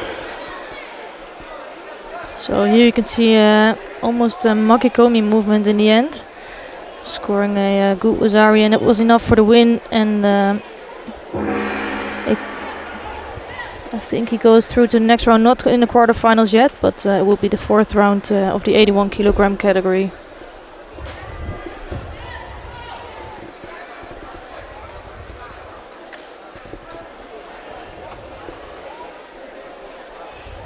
And on mat number 1, it's Tommy Macias that just beat his opponent.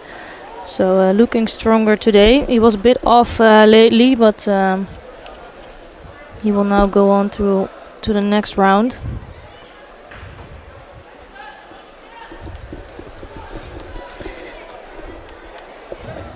ישראל מספר 1, 73 קילוגרם גברים, סיבוב שלישי, בחליפה הלבנה מייצגת קזחסטן, סרי אקילבק, ובחליפה הכחולה, אלוף אירופה לשנת 2018 בתל אביב, הארמני פרדיננד קרפטיאן. And on the mat now we have Lee Sun-go of Korea, and he's facing Vladimir Zoloev of Kyrgyzstan. It's Lee in a white judo gi and Zoloev in blue. Lee had a really good performance against Sami Chuchi in the last round. It was a tough win for him. But I feel like all the Koreans are starting off quite slowly. They have some small mistakes in their first rounds, but they are looking stronger as they continue their way in the tournament. And let's see what Lee has to offer today. Here you can see some really nice movement from Zoloev. Nice piece of Ashiwaza taking over Lee and putting a Wazari on the board.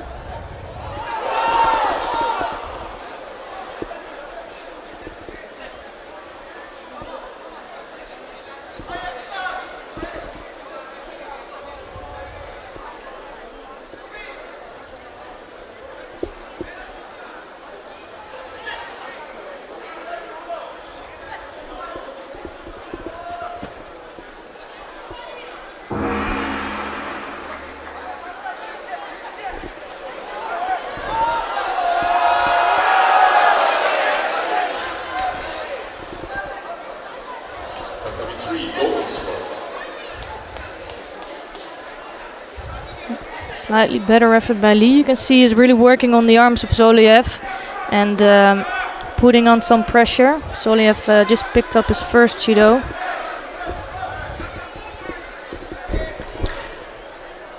The most enjoyable conversation with Viktor Morovchinsky.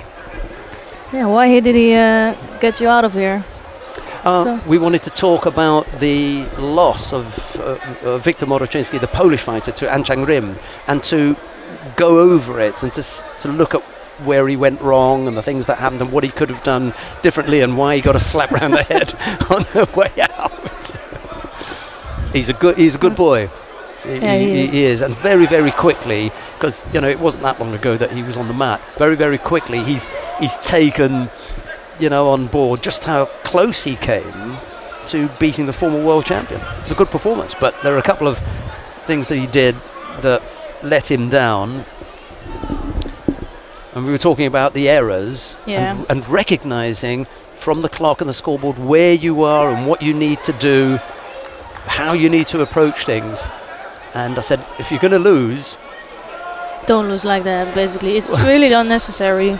If you are going to lose, pick the place where you do it. And I said, as much as you would have liked to have won here, believe me, this is not the tournament that is going to go down in An Chang Rim's contest record as the most important win of his life. So know what's happening here. This is for them, this is preparatory, this is a learning process, and exactly the same way it is for An Chang Rim. Now that you've lost here, you need to take it the same way. Don't let that happen again. You've lost in Tel Aviv, you know, if it's in Tokyo, you can't make that mistake. No. You can't be leading by Wazari against the former world champion, and you're at the Olympic Games and you make that mistake. So you've made it once, don't do it again. Well, for him, he will first need to qualify for these games. But and it maybe I've seen him out there a couple of times. He's not bad. No, he's not bad. Yeah. And it can be quite frustrating if you are in these tournaments where you have a good shot at getting a medal and then facing a former world champion that just got back to get a good feeling again. You know, it's tough luck. I tell you what, Karapetian could have been someone that we should watch, because it's the second time we've heard. No, last time it was Serek, the Kazakh, who's just been thrown there. It was him who did the burying. This time he's on the receiving end as Karapetian puts him away. Yeah, it's starting to look like an interesting competition in the 73 with Macias and Karapetian facing each other. Well, Macias had a close call, didn't he? Yeah, he's looking a bit better in his last contest.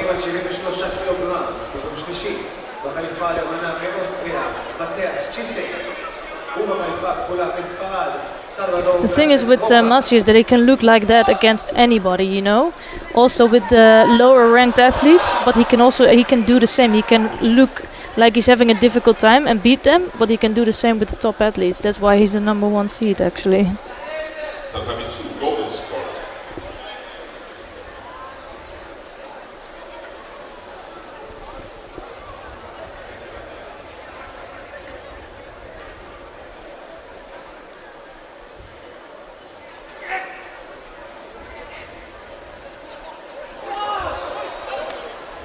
And a nice movement from Lee. I think Zoloyev is struggling with the pace of the Korean, like so many athletes are.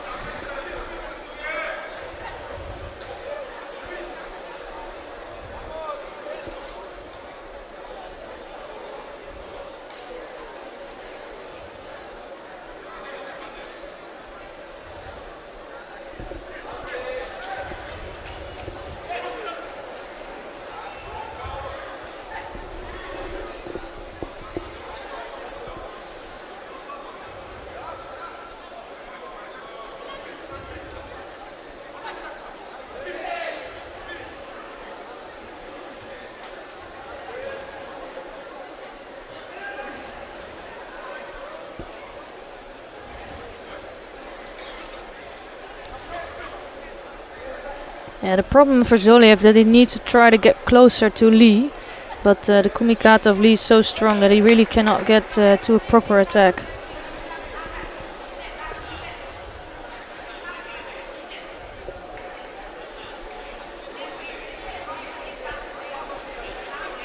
Ooh, that's nice. Just a little turnaround, changing the direction. Well, I go back to something that you said yesterday. You know, partway through the day, you mentioned that the Korean team was on good form. And when we looked at the numbers that we were going to see today, the number of Korean fighters that we're going to see today, you follow that up by saying, hey, if they do the same today as they did yesterday, they're going to have a hatful of medals. Well, they're all, you know, round and about, aren't they? Yeah, and I told you before, like they all seem that they're struggling a bit, finding their the pace, finding the good entrances for the techniques. But as the further the tournament advances, the better they look. But they've all looked quite stable and good, and they already have 2 gold medals. Wouldn't be surprised if there's another one today. or 2. On mat number 2 now, Aslan Lapinigov of Russia is up against Ungvari Attila of Hungary. It's Lapinigov in the white judogi, Ungvari in blue. We've just got underway, we've just had the first 15 seconds or so.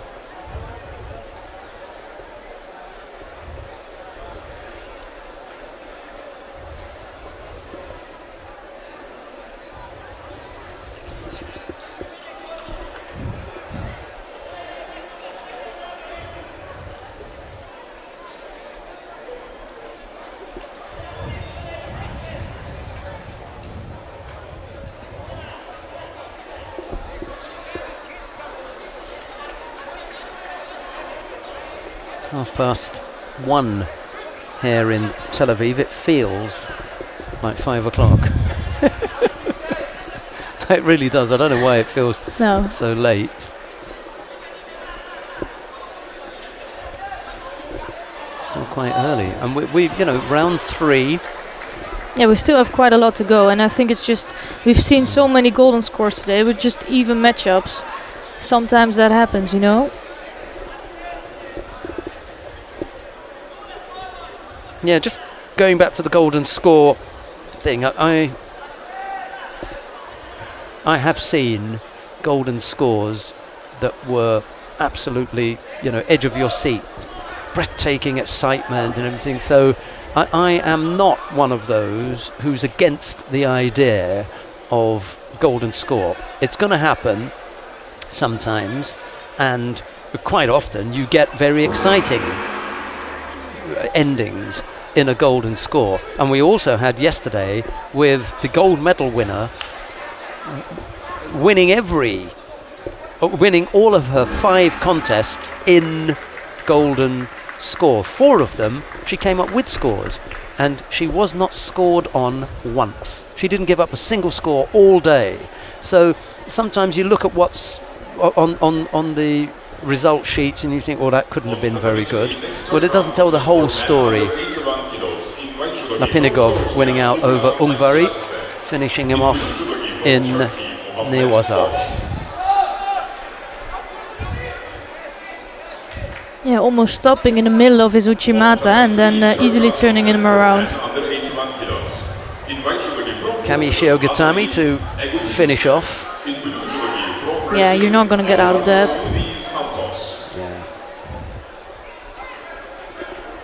Who have we got now then? Henri Egotidze of Portugal up against Eduardo Santos of Brazil. Yeah, Henri Egotidze always reminds me of some issue he had at some competition, which we're not going to mention, but...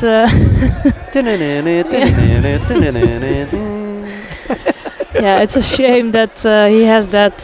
He doesn't have that going for him. But he's a really incredible judoka, and that it's just not. It's a stupid mistake that can happen. Taimazova, same thing. Really, it happened to her as well. Yeah, on the tatami, you know. Yeah, there have been a few of them. Yeah. I also remember one of the athletes at one point forgetting to take off her necklace at a World Championships. Accreditation. Someone's gone on with their accreditation before. Who was it that... wasn't it... Sandra Diedrich. Didn't she also fall foul of that? Yeah, Sauni. Oh, ouch. Santos is leading with the Vasari, but he looks like he's struggling with his elbow here. Majurat's also on the mat. Not sure if we're going to see that action again. No. No, they've got a big screen up in the middle. We could look up at that.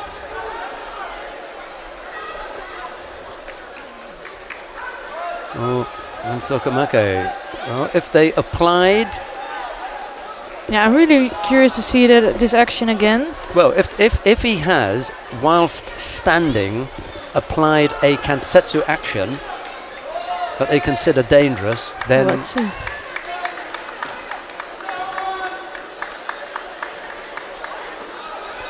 Well, we can't see what's happened. No, I think that just looks like a good score. Yeah, that was something else. Oh, so this was it at the end here. Yeah. Let's have a look. Yeah, it was that little push off at the end. Then yeah. Okay, it's Small, but it's there. yeah.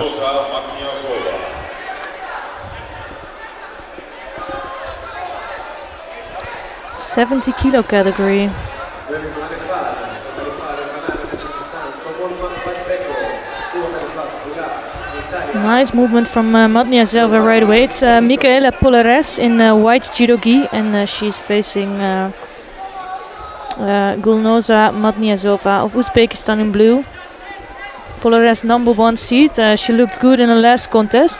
I think Williams brought her in a little bit of trouble, although it was not enough to take a win there. Let's see if Matniazova can do something with that left hip techniques. Really strong with that. She just needs to find a way to control the arms of Polares. But Polares now picking up her first Judo.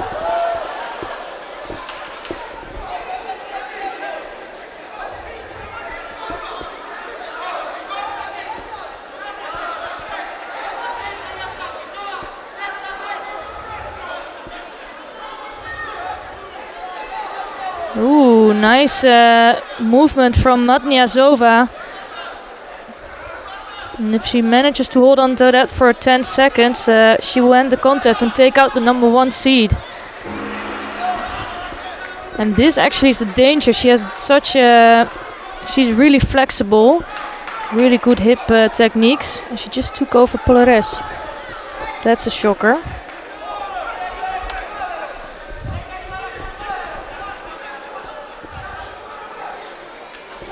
And that just completely opened up the top half of this contest sheet, and I think it gives a good opportunity to Miriam Bukarait and Madina Taimazova of Russia, and they will enter the mat soon.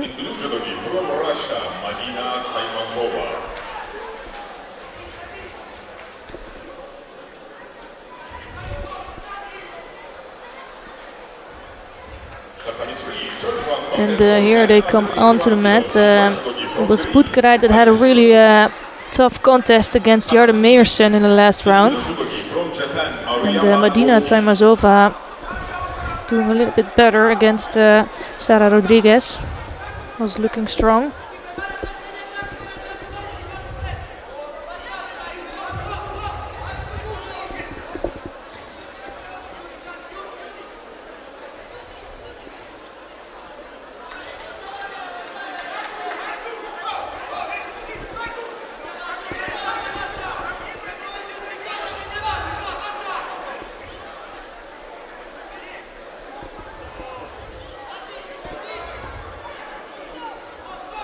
Bukarait working in Newaza, but good defense of Taimazova, turning around.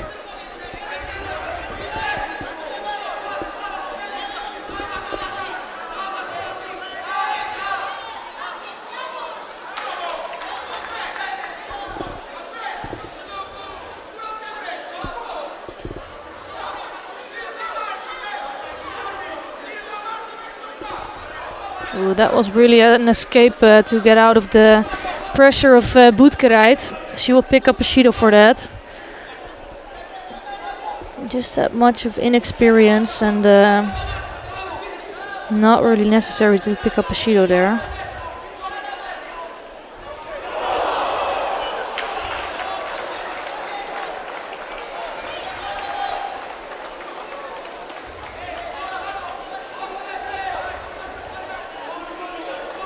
Bukarait looking in control. She looks a lot stronger than Taimazova. Taimazova, of course, still being a junior, so she might have to work a bit more on that. Now is in real trouble here, but again she comes out. Good job by Taimazova.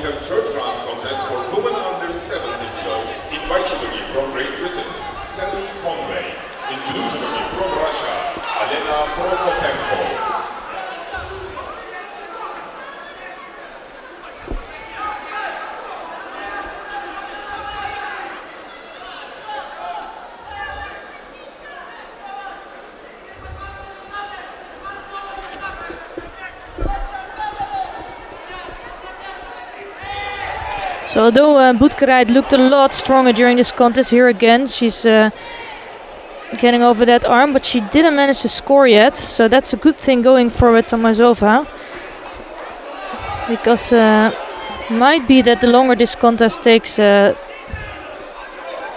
better it will be for Tomazova.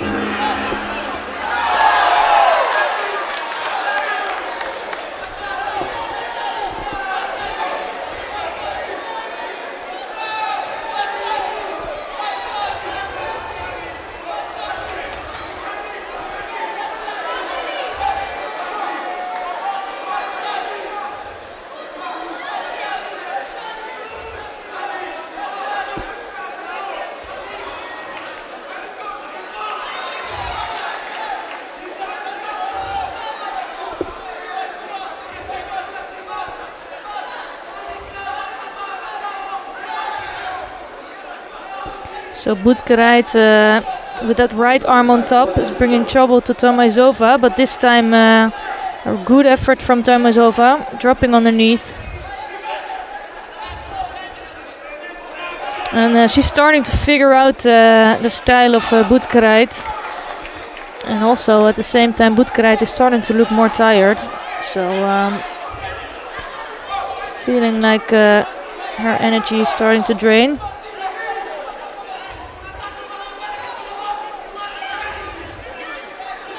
Ooh, this time good effort from Boutkereit on Newaza. Still, she needs to try to control that top half of Tomazova and then trying to get the leg out. She's doing that right now.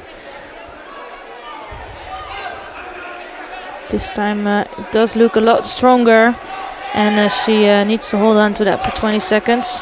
Again, it's Tomazova who's escaping here.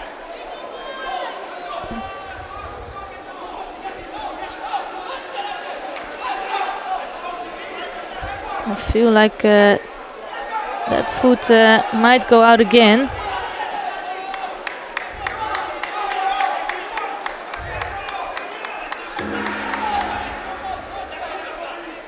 So we're going to see a golden score here between Boutkereit and Tomazova. It's Boutkereit that looked a lot stronger during the contest, but no scores on the board yet.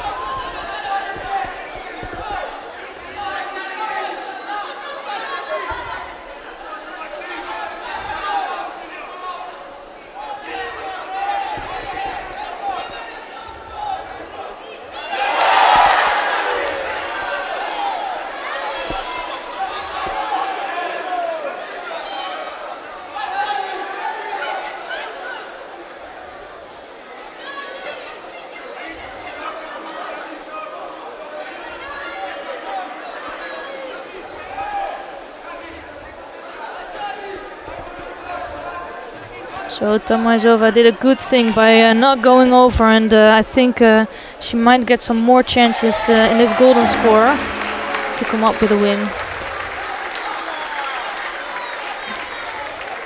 This time trying to take Boutkereit backwards, but that took a lot of energy out of her, and again she's in osaikami. I don't think she's gonna come out this time again. And it's now all going to be over. She's in for 10 seconds and she knows it. Was already on the board for Boutkereit.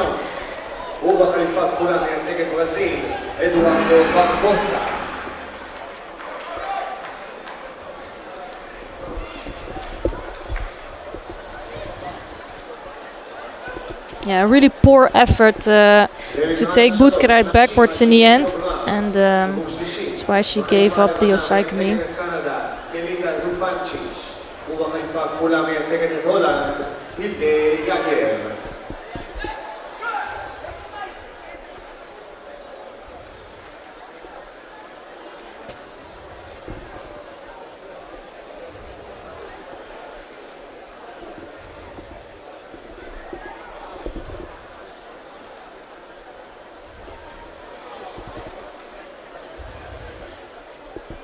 במזרן 2, נשים עד 70 קילוגרם, סיבוב שלישי.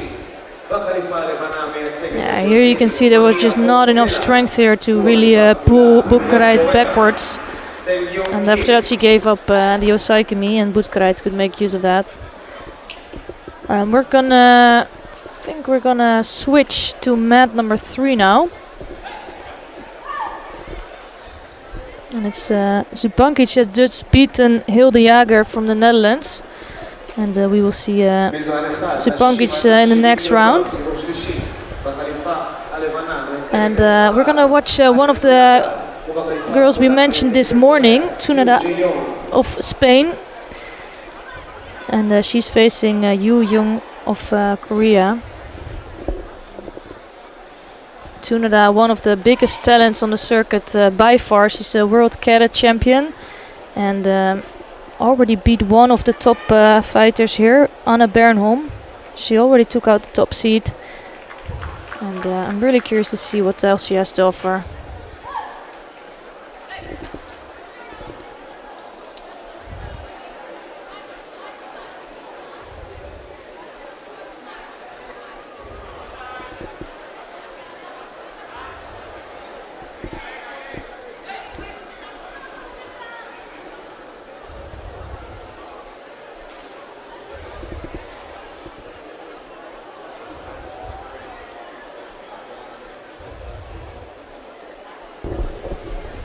Yes, I thought you'd be watching this one. Really? How did you guess?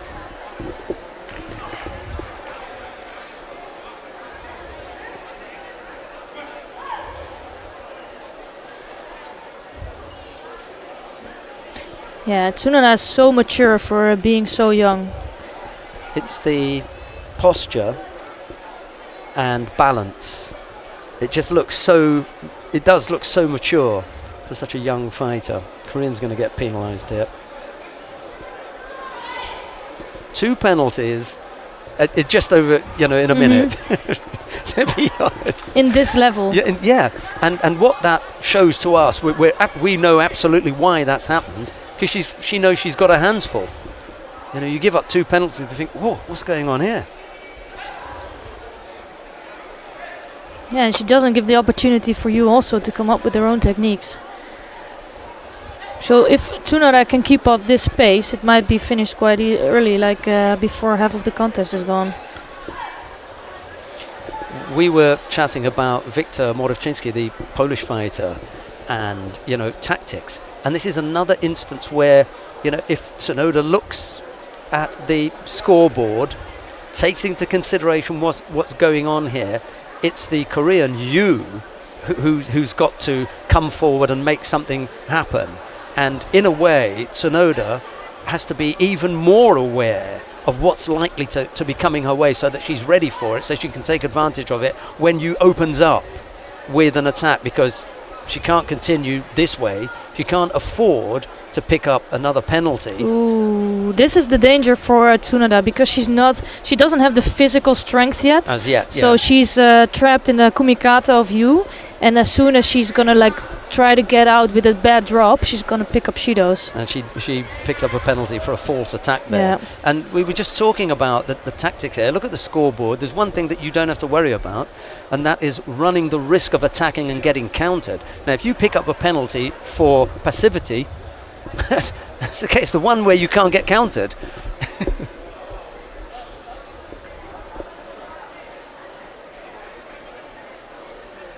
Yeah, but I'm really looking forward to see her more in the future. Yeah, she's going to grow, isn't she? Yeah. And experience. Yeah, just at some moment somebody comes by and you think she's gonna be something, and you never know what happens. She can get pick up injuries, some different things can happen. But if she's continuing to develop like this, she's gonna be really a top athlete. Yu is on the verge of losing this contest. He's just allowed Tsunoda to come in with 2 attacks, albeit that they weren't very strong. She hasn't been able to answer with one of her own, and that's going to be it. Oh, well, that's leveled them up for. That's another what we were talking about, unforced error. But that's inexperience there. breaking that grip off. Nice. Nice movement, and she knows she needs to stay out of that grip, and I think she did an excellent job here. Yes, because the grip was on, the little Ashiwaza brought you down onto her front, and it broke the grip up.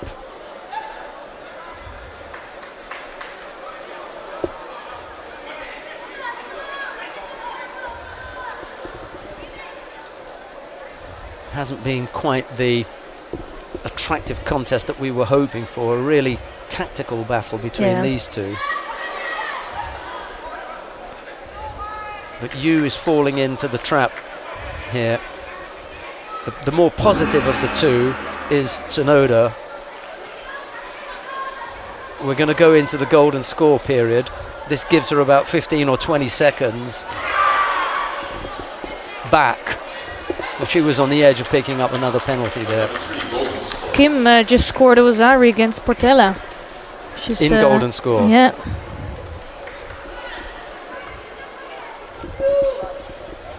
There's the grip again. Got to use it though. There she was almost. And it's again, you're right, she's worked it out. That grip, that's how I'm going to kill that. You just said you has to use it, and the one that did something was Tsunoda again. Oh, Saikomi's coming. Nice, yeah. Got the shoulder trapped. Hasn't moved out of there. Shoulder's still trapped. Not going anywhere.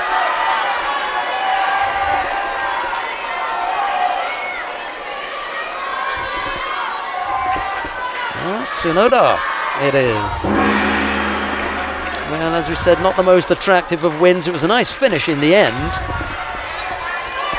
But although it might not have been the most attractive contest, there was so much in there, because you're thinking of what is her challenge. She's really clever in figuring out a solution for that, and that shows also her maturity. Yeah, for me, here was one that other people may say was a little bit boring. I thought it was fascinating. Yeah, me too. You said it was boring, no, or not too attractive. Yeah, it was not boring at all. Oh, it was unattractive, but I was fascinated by it.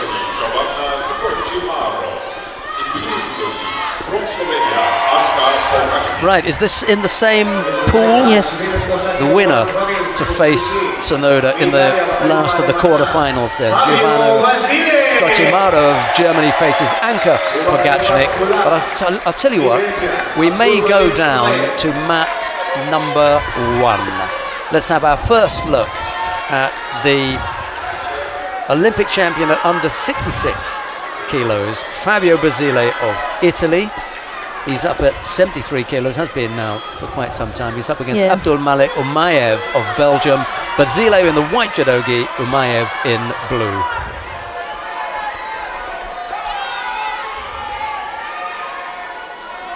And I'm checking the sheet, and I see that Stum just took out Siloglu. So that's a big upset today. Wow. I love the judo of New Stump, so it's not the biggest surprise for me, but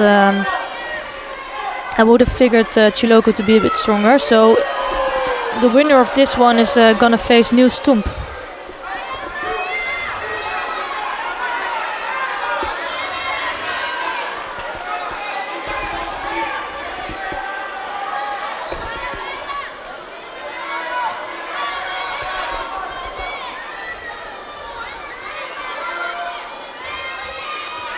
It's funny that every day that in the beginning it's a bit slow. There's a lot of competitors still in there, but the later it gets, now you actually want to see all the contests on each mat. It's a lot of nice contests going on. Yeah.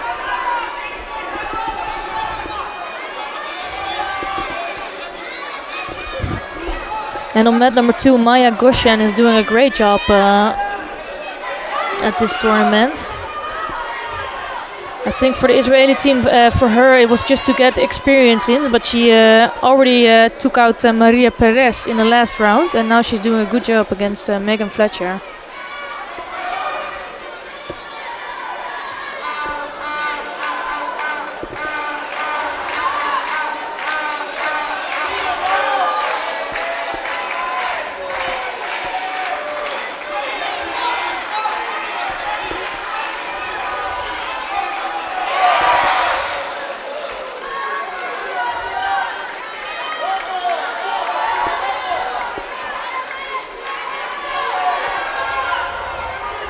I haven't seen Umayev yet in the last tournaments. You know him or?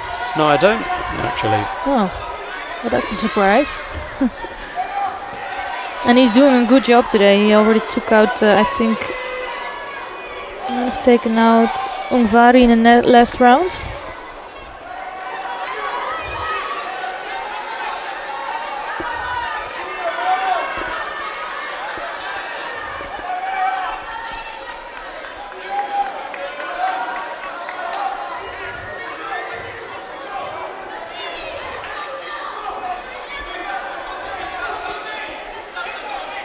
Yeah, Basile is also one of these athletes who can really do something crazy against anybody. Would be nice to see him in the later on against Anchangrim. Would be an interesting contest.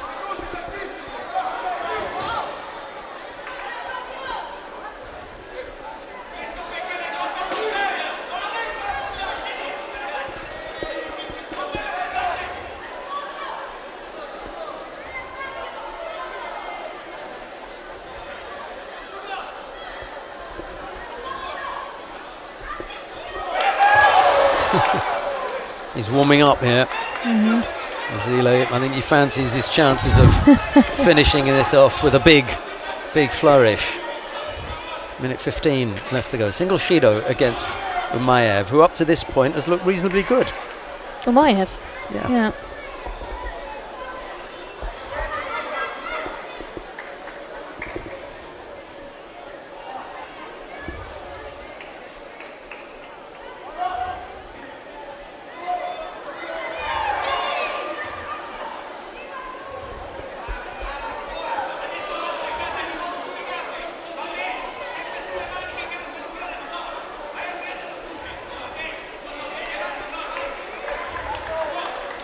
Second Shido on the board now for Umayev.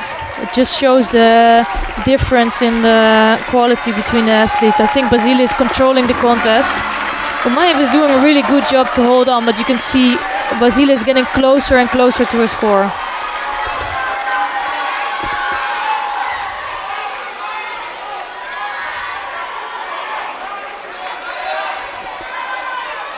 Anka Bogacnik has just defeated Giovanna Scocimaro of Germany down on mat 3.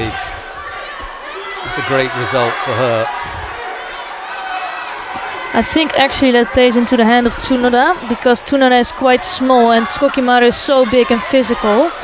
So I think this might be a better opponent for her.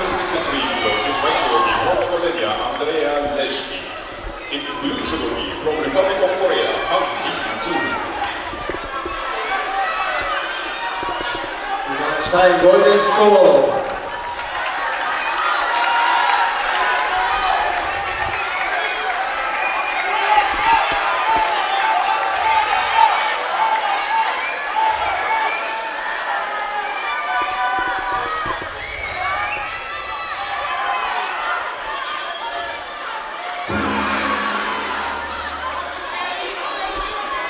Golden score down on mat number 1 here with Basile and Umayev.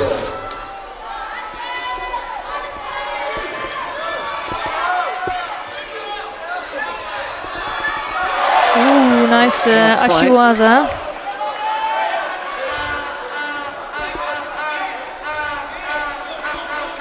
It's a really dynamic contest because Umayev is also going for it, putting in good attacks.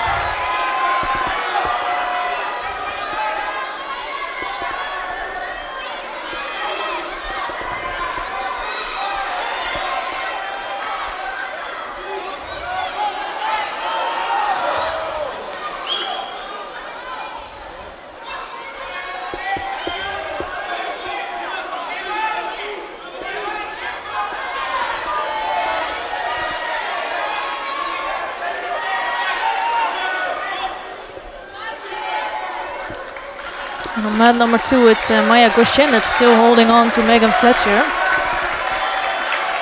Might cause a big surprise in the tournament today.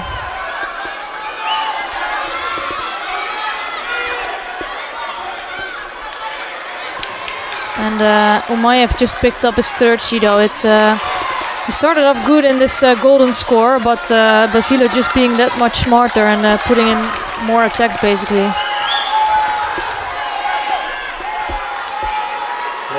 Yeah, a good tempo kept up by Fabio Basile, and that put the pressure on Bumayev. It told in the end 3 Shidos against the Belgian. Well, we get another chance to see Anchangrim. This time he's up against Martin Hojak of Slovenia. It's Anne in the white judogi, Hojak in blue. Yeah, and if we were talking about nice golden scores, Hojak just had a golden score with Ruiter. That was absolutely amazing to watch. Both putting good attacks, and Hojak came up with a great score in the end. It's going to be different though against Anchangrim, I guess. Yeah, they'll be competing with the background noise of Goshen and Fletcher on the adjoining mat.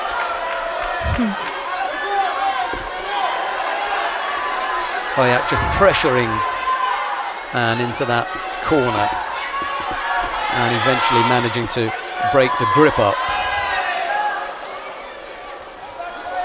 Ooh, wow, yeah. Look at that. Good score. Yeah. Yep. Almost in the Osaikomi. And it's actually the second score Anchangrim gives up in this tournament. Absolutely, yeah. So you could say he's not too sharp yet.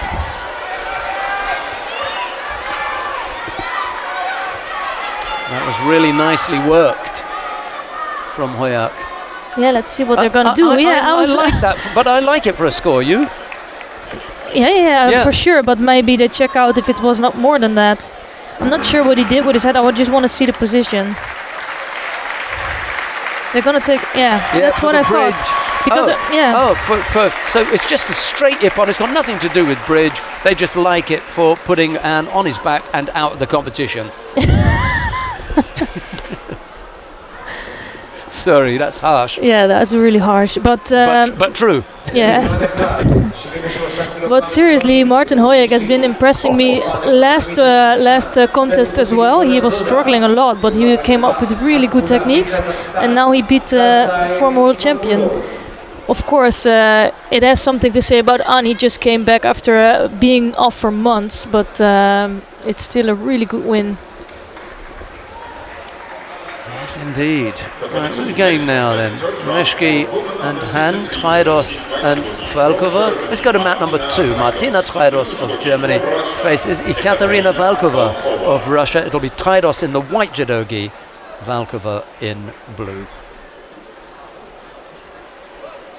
I think they're just showing the replays of the previous contest.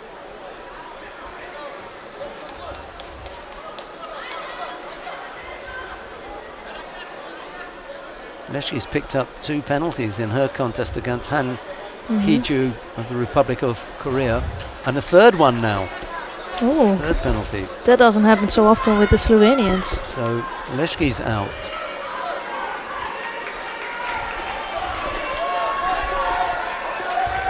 למזרן מספר 1, נשים 63 קילוגרם, סיבוב שלישי, מייצגת את ברזיל בחליפה הלבנה אלכסיה קסטילוס. ובישראל בחליפה הכחולה, זוכת מדליית הכסף גרנד פרי תל אביב 2019, ענבל שמש! Wow, sorry about that. That was on the other mat. What did you see? Yeah, Gojazoda just lifting Smakelov completely. No scores in the end, but showing some of the throwing skills.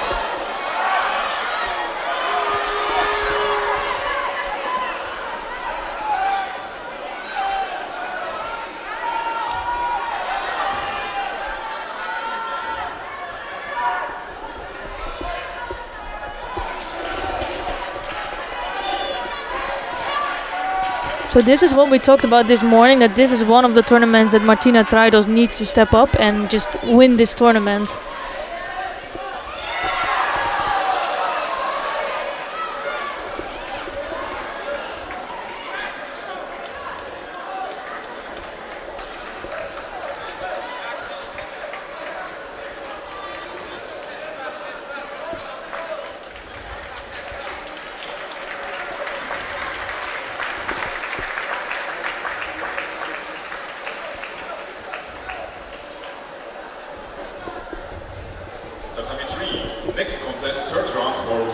63 kilos in white judogi from Canada, Catherine Pinal. In blue judogi from Spain, Isabel Puche. Tridels has a stronger grip here. Just doesn't manage to come up with a score in the end.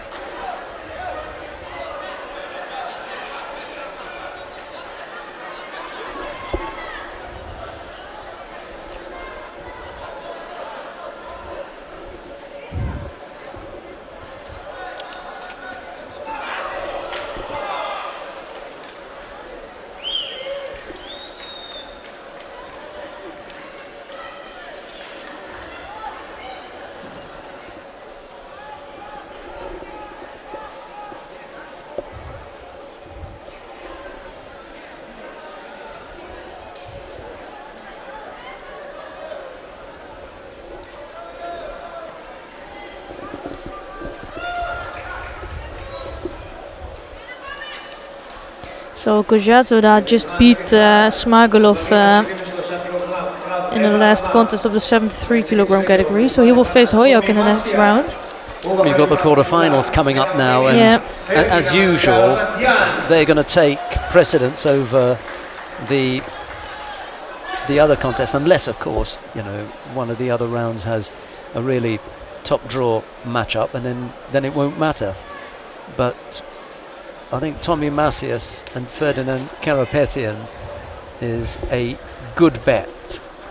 So if you want to continue watching Martina Traidos and Ekaterina Valkova, just click on 2 and you will get mat 2. Esther and I are going to go down to mat number 1 and pick up the quarter-final in the under 73 kilo category by the number 1 seed Tommy Macias of Sweden. He faces Ferdinand Karapetian of Armenia. It's Macias in the white judogi, Karapetian in blue. We've had half a minute, there's no score as yet.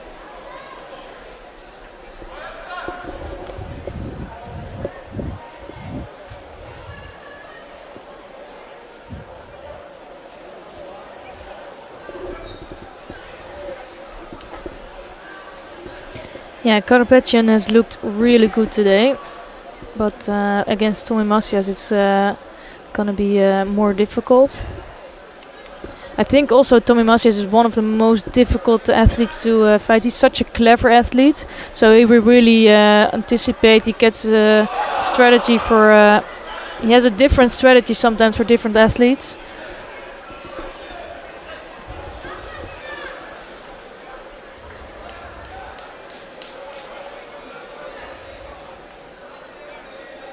Ramzi Shamirov, the referee in the middle, not tempted to give Wazari there. He had a good look at it. Thought, no, there's not quite enough there. And again. The Koshi Garuma this time. It's all over him.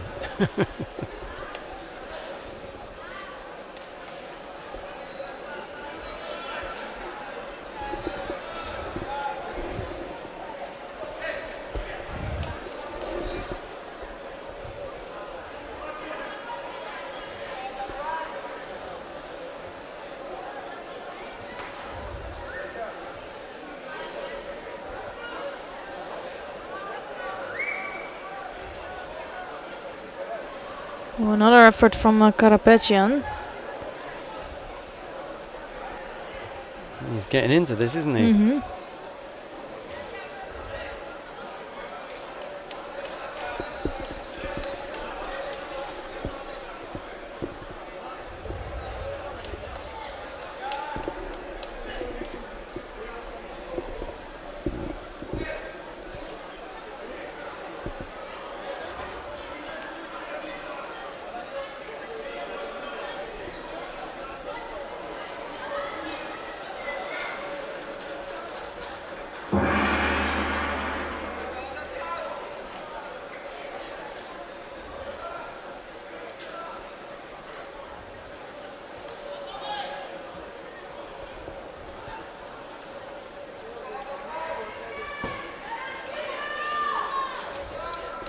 Yeah, the contest looks a bit slow, and I think that has to do something with the tactics of Matthias. And he's blocking Karapetian a little bit and trying to get him off his pace. Now coming up with his own technique. Really smart work, and he's bringing him into trouble. Ooh, that is a big mistake from Tommy Masias here. He was just completely controlling the arms, and Karapetyan took over, and it looks like it's on really strong. I might he's tapped. Yeah, I want to see the replay of that. I think he's gonna feel like he gave that away.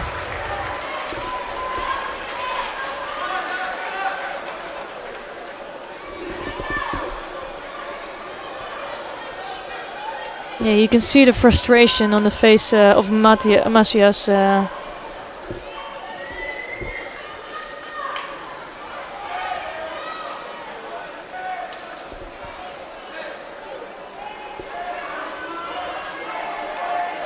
מנצח במשחק אחד פרדיננד קרפטיאן ממשיך לחצי הגמר. וכעת, במשקל 73 קילוגרם, קרב רבע הגמר. בחליפה הלבנה מספרד, סלבדור קאסס רוקה. ובחליפה הכחולה מאיטליה, ג'ובאני אספוזיטו.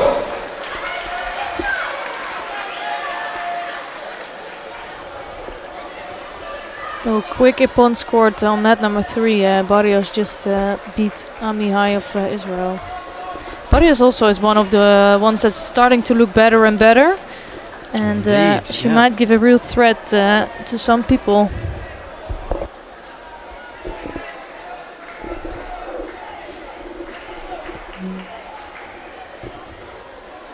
And talking about people that starting to look good here, you have another one. Giovanni Esposito in blue for Italy. On Tatami 3, we have now quarterfinal for men under 81 kilos in white judogi from Germany. He has some really good results, and here is facing Salvador Casas Roca of Spain.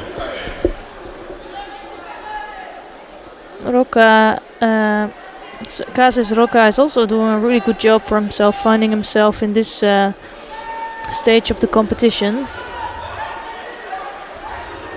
And he's gonna go through to the semi-final, and it's too bad that we didn't see him competing more today, because he's a big surprise. I think he's the surprise of the tournament, finding in the semi-finals.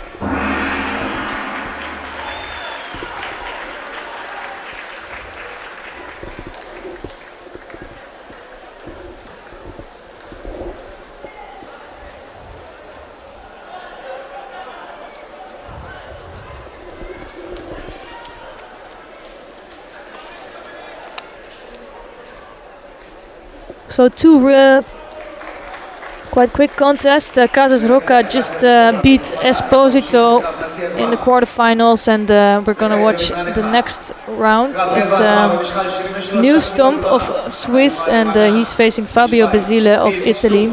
We're gonna see Stump in white judogi and Basile in blue. Fabio Basile! Stump is also one of the athletes who's been around now for a while, and we've seen him beating really good athletes. The thing is that he couldn't do that for example, 5 contests straight to be able to win big medals. But he does have something about him, and let's see if he can come past the current Olympic champion of the 66 kilogram category.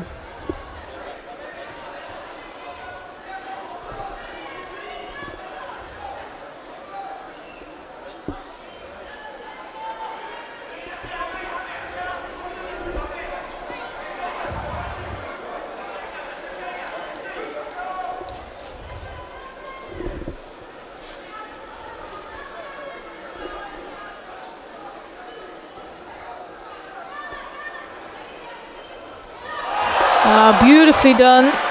That will be a nippon for Basile. Yeah, no chance to get out of that from Stump.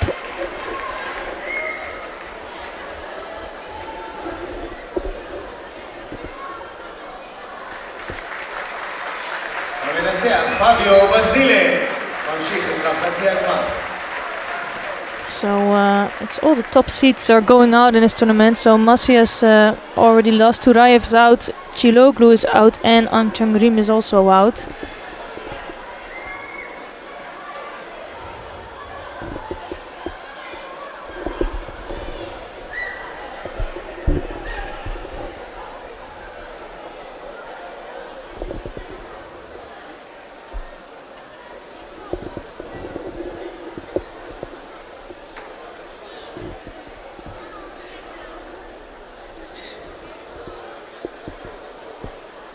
Not sure if they're gonna take a short break because the contests have been finished quite quickly. So we might take a look on mat number 3 and to go to the quarterfinal of the 81 kilogram category, and it's gonna be featuring Dominik Ressel of Germany in white judogi. He's the number 2 seed of today, and he's facing Turpal Tepkayev of Russia in blue.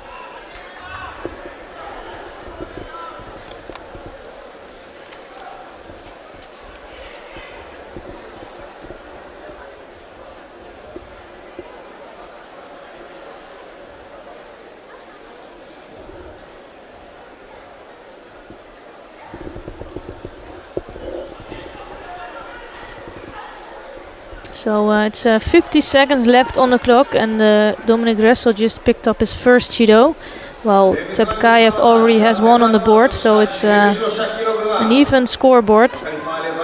No scores yet.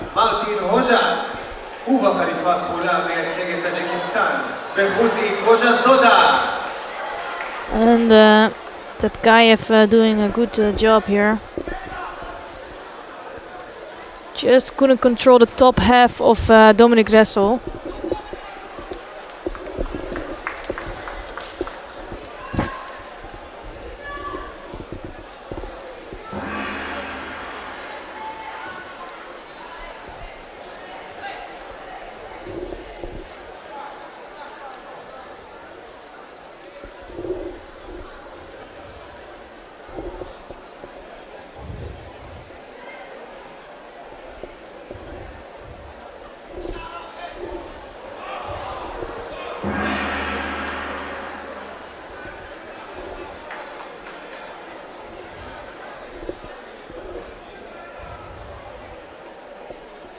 Tatami 2, next third round contest for women under 63 kilos in white judogi from Australia, Katarina Rijker. So referee John Rijmakers is giving him a little warning here. And you can see that Tepkayev is starting to look like he's out of energy. And that might play right into the hands of Ressel. Another nice effort coming from him.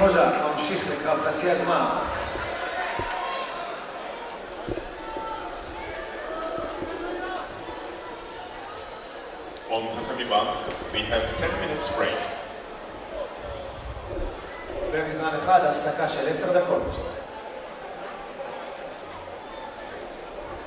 So I'm not sure what happened on mat number 1.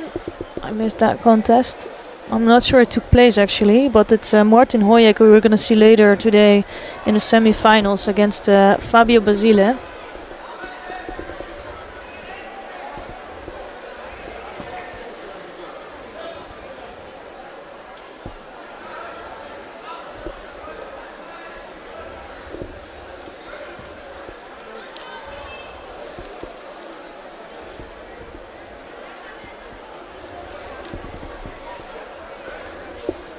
And here it's Ressel that starting to look a little bit on top of Tepkayev.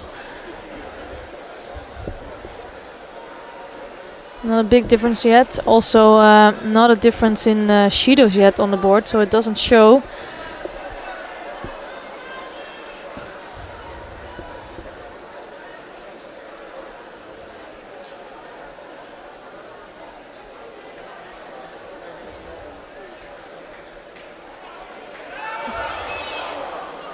And I wouldn't be surprised if Ressel is going to pick up a Shido for that. He was holding on to the bell for quite long. But then at the same time Tepkayev is just not really engaging in this contest anymore. He looks absolutely drained.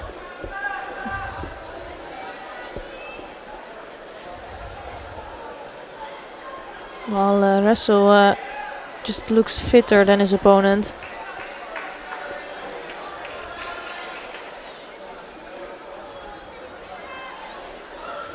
Another attack from Dominic Ressel.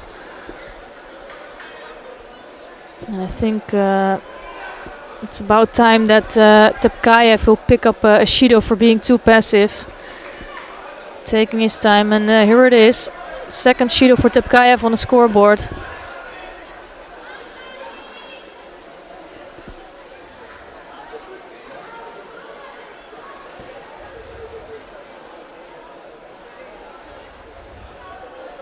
The thing what Ressel really has to watch out, that he doesn't make a mistake, doesn't come in too quickly or is too eager to make an attack.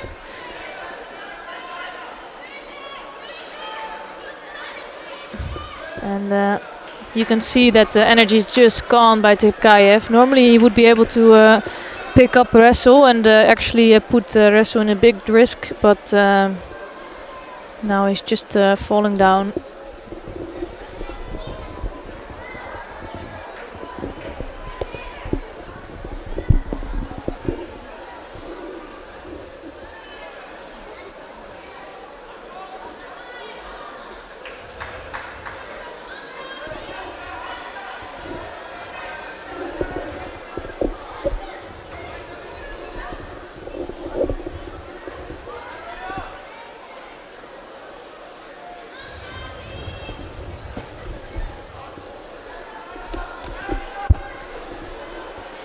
Again, it's Dominic Ressel that's engaging in this contest. He's again holding on to the belt quite long, so he needs to do something with that, and he does right in the end. And you can see Tepkaev being frustrated, just cannot really offer any resistance anymore.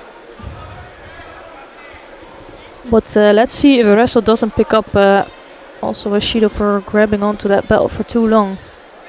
No, he's not gonna have that. It's gonna be the third Shido awarded to Tepkaev. Just no energy left in the tank for him. He gave a really good performance today, and we're gonna see him later on in the rapid charge. But it's gonna be Ressel in the semi-finals. And Turhan Tepkaev goes to the repechage. Tatami 3, next quarterfinal for men under 81 kilos in white judogi from Georgia, Luka Maisuradze. In blue judogi from Greece, Alexios Thanatsidis.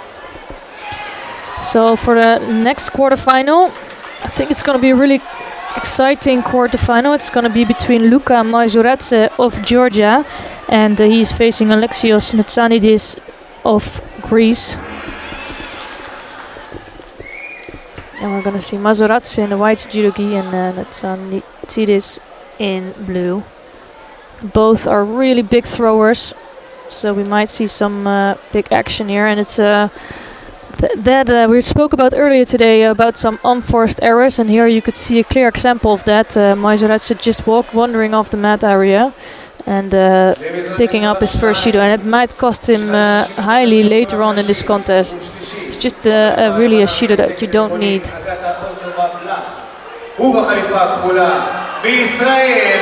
Wow, and that's good work by Thanatsidis.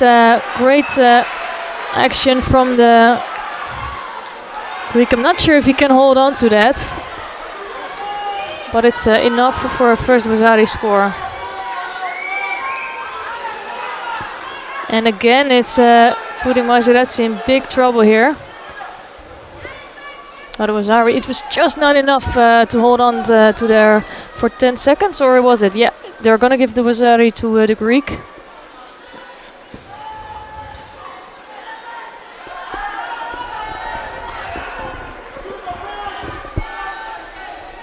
But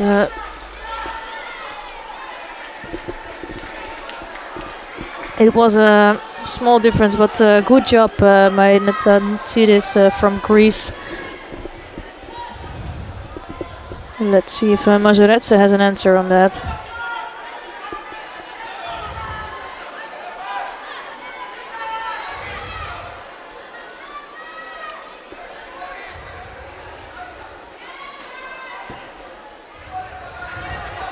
Nice left hip technique coming from Mazuradze. And I think he can feel the threat of the right arm of the Greek, and you can see that he's waiting to pick up Mazuradze.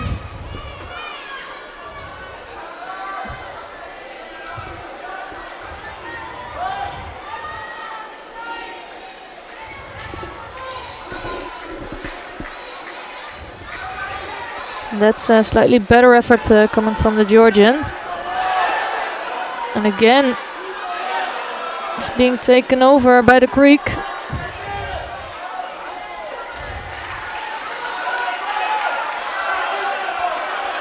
Natanatzidis is looking really strong, trying to free that leg. And controlling the top half of Mazuradze. He's doing that right now. Doesn't have enough control in the end.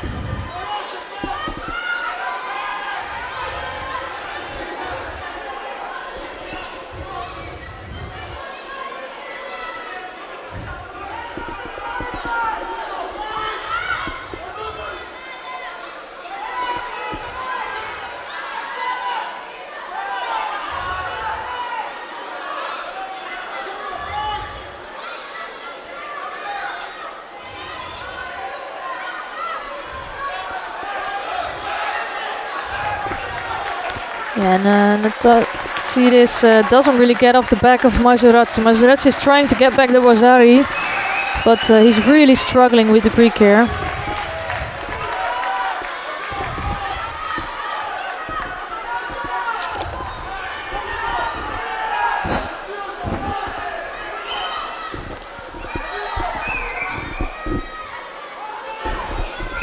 Now he's in a Shimewaza as well. Ooh, good turn. Just at the right time, because that was on. Perfect moment to turn. He was really... Look at his eyes. But he's struggling anyway in this contest.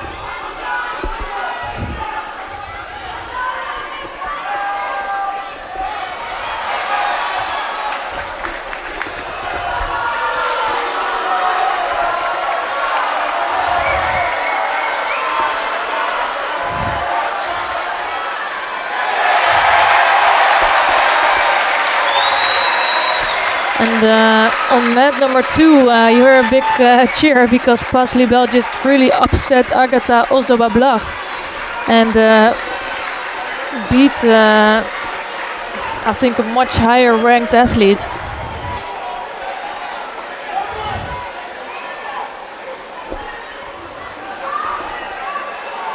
On Tasami 2, we have now quarterfinal for men under 81 kilos in white judogi representing Turkey, Vedat Albayrak. In blue judogi representing... Chance to work on the arm here now, but Thanasidis has got that block. He's just a little bit too experienced for Mazuradze, isn't he?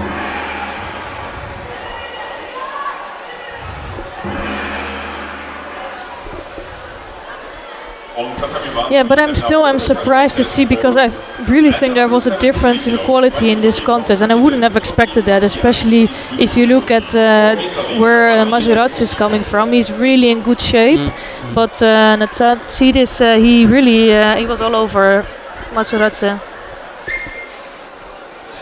Sometimes it's the styles, isn't it, that suit one and another, and they, you know, and Thanasidis, I suppose, has got that kind of background that lends itself to a young player, up and coming like Mazuradze.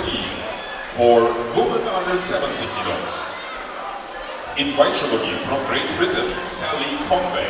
In blue judogi. Right, quarter-final in the under 70 kilo category. If you want to watch Sally Conway and Kalita Zupancic, by all means go ahead and click on 3.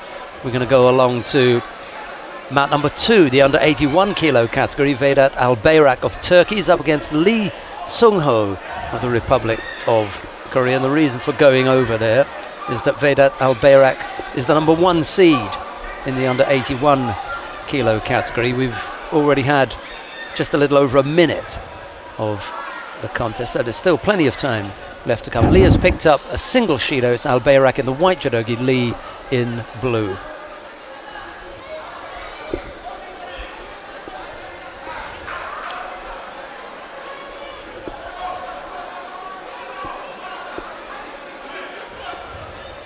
Yeah, Albayrak has looked quite strong today. Not completely overpowering his opponents or throwing big ippons. He just got the job done. And I think Lee Suk-ho had a lot more difficulty with beating his opponent. Soloyev in the last round, it took him a golden score. And I think against Asami Chuchi he also was in golden score. Well, we've been talking a little bit about golden scores, haven't we? Yeah, maybe it's a theme of today. I don't think it's all disaster. No, not at all. Yeah. So that's the thing. Sometimes what you say, you're on the edge of your seat. It's a really good golden score. Tommy Macias of Sweden involved in the repechage contest down on mat number 1. He leads that by Wazari with 2.5 minutes left to go.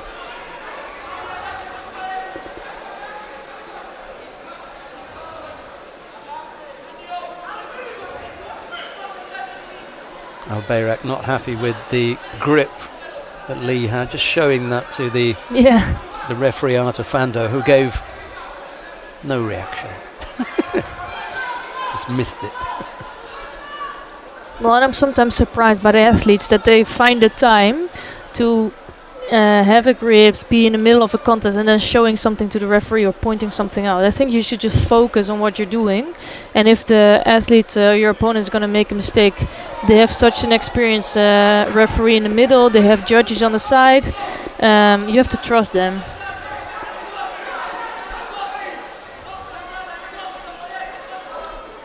We haven't seen Tsunoda Natsumi today. Normally around the venue, floating around, but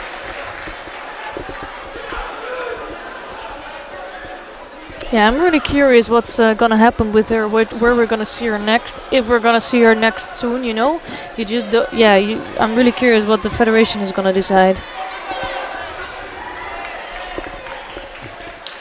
a top Japanese fighter will probably get 3, 4, maybe maximum 5 international events a year. That's how you see them. Yeah. So given that she is reasonably well up there, we can expect to see her on at least 2 more occasions.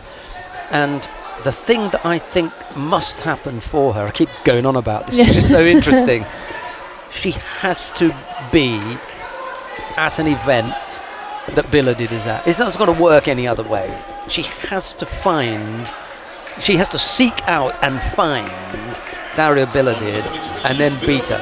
It's the only way she's going to Tokyo. Yeah, but that's the thing that's not up to her, because she doesn't know where Billedid's going to be. She's not able to pick out her own tournaments, so she needs some luck as well.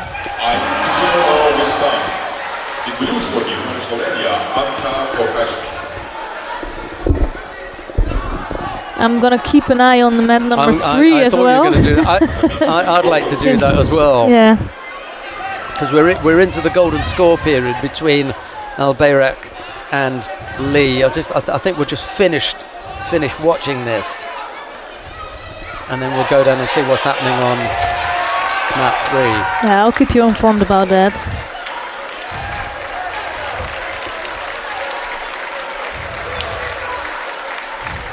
Oh, you see in mat number 1, it's just been Giovanni Esposito who beat Tommy Macias. Yeah.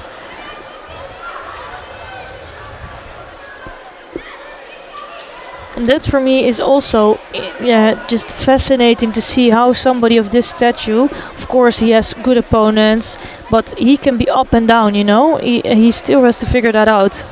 If you look at his results, they're so good, but then you see some slips, and here 7th place in Tel Aviv, that's not what he comes for. Oh, they actually, he just got a second life. Lee has lost his contest on mat number 2. Let's go down to mat number 3 then. Take a look and see what's happening with Ai Tsunoda of Spain. She's up against Anka Pogacnik of Slovenia. There's no score yet. Pogacnik has picked up a single Shido. We've got 2.5 minutes left to go.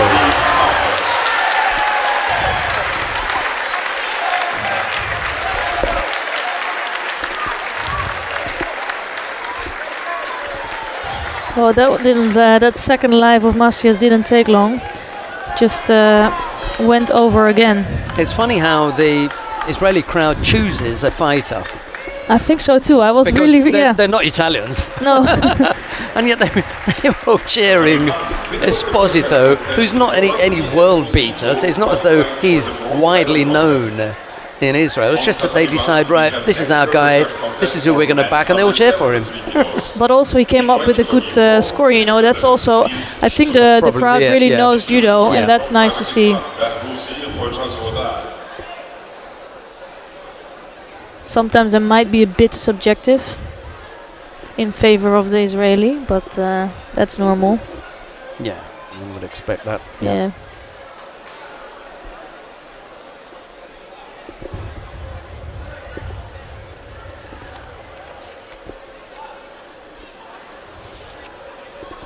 Pogačnik's going to have to be careful on the ground here. Oh, would just allowed that a little bit longer.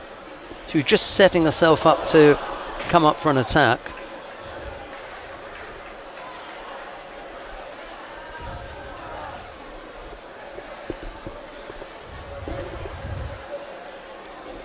Mind you, I couldn't see what was happening with the arm. It could be that Pogačnik had that completely trapped, and that was the arm. That was the side that the referee was standing on, so maybe that's why she called the mate.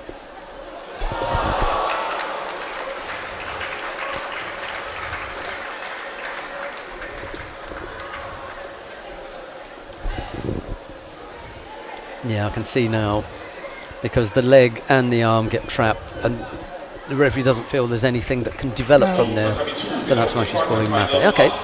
Good call. From Russia goes to the semi-final, and Eduardo Yudi Santos goes to the repechage.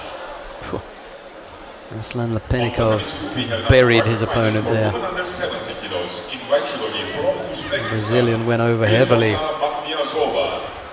In blue judo from Germany, Miriam Butzkenheit.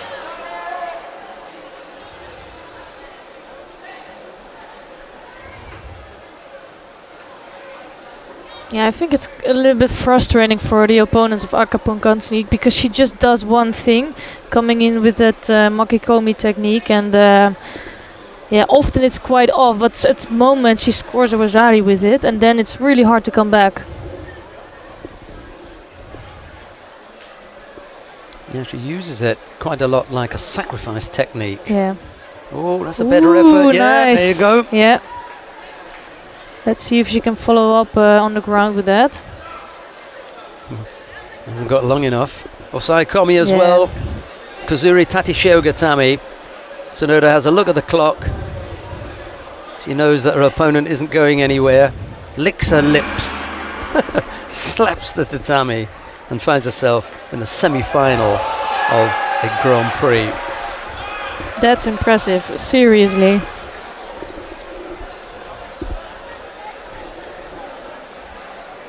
Esther and I race to the statistics to see what we're looking at here. I think you're gonna look at the same. I'll just leave you do it. On tatami 3, we have now quarterfinal for women under 63 kilos in white judogi from Republic of Korea, Aviv. In blue judogi from Brazil, Alexia Castilhos.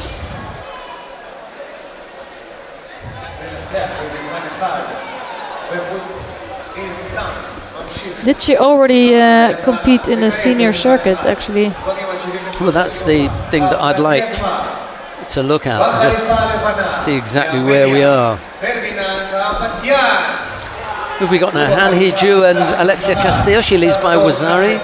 We've got Gulnoza Matniyazova of Uzbekistan and Miriam Budkarat, Ferdinand Karapetian. Let's go down to watch a semi-final on mat number 1. Alexia Castillo's coming up with the win there.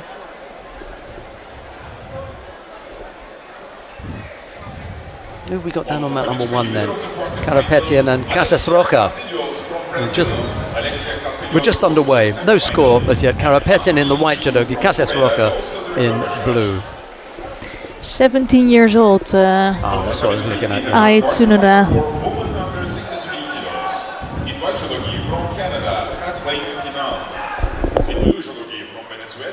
Requelis Barrios.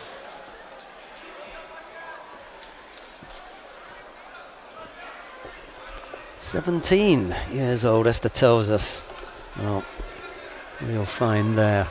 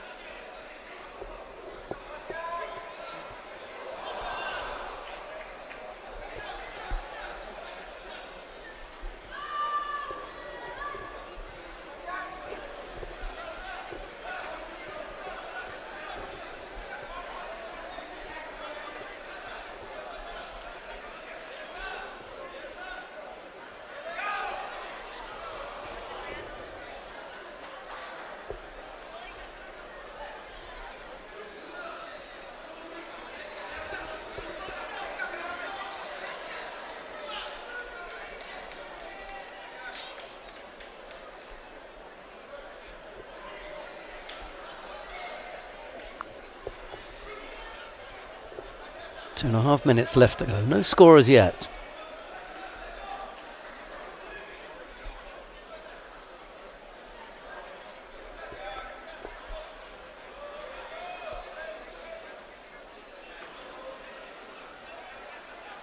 Got to be careful now not to walk on to Karapetyan's hip.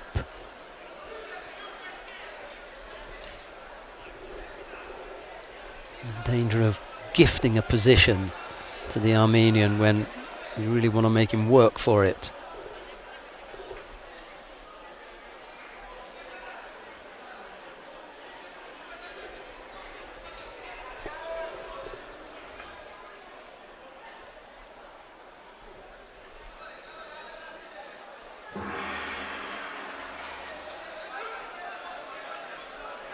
Cassis Roca guilty of just hanging on to the belt for a little bit too long there. He picked up a penalty for that. Second Judo against the Spaniard now.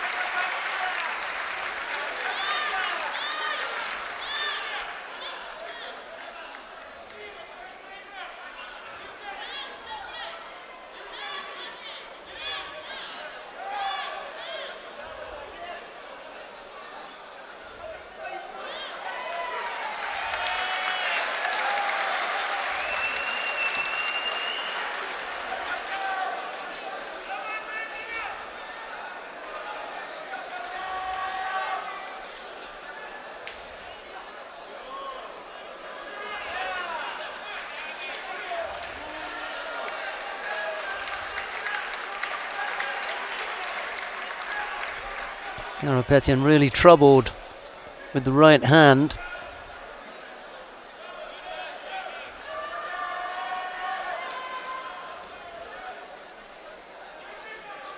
The sooner he gets to grips, the better. There's a real danger whilst attempting to take a grip that he's going to come into contact with the hands of his opponent, and that's when he appears to be having the problems. Not necessarily on the gi. When he's got hold of the gi, he feels really quite comfortable, but it's in the gripping up like that. Yeah, well, time to give some back now.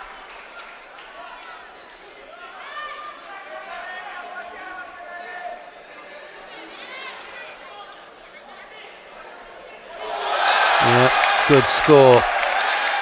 Great time to score as well, 40 odd seconds.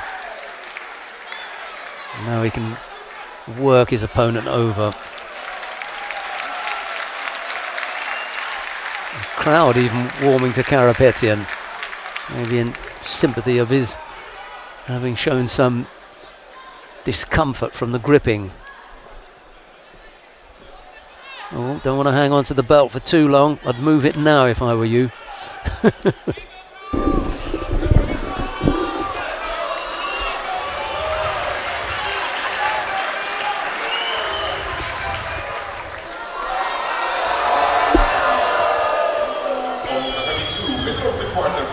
Victor Bushido for stepping out.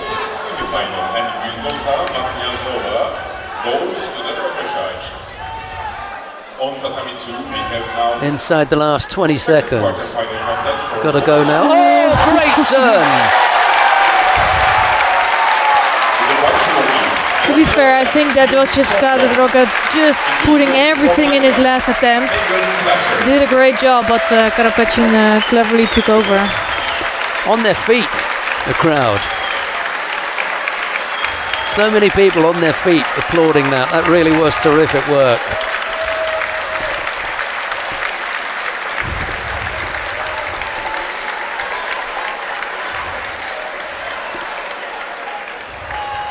What a finish.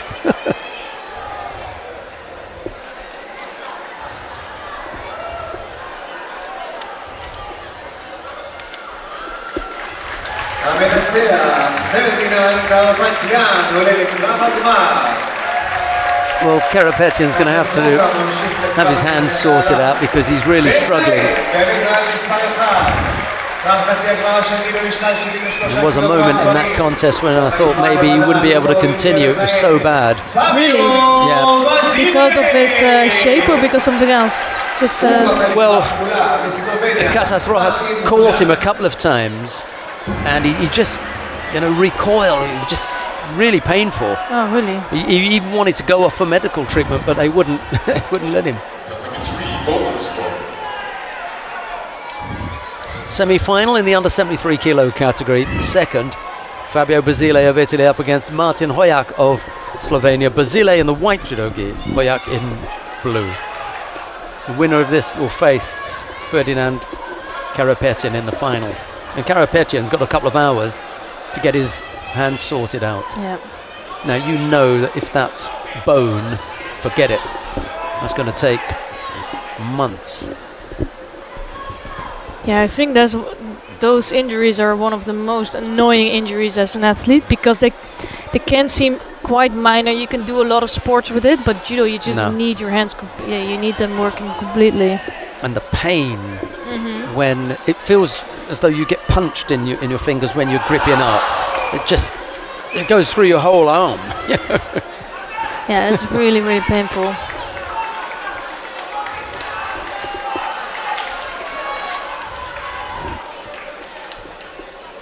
Yeah, and I'm really excited because we had quite a slow start of the day, but the last few contests, especially in the 73 kilogram category, have been great.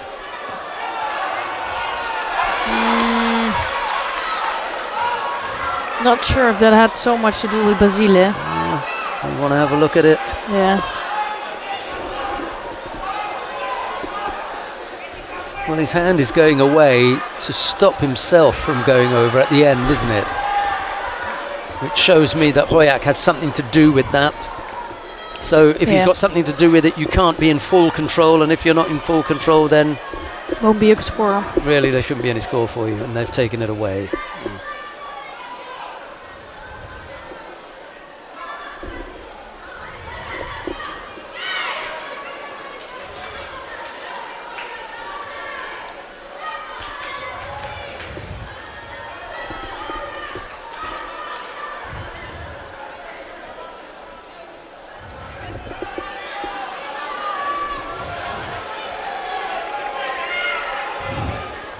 No, 2 minutes have flown by. Just a single Shido picked up by Basile.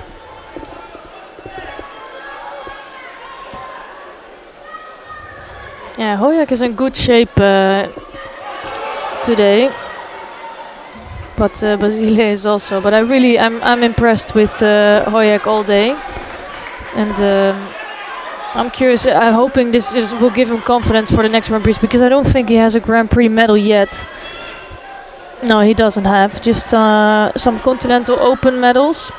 He did win a medal in Perth last year, but I think he's really stepping up to this level. You can see that with the people he's beaten today. Well, if he wins one more fight today, he will win a medal. Well, that's a really good conclusion. No, because if he wins the semi-final, he will get silver. And if he loses this but wins the next contest, he'll get bronze. So all he has to do is win one fight today. We're not saying which one. Sounds easy. Just win one fight. He has to win one more fight today, and he will take a medal. I worked that out myself. Tatami 2 golden score. On Tatami 3, winner of the quarterfinal, Kathleen Ina goes to the semifinal, and Andrikoulis Barrios goes to the repechage. On Tatami 3, we have now repechage for men. For me, it's nice also because Basile is always in good shape. He can keep going for a long time. But I've seen Hoyak today. He's also in really good shape. So that's not gonna give him a benefit during this contest.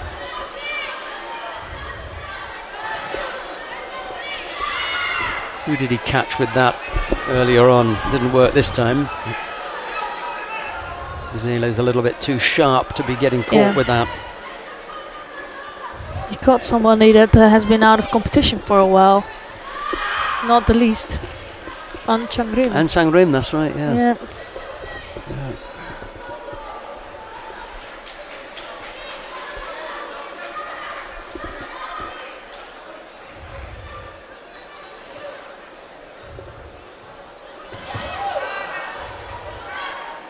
On Tatami 2, winner of the quarterfinal, Kim Soo-young from Republic of Korea. Yeah, there was a suspicion of that, but yeah, but again, it's the same thing for me. Just don't ask for it.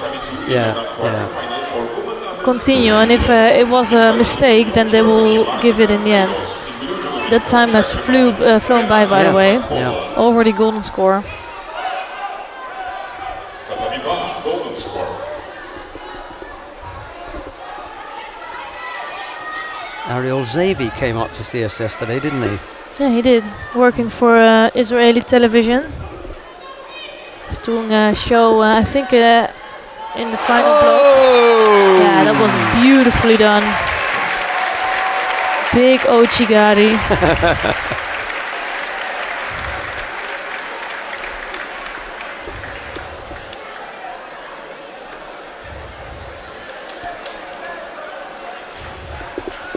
Zile having a word with the crowd before he's even finished.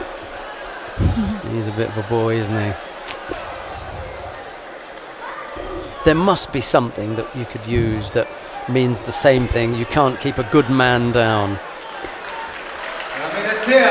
פאביו בזילי ממשיך לקו הרמה במשקל 73 קילוגרם.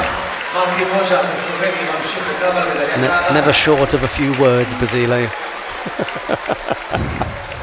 זה היה הקרב האחרון במזרן אחד. Yeah, I'd have gone for the same one. Well, I think we're going to take a look at the number 1 seed now in the quarterfinals, but soon we're going to see some really good contests at the semi-final on that number 3. But let's see what Martina Traidos, number 1 seed, has to offer in this quarterfinal.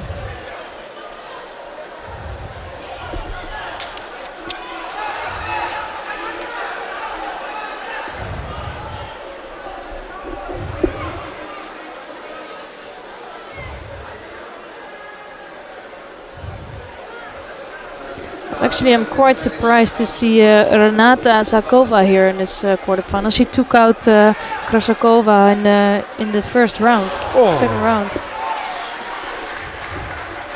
Traidos, powerful finish there. Zakova out of position, off balance, and Traidos in a great position to just put her opponent away.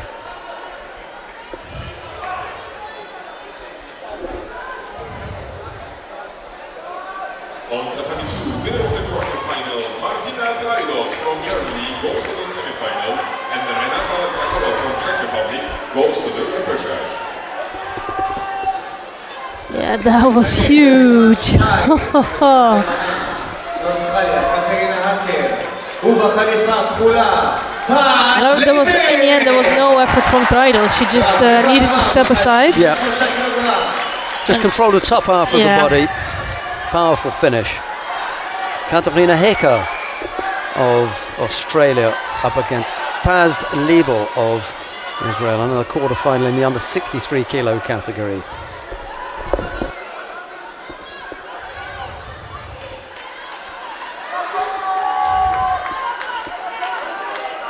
Yeah, Paz Liebel showing some promise here in the 63 kilogram category by taking out her first two opponents. And it's not the worst draw to have Katarina Hecker here in the quarterfinal, because I think she's one of the top athletes, but if you look at this field, I think you could have done worse.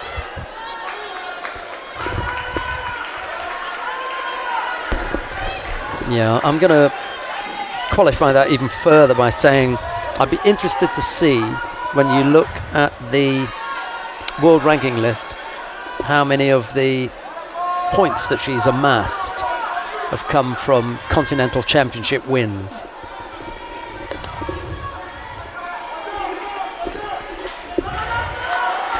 Just out of interest. I suppose I could find it myself. Yeah, I could.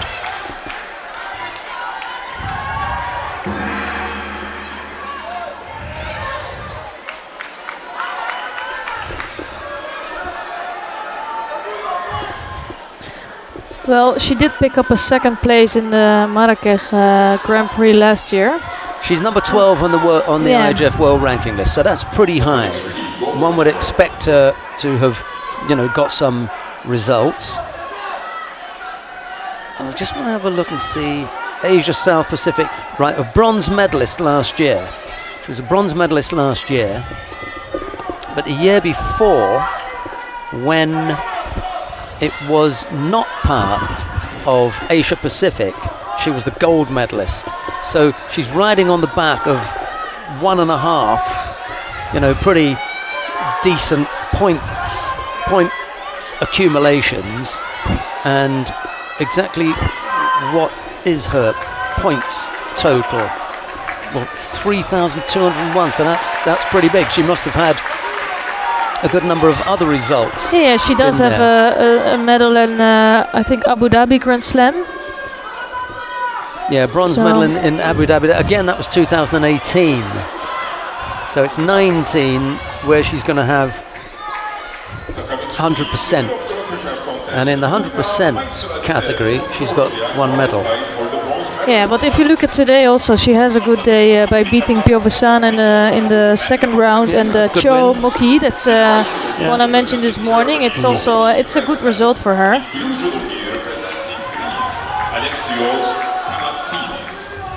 Right, if you want to continue watching Katarina Hecker and Paz Liebel, just click on 2 and you'll get that. We're going to go down to mat number 3.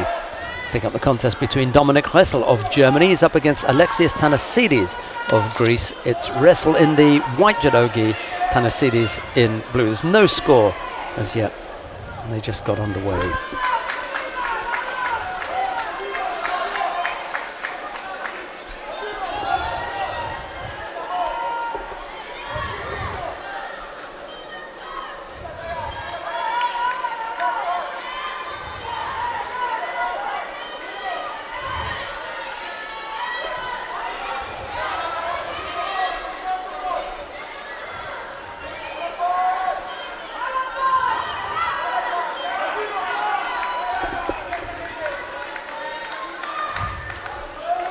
Yeah, Ressel looked really good in his last contest against Tepkayev, just overpowering him in the end.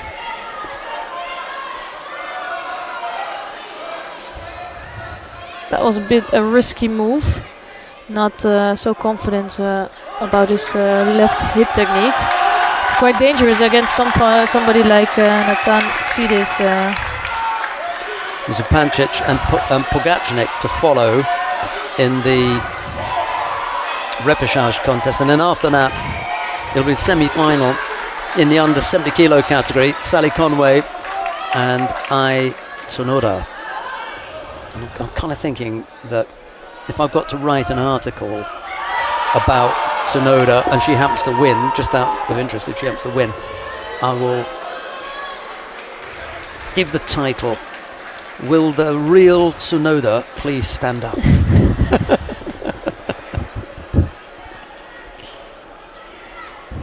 Because at the moment there is only one.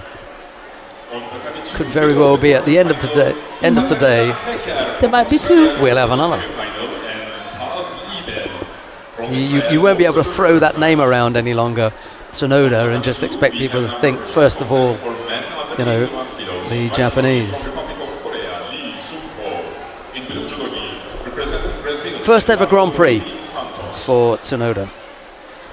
Chance to do something really special. She'll have to get past Sally Conway first, and then whomsoever it is that wins the other semi-final. Yeah, that's a real test for her because Sally Conway is so experienced. So Olympic medalist already. Yeah, world medalist, and also just one of the most experienced athletes on the tour.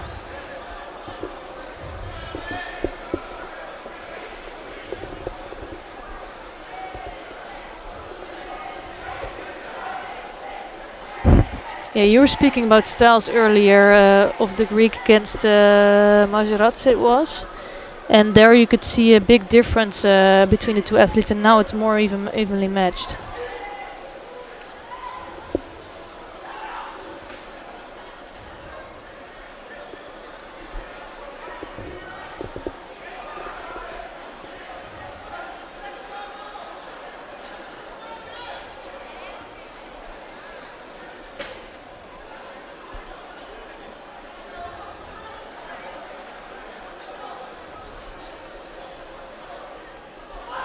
Oh, beautiful hip throw. Seriously, that's great.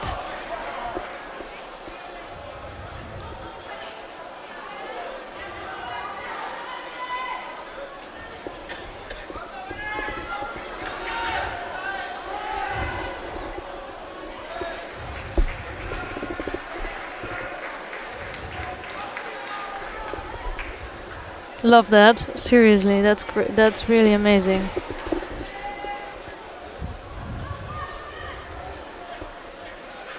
Tanasidis has picked up a single Shido. He's got a little over a minute to keep wrestle at bay or finish things off with another big technique. Eduardo Yudi Santos from Brazil qualified for the bronze medal contest. On tatami 2, we have now semi-final for men under 81 kilos. In white judogi from Turkey, Vedat Albayrak. In blue judogi from Russia, Aslan Lapinagov. Yeah, good contest on mat number 2 as well.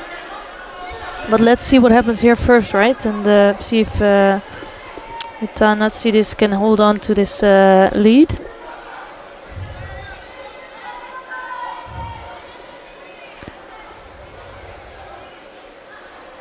Tried the Yoko Sutemi waza, but it was an awkward one because he was going off to the right and trying to use the right leg. So you want to be going up the other direction.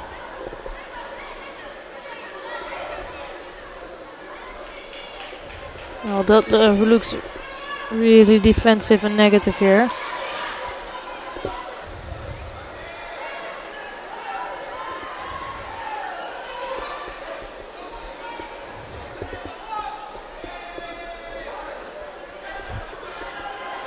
Yeah, for me, that was a good call. The first call that was good was to allow the fighters to continue with the action that began in the competition area. That was the attempted shimiwaza.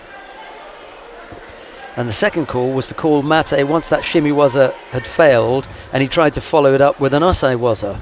That's a different thing. So he could only allow him to do one thing. He couldn't allow a change of action once they'd left the competition area. Good call. Alexis Tanasidis of Greece wins out. He takes his place in the final of the under 81 kilo category. Okay, it's up to Esther to choose where we go and what we see next. Yeah, we're gonna go to mat number 2 for a short while before we come back to mat number 3 for that semi-final. But here we're in the middle of the semi-final between Vedat Albayrak of Turkey and he is facing Aslan Lapinagov of Russia. And it's 2 minutes and 18 seconds left on the clock with no shidos or scores on the board yet.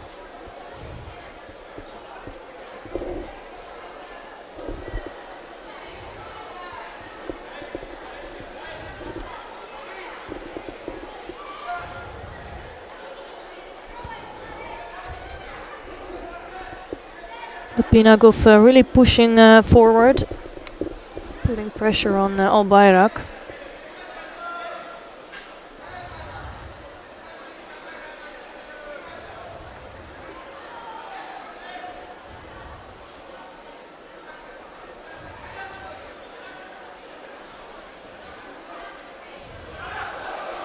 Beautifully done, left Uchimata. I was gonna say they both have great throwing skills, and Lapinagov showed off here with a beautiful ippon. And we're gonna see him later today in the final of this competition.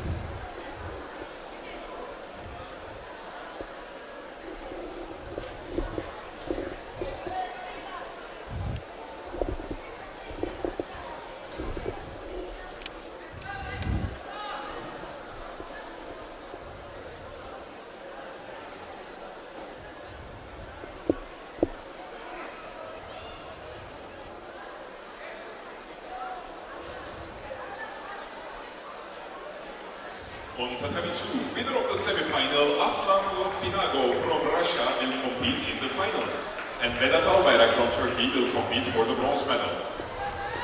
Yeah, let's see that attempt again. On Tatami 2, Really nicely controlling that sleeve of Albayrak. You can see that was just a pushover.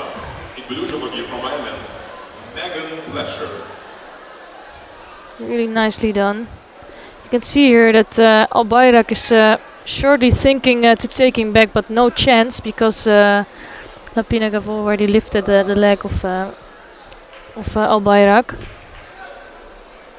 So here a rapid contest between Matniazova of Uzbekistan and she is facing Fletcher of Ireland.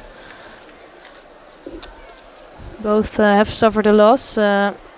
Matniazova lost out to Bukarite, while Fletcher just lost her quarterfinal against Kim of Korea.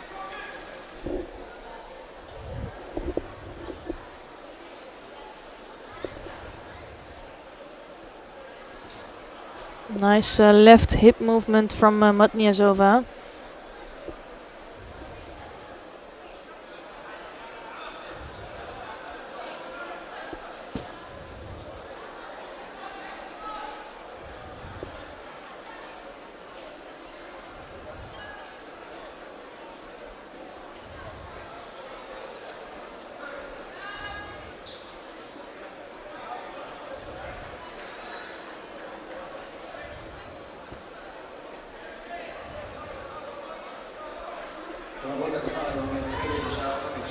Right, Uchimata from Fletcher, immediately followed up by left Uchimata from Matniazova.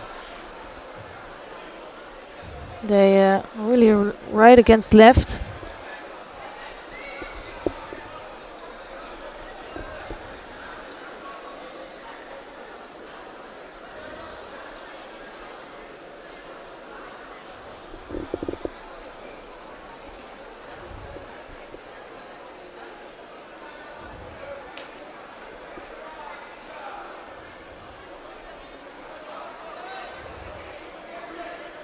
I think she has a good grip here, almost getting her hips under Megan Fletcher, and now it looks like Fletcher was in trouble, but I guess that Shima was on the chin of Fletcher. So Mate is being called. Second Shido now for Megan Fletcher.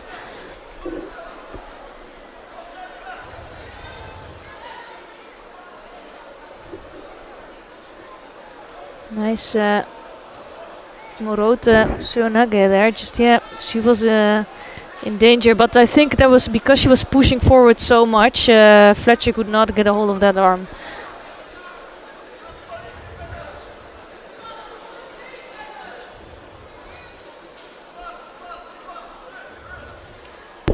Mat 1 finished up nice and early, so we've just got the 2 mats going now. The middle mat that you're watching now, mat 2. And then down on mat number 3, Zupancic leads by Wazari with just a few seconds left.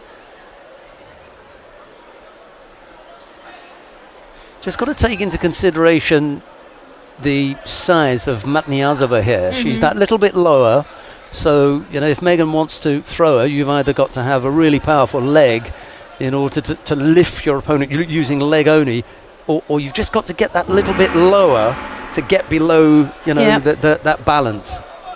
And it is quite tricky. We saw that with the contest between Matniazova and Polares, because she's also quite flexible. So with this, here, look what she does. She can just turn around really easily, and a lot of times she's ending up on top in that, starting from a position like that.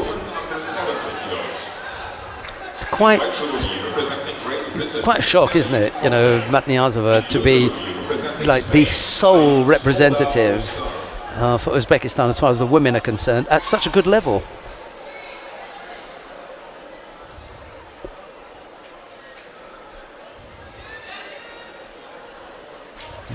Yeah, nice movement. Just getting Fletcher off balance, but it's a really good move for Matniazova also when you consider that Fletcher already has 2 Shidos on the board. Just another attack in. Right, now if you want to watch the repechage contest between Gulnoza Matniazova of Uzbekistan and Megan Fletcher of Ireland, just click on 2 and you will get that. But we are duty bound to go down to mat number 3 and have a look at the semi-final in the under 70 kilo category. Sally Conway of Great Britain, she's up against Ai Sonoda of Spain. Conway leads by Wazari. We're still in the first minute of the contest. In fact, we've got a little over 3 minutes left to go. It's Conway in the white judogi, Sonoda in blue. Here's Esther. Yeah, I'm curious what happened. It must have happened in the first few seconds of this contest.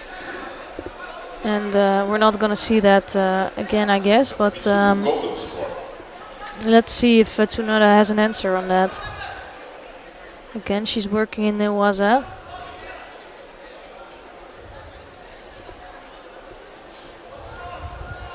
You can see here that with the right hand,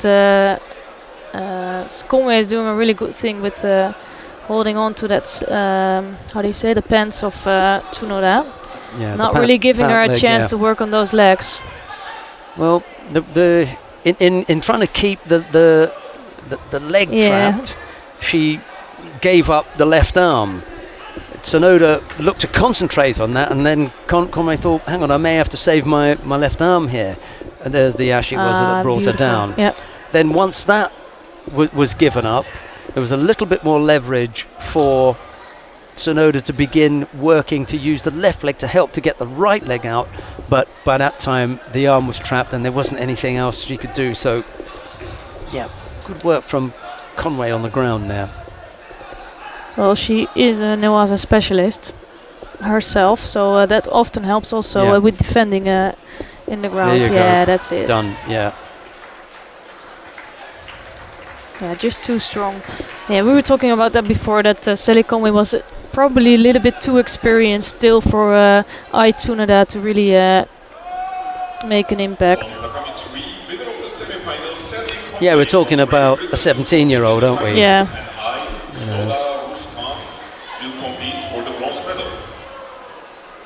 Going down pretty heavily there. Yeah. The very odd thing about this. Nice tiny Otoshi, by the way, from Conway in the end. The very odd thing about this is it's probably Sonoda's father who taught Sally that technique. Yeah. That's how the world works, you know. Well, let's try to switch back to mat number 2 because we have another semi-final going on there. Good idea. Miriam Boutkarait of Germany faces Kim Seong-yeon of the Republic of Korea. It's Boutkarait in the white judogi, Kim in blue. It's funny because this morning we were talking about Ang Chang-rim making a comeback. That didn't happen, and I didn't mention Kim Seong-yeon because I'm really a fan of her judo, but she was really off lately, so I thought she was not going to do anything, but she really grew in the tournament, and she basically proved me wrong. This can happen. Yeah, and I'm happy that it's going to happen, basically, so it's good to see her in a semi-final again. Boutkarait looks a little bit lost there.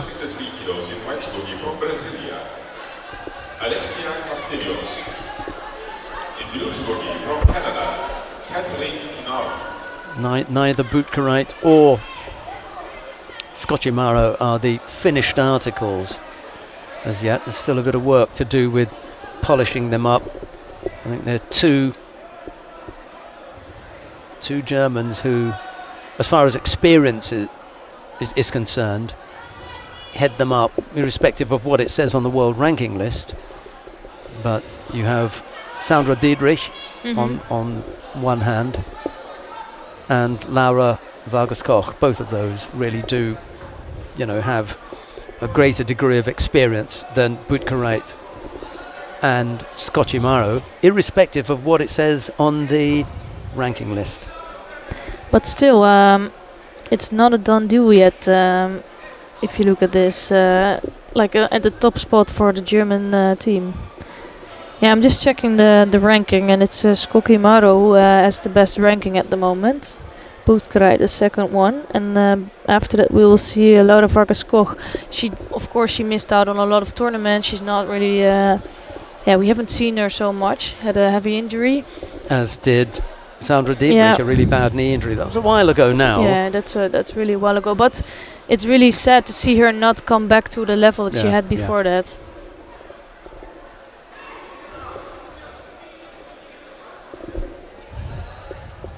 Kim rushes back to the tatami after having had a bit of treatment on either a nosebleed or it's probably nosebleed, just a bang to the nose. Previously at 70 kilos, it was Hwang Yesul. At this weight, what a handful she was. Yeah, she was.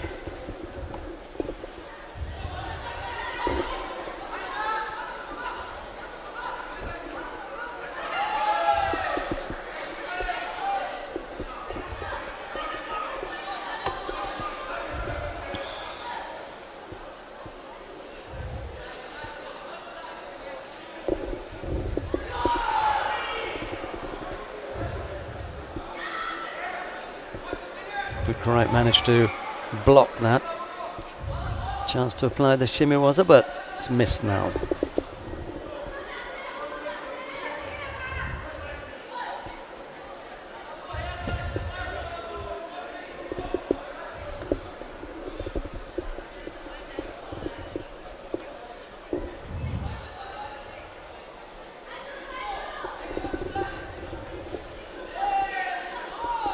Yeah, and if you look at the perspective of the world ranking and the two Germans that are leading in the 70 kilogram category, it's actually a really good work here from Boutkarait. Scocchimaro went out early in the competition, and if she can secure a final spot, she will get important points, and I think it will get her even above Scocchimaro on the world ranking.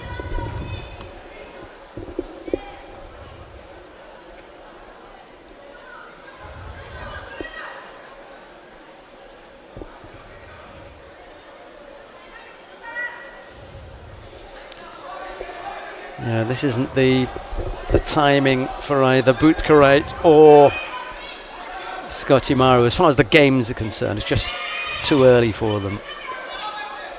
They may qualify, but they're not ready for that kind of party. Sorry to say for the German fans, but they're not They're not going to threaten. It will be a nice experience.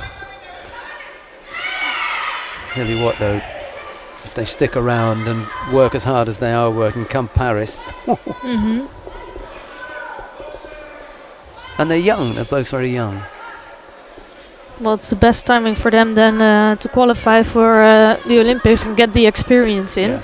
It can be so helpful if you have one Olympics done already to get used to that. Well, Kim is at the moment all over Boutkereit, not giving her any chance of attacking.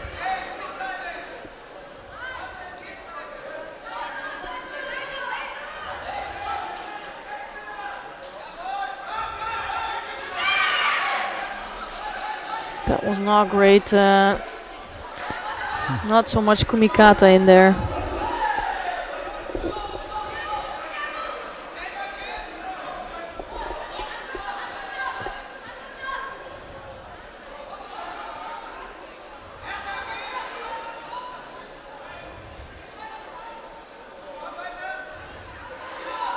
Took a bit of a whack to the Yeah. eye there, didn't she?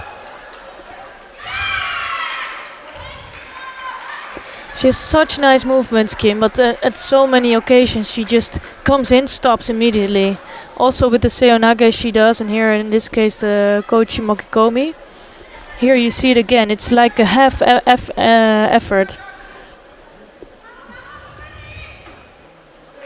And I'm hoping it's not just a tactic of getting in attacks and then putting Boutkereit on a third Judo. Catherine Pienaar will compete in the finals, and Alexia Castillos will compete for the bronze medal. And this concludes the elimination contest on Tatami 3 for today.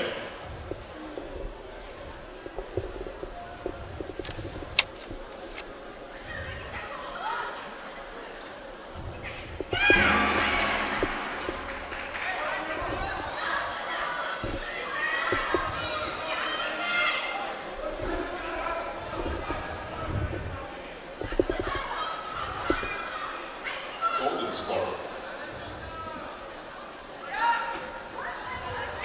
Yeah, not so much power or any of that in there. She really lost the grip quite quickly after she came in for that attack.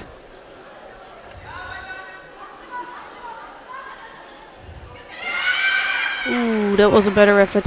You can see only that the grip with the arm was so low, it was really almost on the wrist, so she couldn't have enough leverage to really throw her on her side.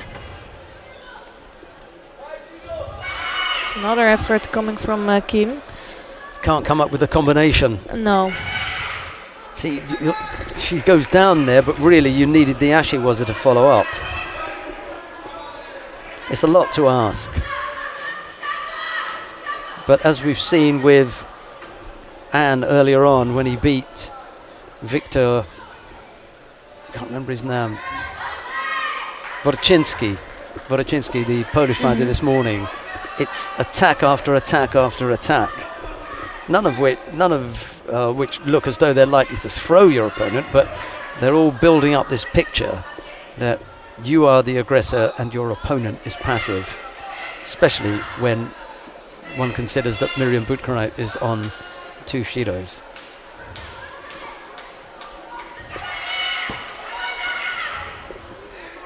Couldn't come up with the second. You really need, once you've threatened your opponent that much, a follow-up attack. It's a lot to ask when you're into your 6th minute. Yeah. Yeah, I think Boutkereit just saved herself with that previous attack, because otherwise she would have gotten a Shido for passivity already. The only danger for Kim is getting a Shido for going to the ground, like for a false attack. Well, she can get a couple of attacks in, I think, and then step off the gas, Yeah. hoping that Boutkereit will still be recovering from the attacks and she'll pick up a penalty anyway. That's if you go down that penalty route.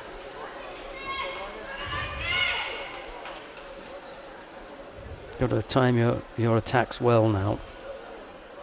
Be first. Well, that's fairly obvious. That's a really good attack in.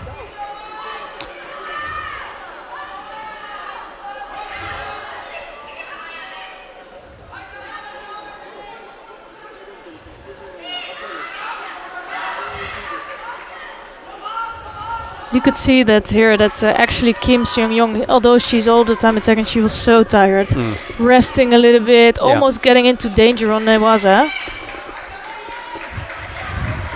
Yeah, I think this is really a draining fight for both of these athletes.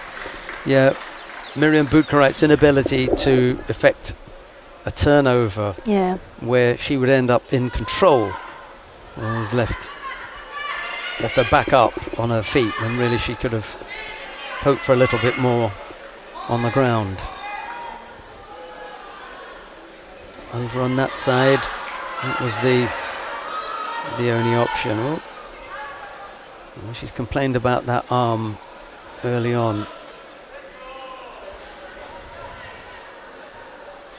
Yeah, that will be an unfortunate end of this contest.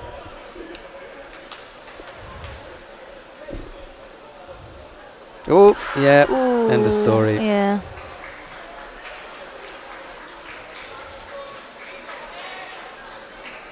Yep.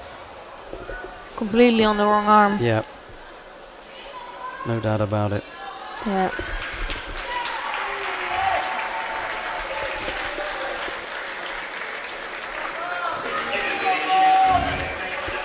At the middle of the semi-final, Kim Song-yong from Republic of Korea. Kim Song-yong will compete in the finals at We'll see her later today, back in the final against Conway. With the cast on. Yeah. Yeah, sometimes this is really in trouble because as soon as that arm cools down, you start to feel it, and then you need to do another warming up before the final. So this break can actually really hurt her. You better just continue your fights.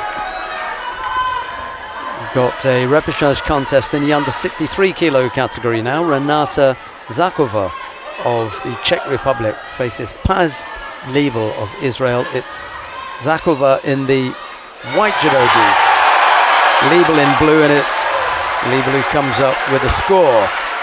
Nice Ippon Seoinage low over to the right side.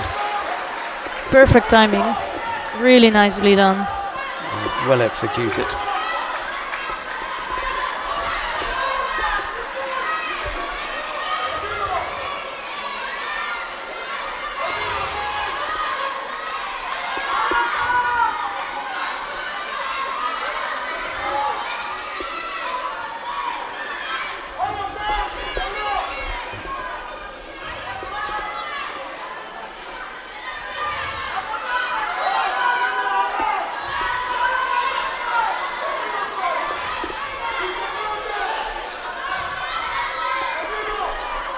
There's so much time left on the clock that you can't even begin to talk in terms of tactics and things like that.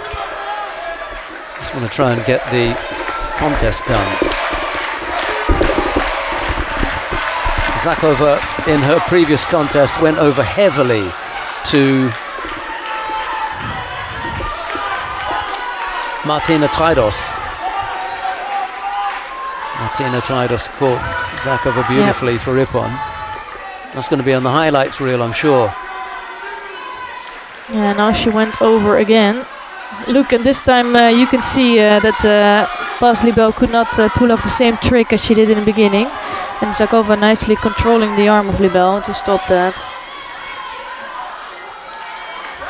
Just picking up the Shido on the way. And I like that because I think the first contest I saw of Paz Liebel, she was really defending poorly against Hannah Martin and almost losing that contest. And this time she's doing a lot better job. She's not changing her tactics. She's just keeps attacking, and I think that's the best thing she can do. That time she lost contact with the hands with that attempted Seoinage. No.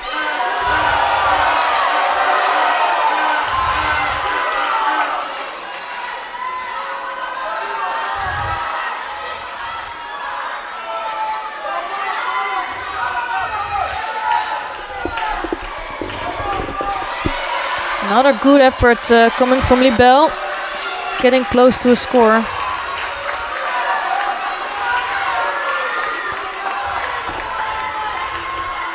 And she also looks quite confident during this contest. It might be because Renata Zakova is also not the most experienced in the world circuit. She's quite new to the scene as well. So Paz Libel might have come onto the mat thinking I can beat this girl.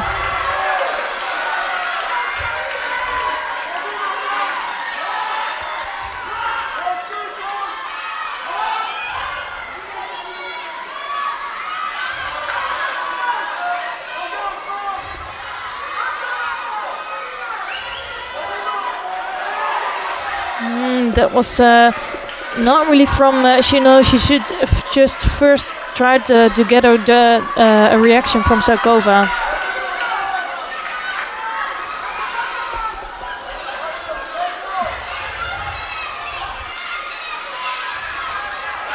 Nice Seonage again.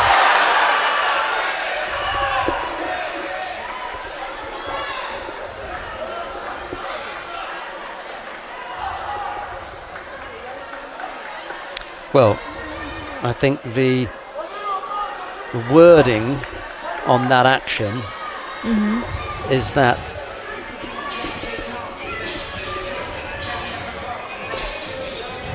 Uke cannot use the tatami to affect a score. No. And she quite clearly did there. There was landing on her back. In the event of Keishiwaza, that has to come first, because that's what we're talking about. Had that been a direct attack, she would have scored. I think so too. But it wasn't a direct attack. But she scored. But it can't be. But it was okay. If it's a Keishiwaza, then she cannot use the tatami. No. So we'd have to see the action again to say whether or not the counter was effective before or without the use of the tatami and the scores on the board. So they must have said she didn't need the tatami to affect the score. That's the only explanation. Mind you, we've only seen it once, haven't we?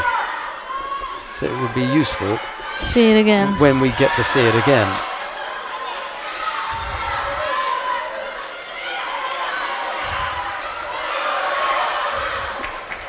Nice attempt from Zakova. And just with that score, she's right away back in this contest. And everything changed.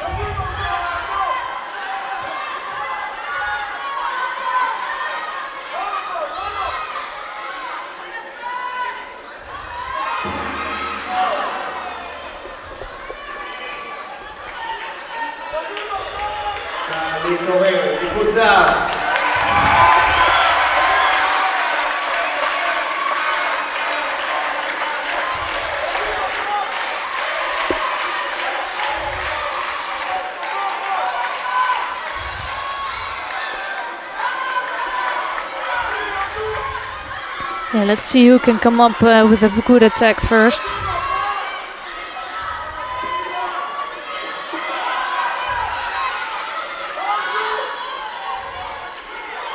I think Zakova just looks a bit better in first getting a reaction from Libel and then really get to a big attack, while Libel sometimes does it from a dead moment in a contest and without moving first.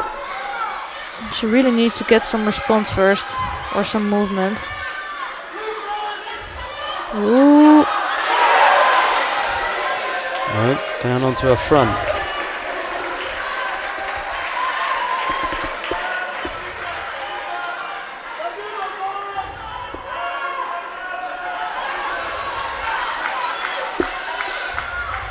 Not far off, but also not far off from falling herself, so.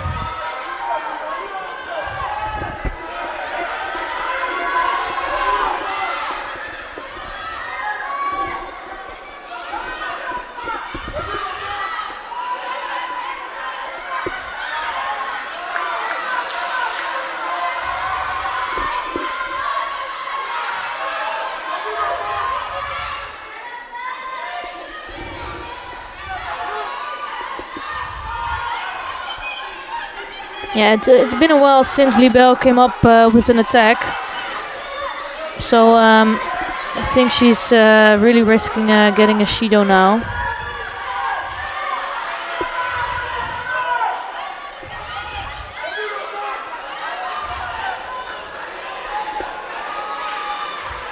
And before she gets that, she's basically holding on to one side. And the problem with that is that she's also being passive. So if she doesn't watch out, she will get another Shido for being too passive.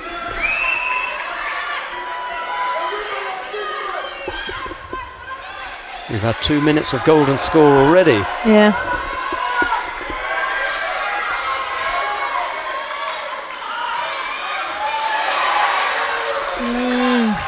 Just let that go. Penalty for crushing.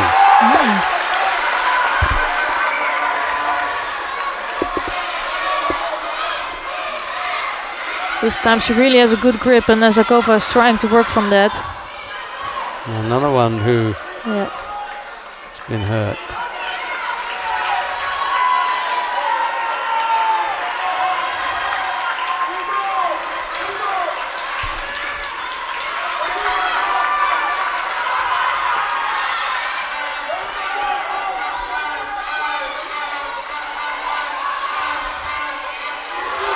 Not a bad attempt coming from Zakova. Not enough strength left there, I think.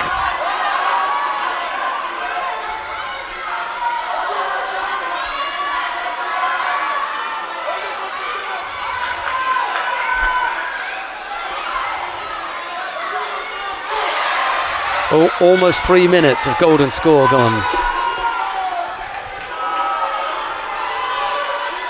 Well, they have some time to rest after this contest, so that's a good thing for them. They may need it. Yeah, I think they will need it.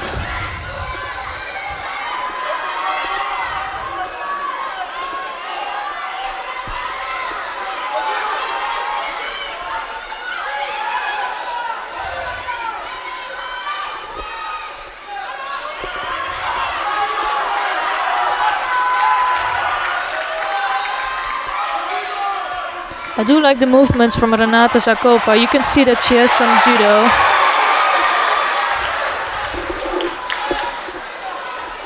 She has some good movements. And I haven't seen her before, but I really liked what I saw today. Again, yeah. This is an attack from Liebel. The counter is from Zakova. The thing about this one, however, is that Liebel's not going in the direction in which Zakova goes, so there's no question of her having reacted as a result of an action that was taking her back. No, I'm happy that it just continued. I was hoping that they would do that. There's no working this out.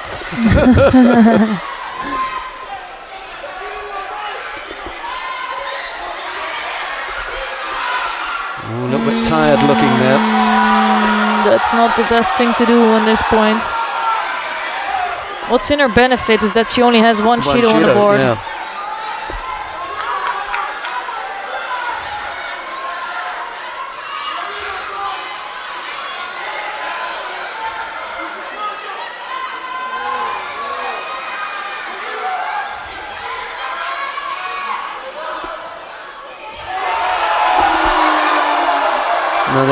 Nothing wrong with that. No.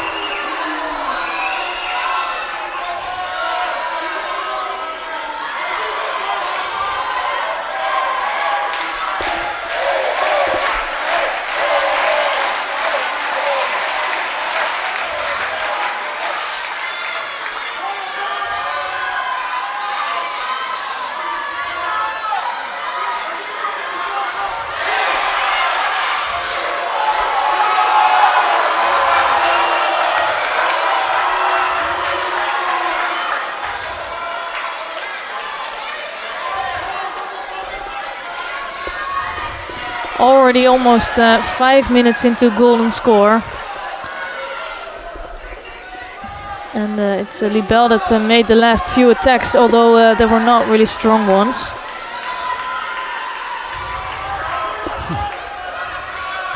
Nervous time for the coach there.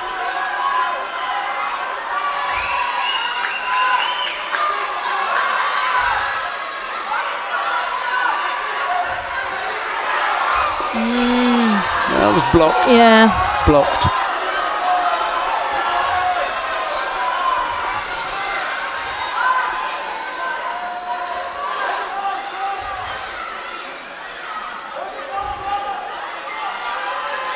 Yeah, Zarkova knows she has to do something now, and she does. Over she goes. Yeah.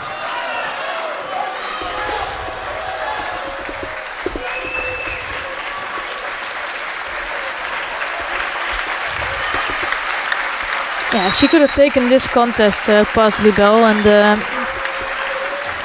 make it a party for herself, but Renata Zarkova takes it. Renata Zarkova from Czech Republic qualified for the bronze medal contest. Now we have semi-final for women under 63 kilos. At least that kept the crowd in until pretty much the end of the prelims. We've got one more contest to go, and that's the semi-final in the under 63 kilo category. It'll be Martina Traidos of Germany to go up against Katharina Hecker of Australia. It'll be Traidos in the white judogi, Hecker in blue. Immediately a strong grip from Traidos. We're used to seeing that from her, and the only thing is because it's so strong and everybody knows then what's coming, she often has some trouble to throw her opponent.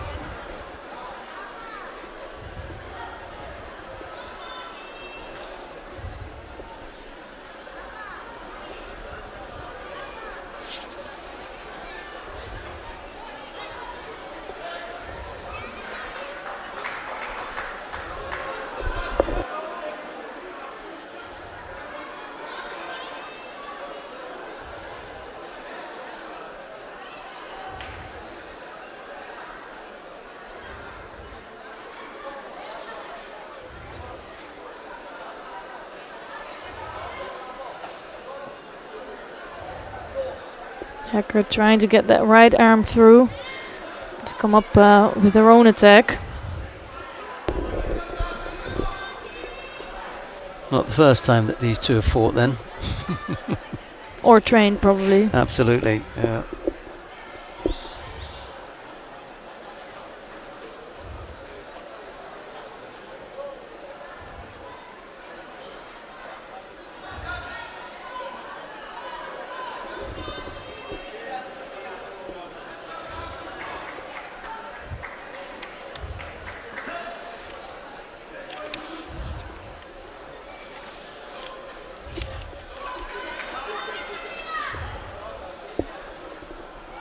Traidos setting up with that extreme left side, and Hecker likewise, but on extreme right.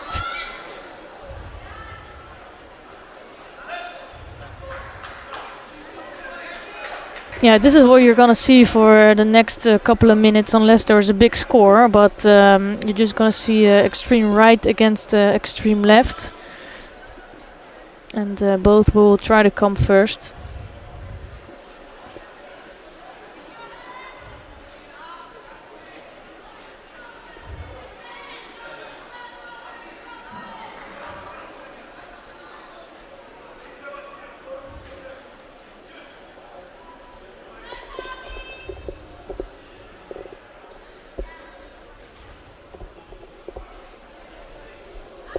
This is a better position for Traidos. We spoke about the Kouchi earlier on. Ooh, She's take gone him over back. this time. Yeah.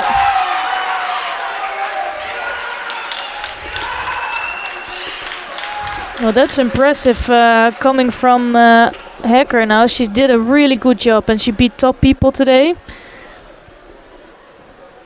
Yeah, she backed herself. Yeah. And the winner of the semi-final, Katharina Hecker from Really She good backed herself. She stuck in there, even though there were times when I thought, you know, this isn't going to work, this one. Need to get out of here. Ladies and gentlemen, But, dear spectators, you know, you get the feeling that she knows best. Elimination contests of the second leg of Tel Aviv Grand-Prix 2020. נכבד, בשעה 4:30 יחל טקס הפתיחה. Yeah, big Yeah. chair from Katarina Heger. But well done, really. Against the odds. Yes. That was. Final block will start at 5 p.m. The number 4 seed downing the number 1 seed in that semi-final, and that's where they were due to meet. Anyway, what happened with Leshki? Leshki blew out, didn't she? Yeah, she in did. round 3. What happened with Catherine Beauchemin-Pinard? Beauchemin-Pinard has done her part. She's made it to the final. It'll be Katharina Hecker against Catherine Beauchemin-Pinard. Nice. Where's your money? Ooh. That's actually a difficult question. We haven't seen Catherine Beauchemin-Pinard, but she's really a clever athlete. I think she has good touchy and newaza. But I would normally go for Pinard, but if I see the way Katharina Hecker has been competing today, she has a good chance. 4 versus 3. Yeah. Well, a good matchup then. Yep. Okay. What about in the under 70 kilo category? Yeah, it's really the experienced athletes that came along. It's Kim Seong-yong of Korea, and she's facing Sally Conway of Germany in the final. This morning I was picking 2 of the youngsters, and I've really enjoyed watching Aitsunura Rustand of Spain. I think she really delivered. She just came up short to Sally Conway, but what did she show, today? She showed so much talent, and I'm looking forward to see her again for the bronze medal. Yeah, I had quite forgotten, in the disappointment of not seeing her in the final, I'd quite forgotten that she was going to be in the bronze medal contest. So that's good. Yeah, that's a really good thing. And with these 2, I'm just excited to watch them because they fought each other before. I think it's going to be a nice contest to see. All right, look forward to that. What about in the under 73 kilo category for men? Yeah. We lost Tommy Macias and Turayev. Both of them blew out in the end. Yeah, we actually lost all the top seeds in this category. Chiloglu. Yeah. But and Tangrim, yeah. Ferdinand Karapetyan really delivered. He was on fire today. Yeah. Yes. And we do have the Olympic champion from under 66 kilos, Fabio Basile, up against him. I love to see that because they're both really big throwers. They've been on fire also because Fabio Basile has shown strong judo and tactical judo. So let's see what that brings in the final. I'm excited to watch this one. Okay, and then in the under 81 kilo category. Yeah, it's Aslan Lapinagov of Russia, and he will be facing Alexios Natsidis. I'm always struggling with the name a bit. Both shown strong judo. I think it was quite a strong field. This morning I was going for Hidiat Hedrov as outsider. He just couldn't deliver, and I think the top seeds did quite well here actually. The Greek is he might be surprising because he was not amongst the first 4 seeds, but he's not surprising if you look at his past and how talented he was and is. And now he really delivered and finds himself in the final. Who would you pick in the in the final to ask that? Lapinagov. Yeah? Yeah. Yeah, we'll see. I'm going to go for Lapinagov.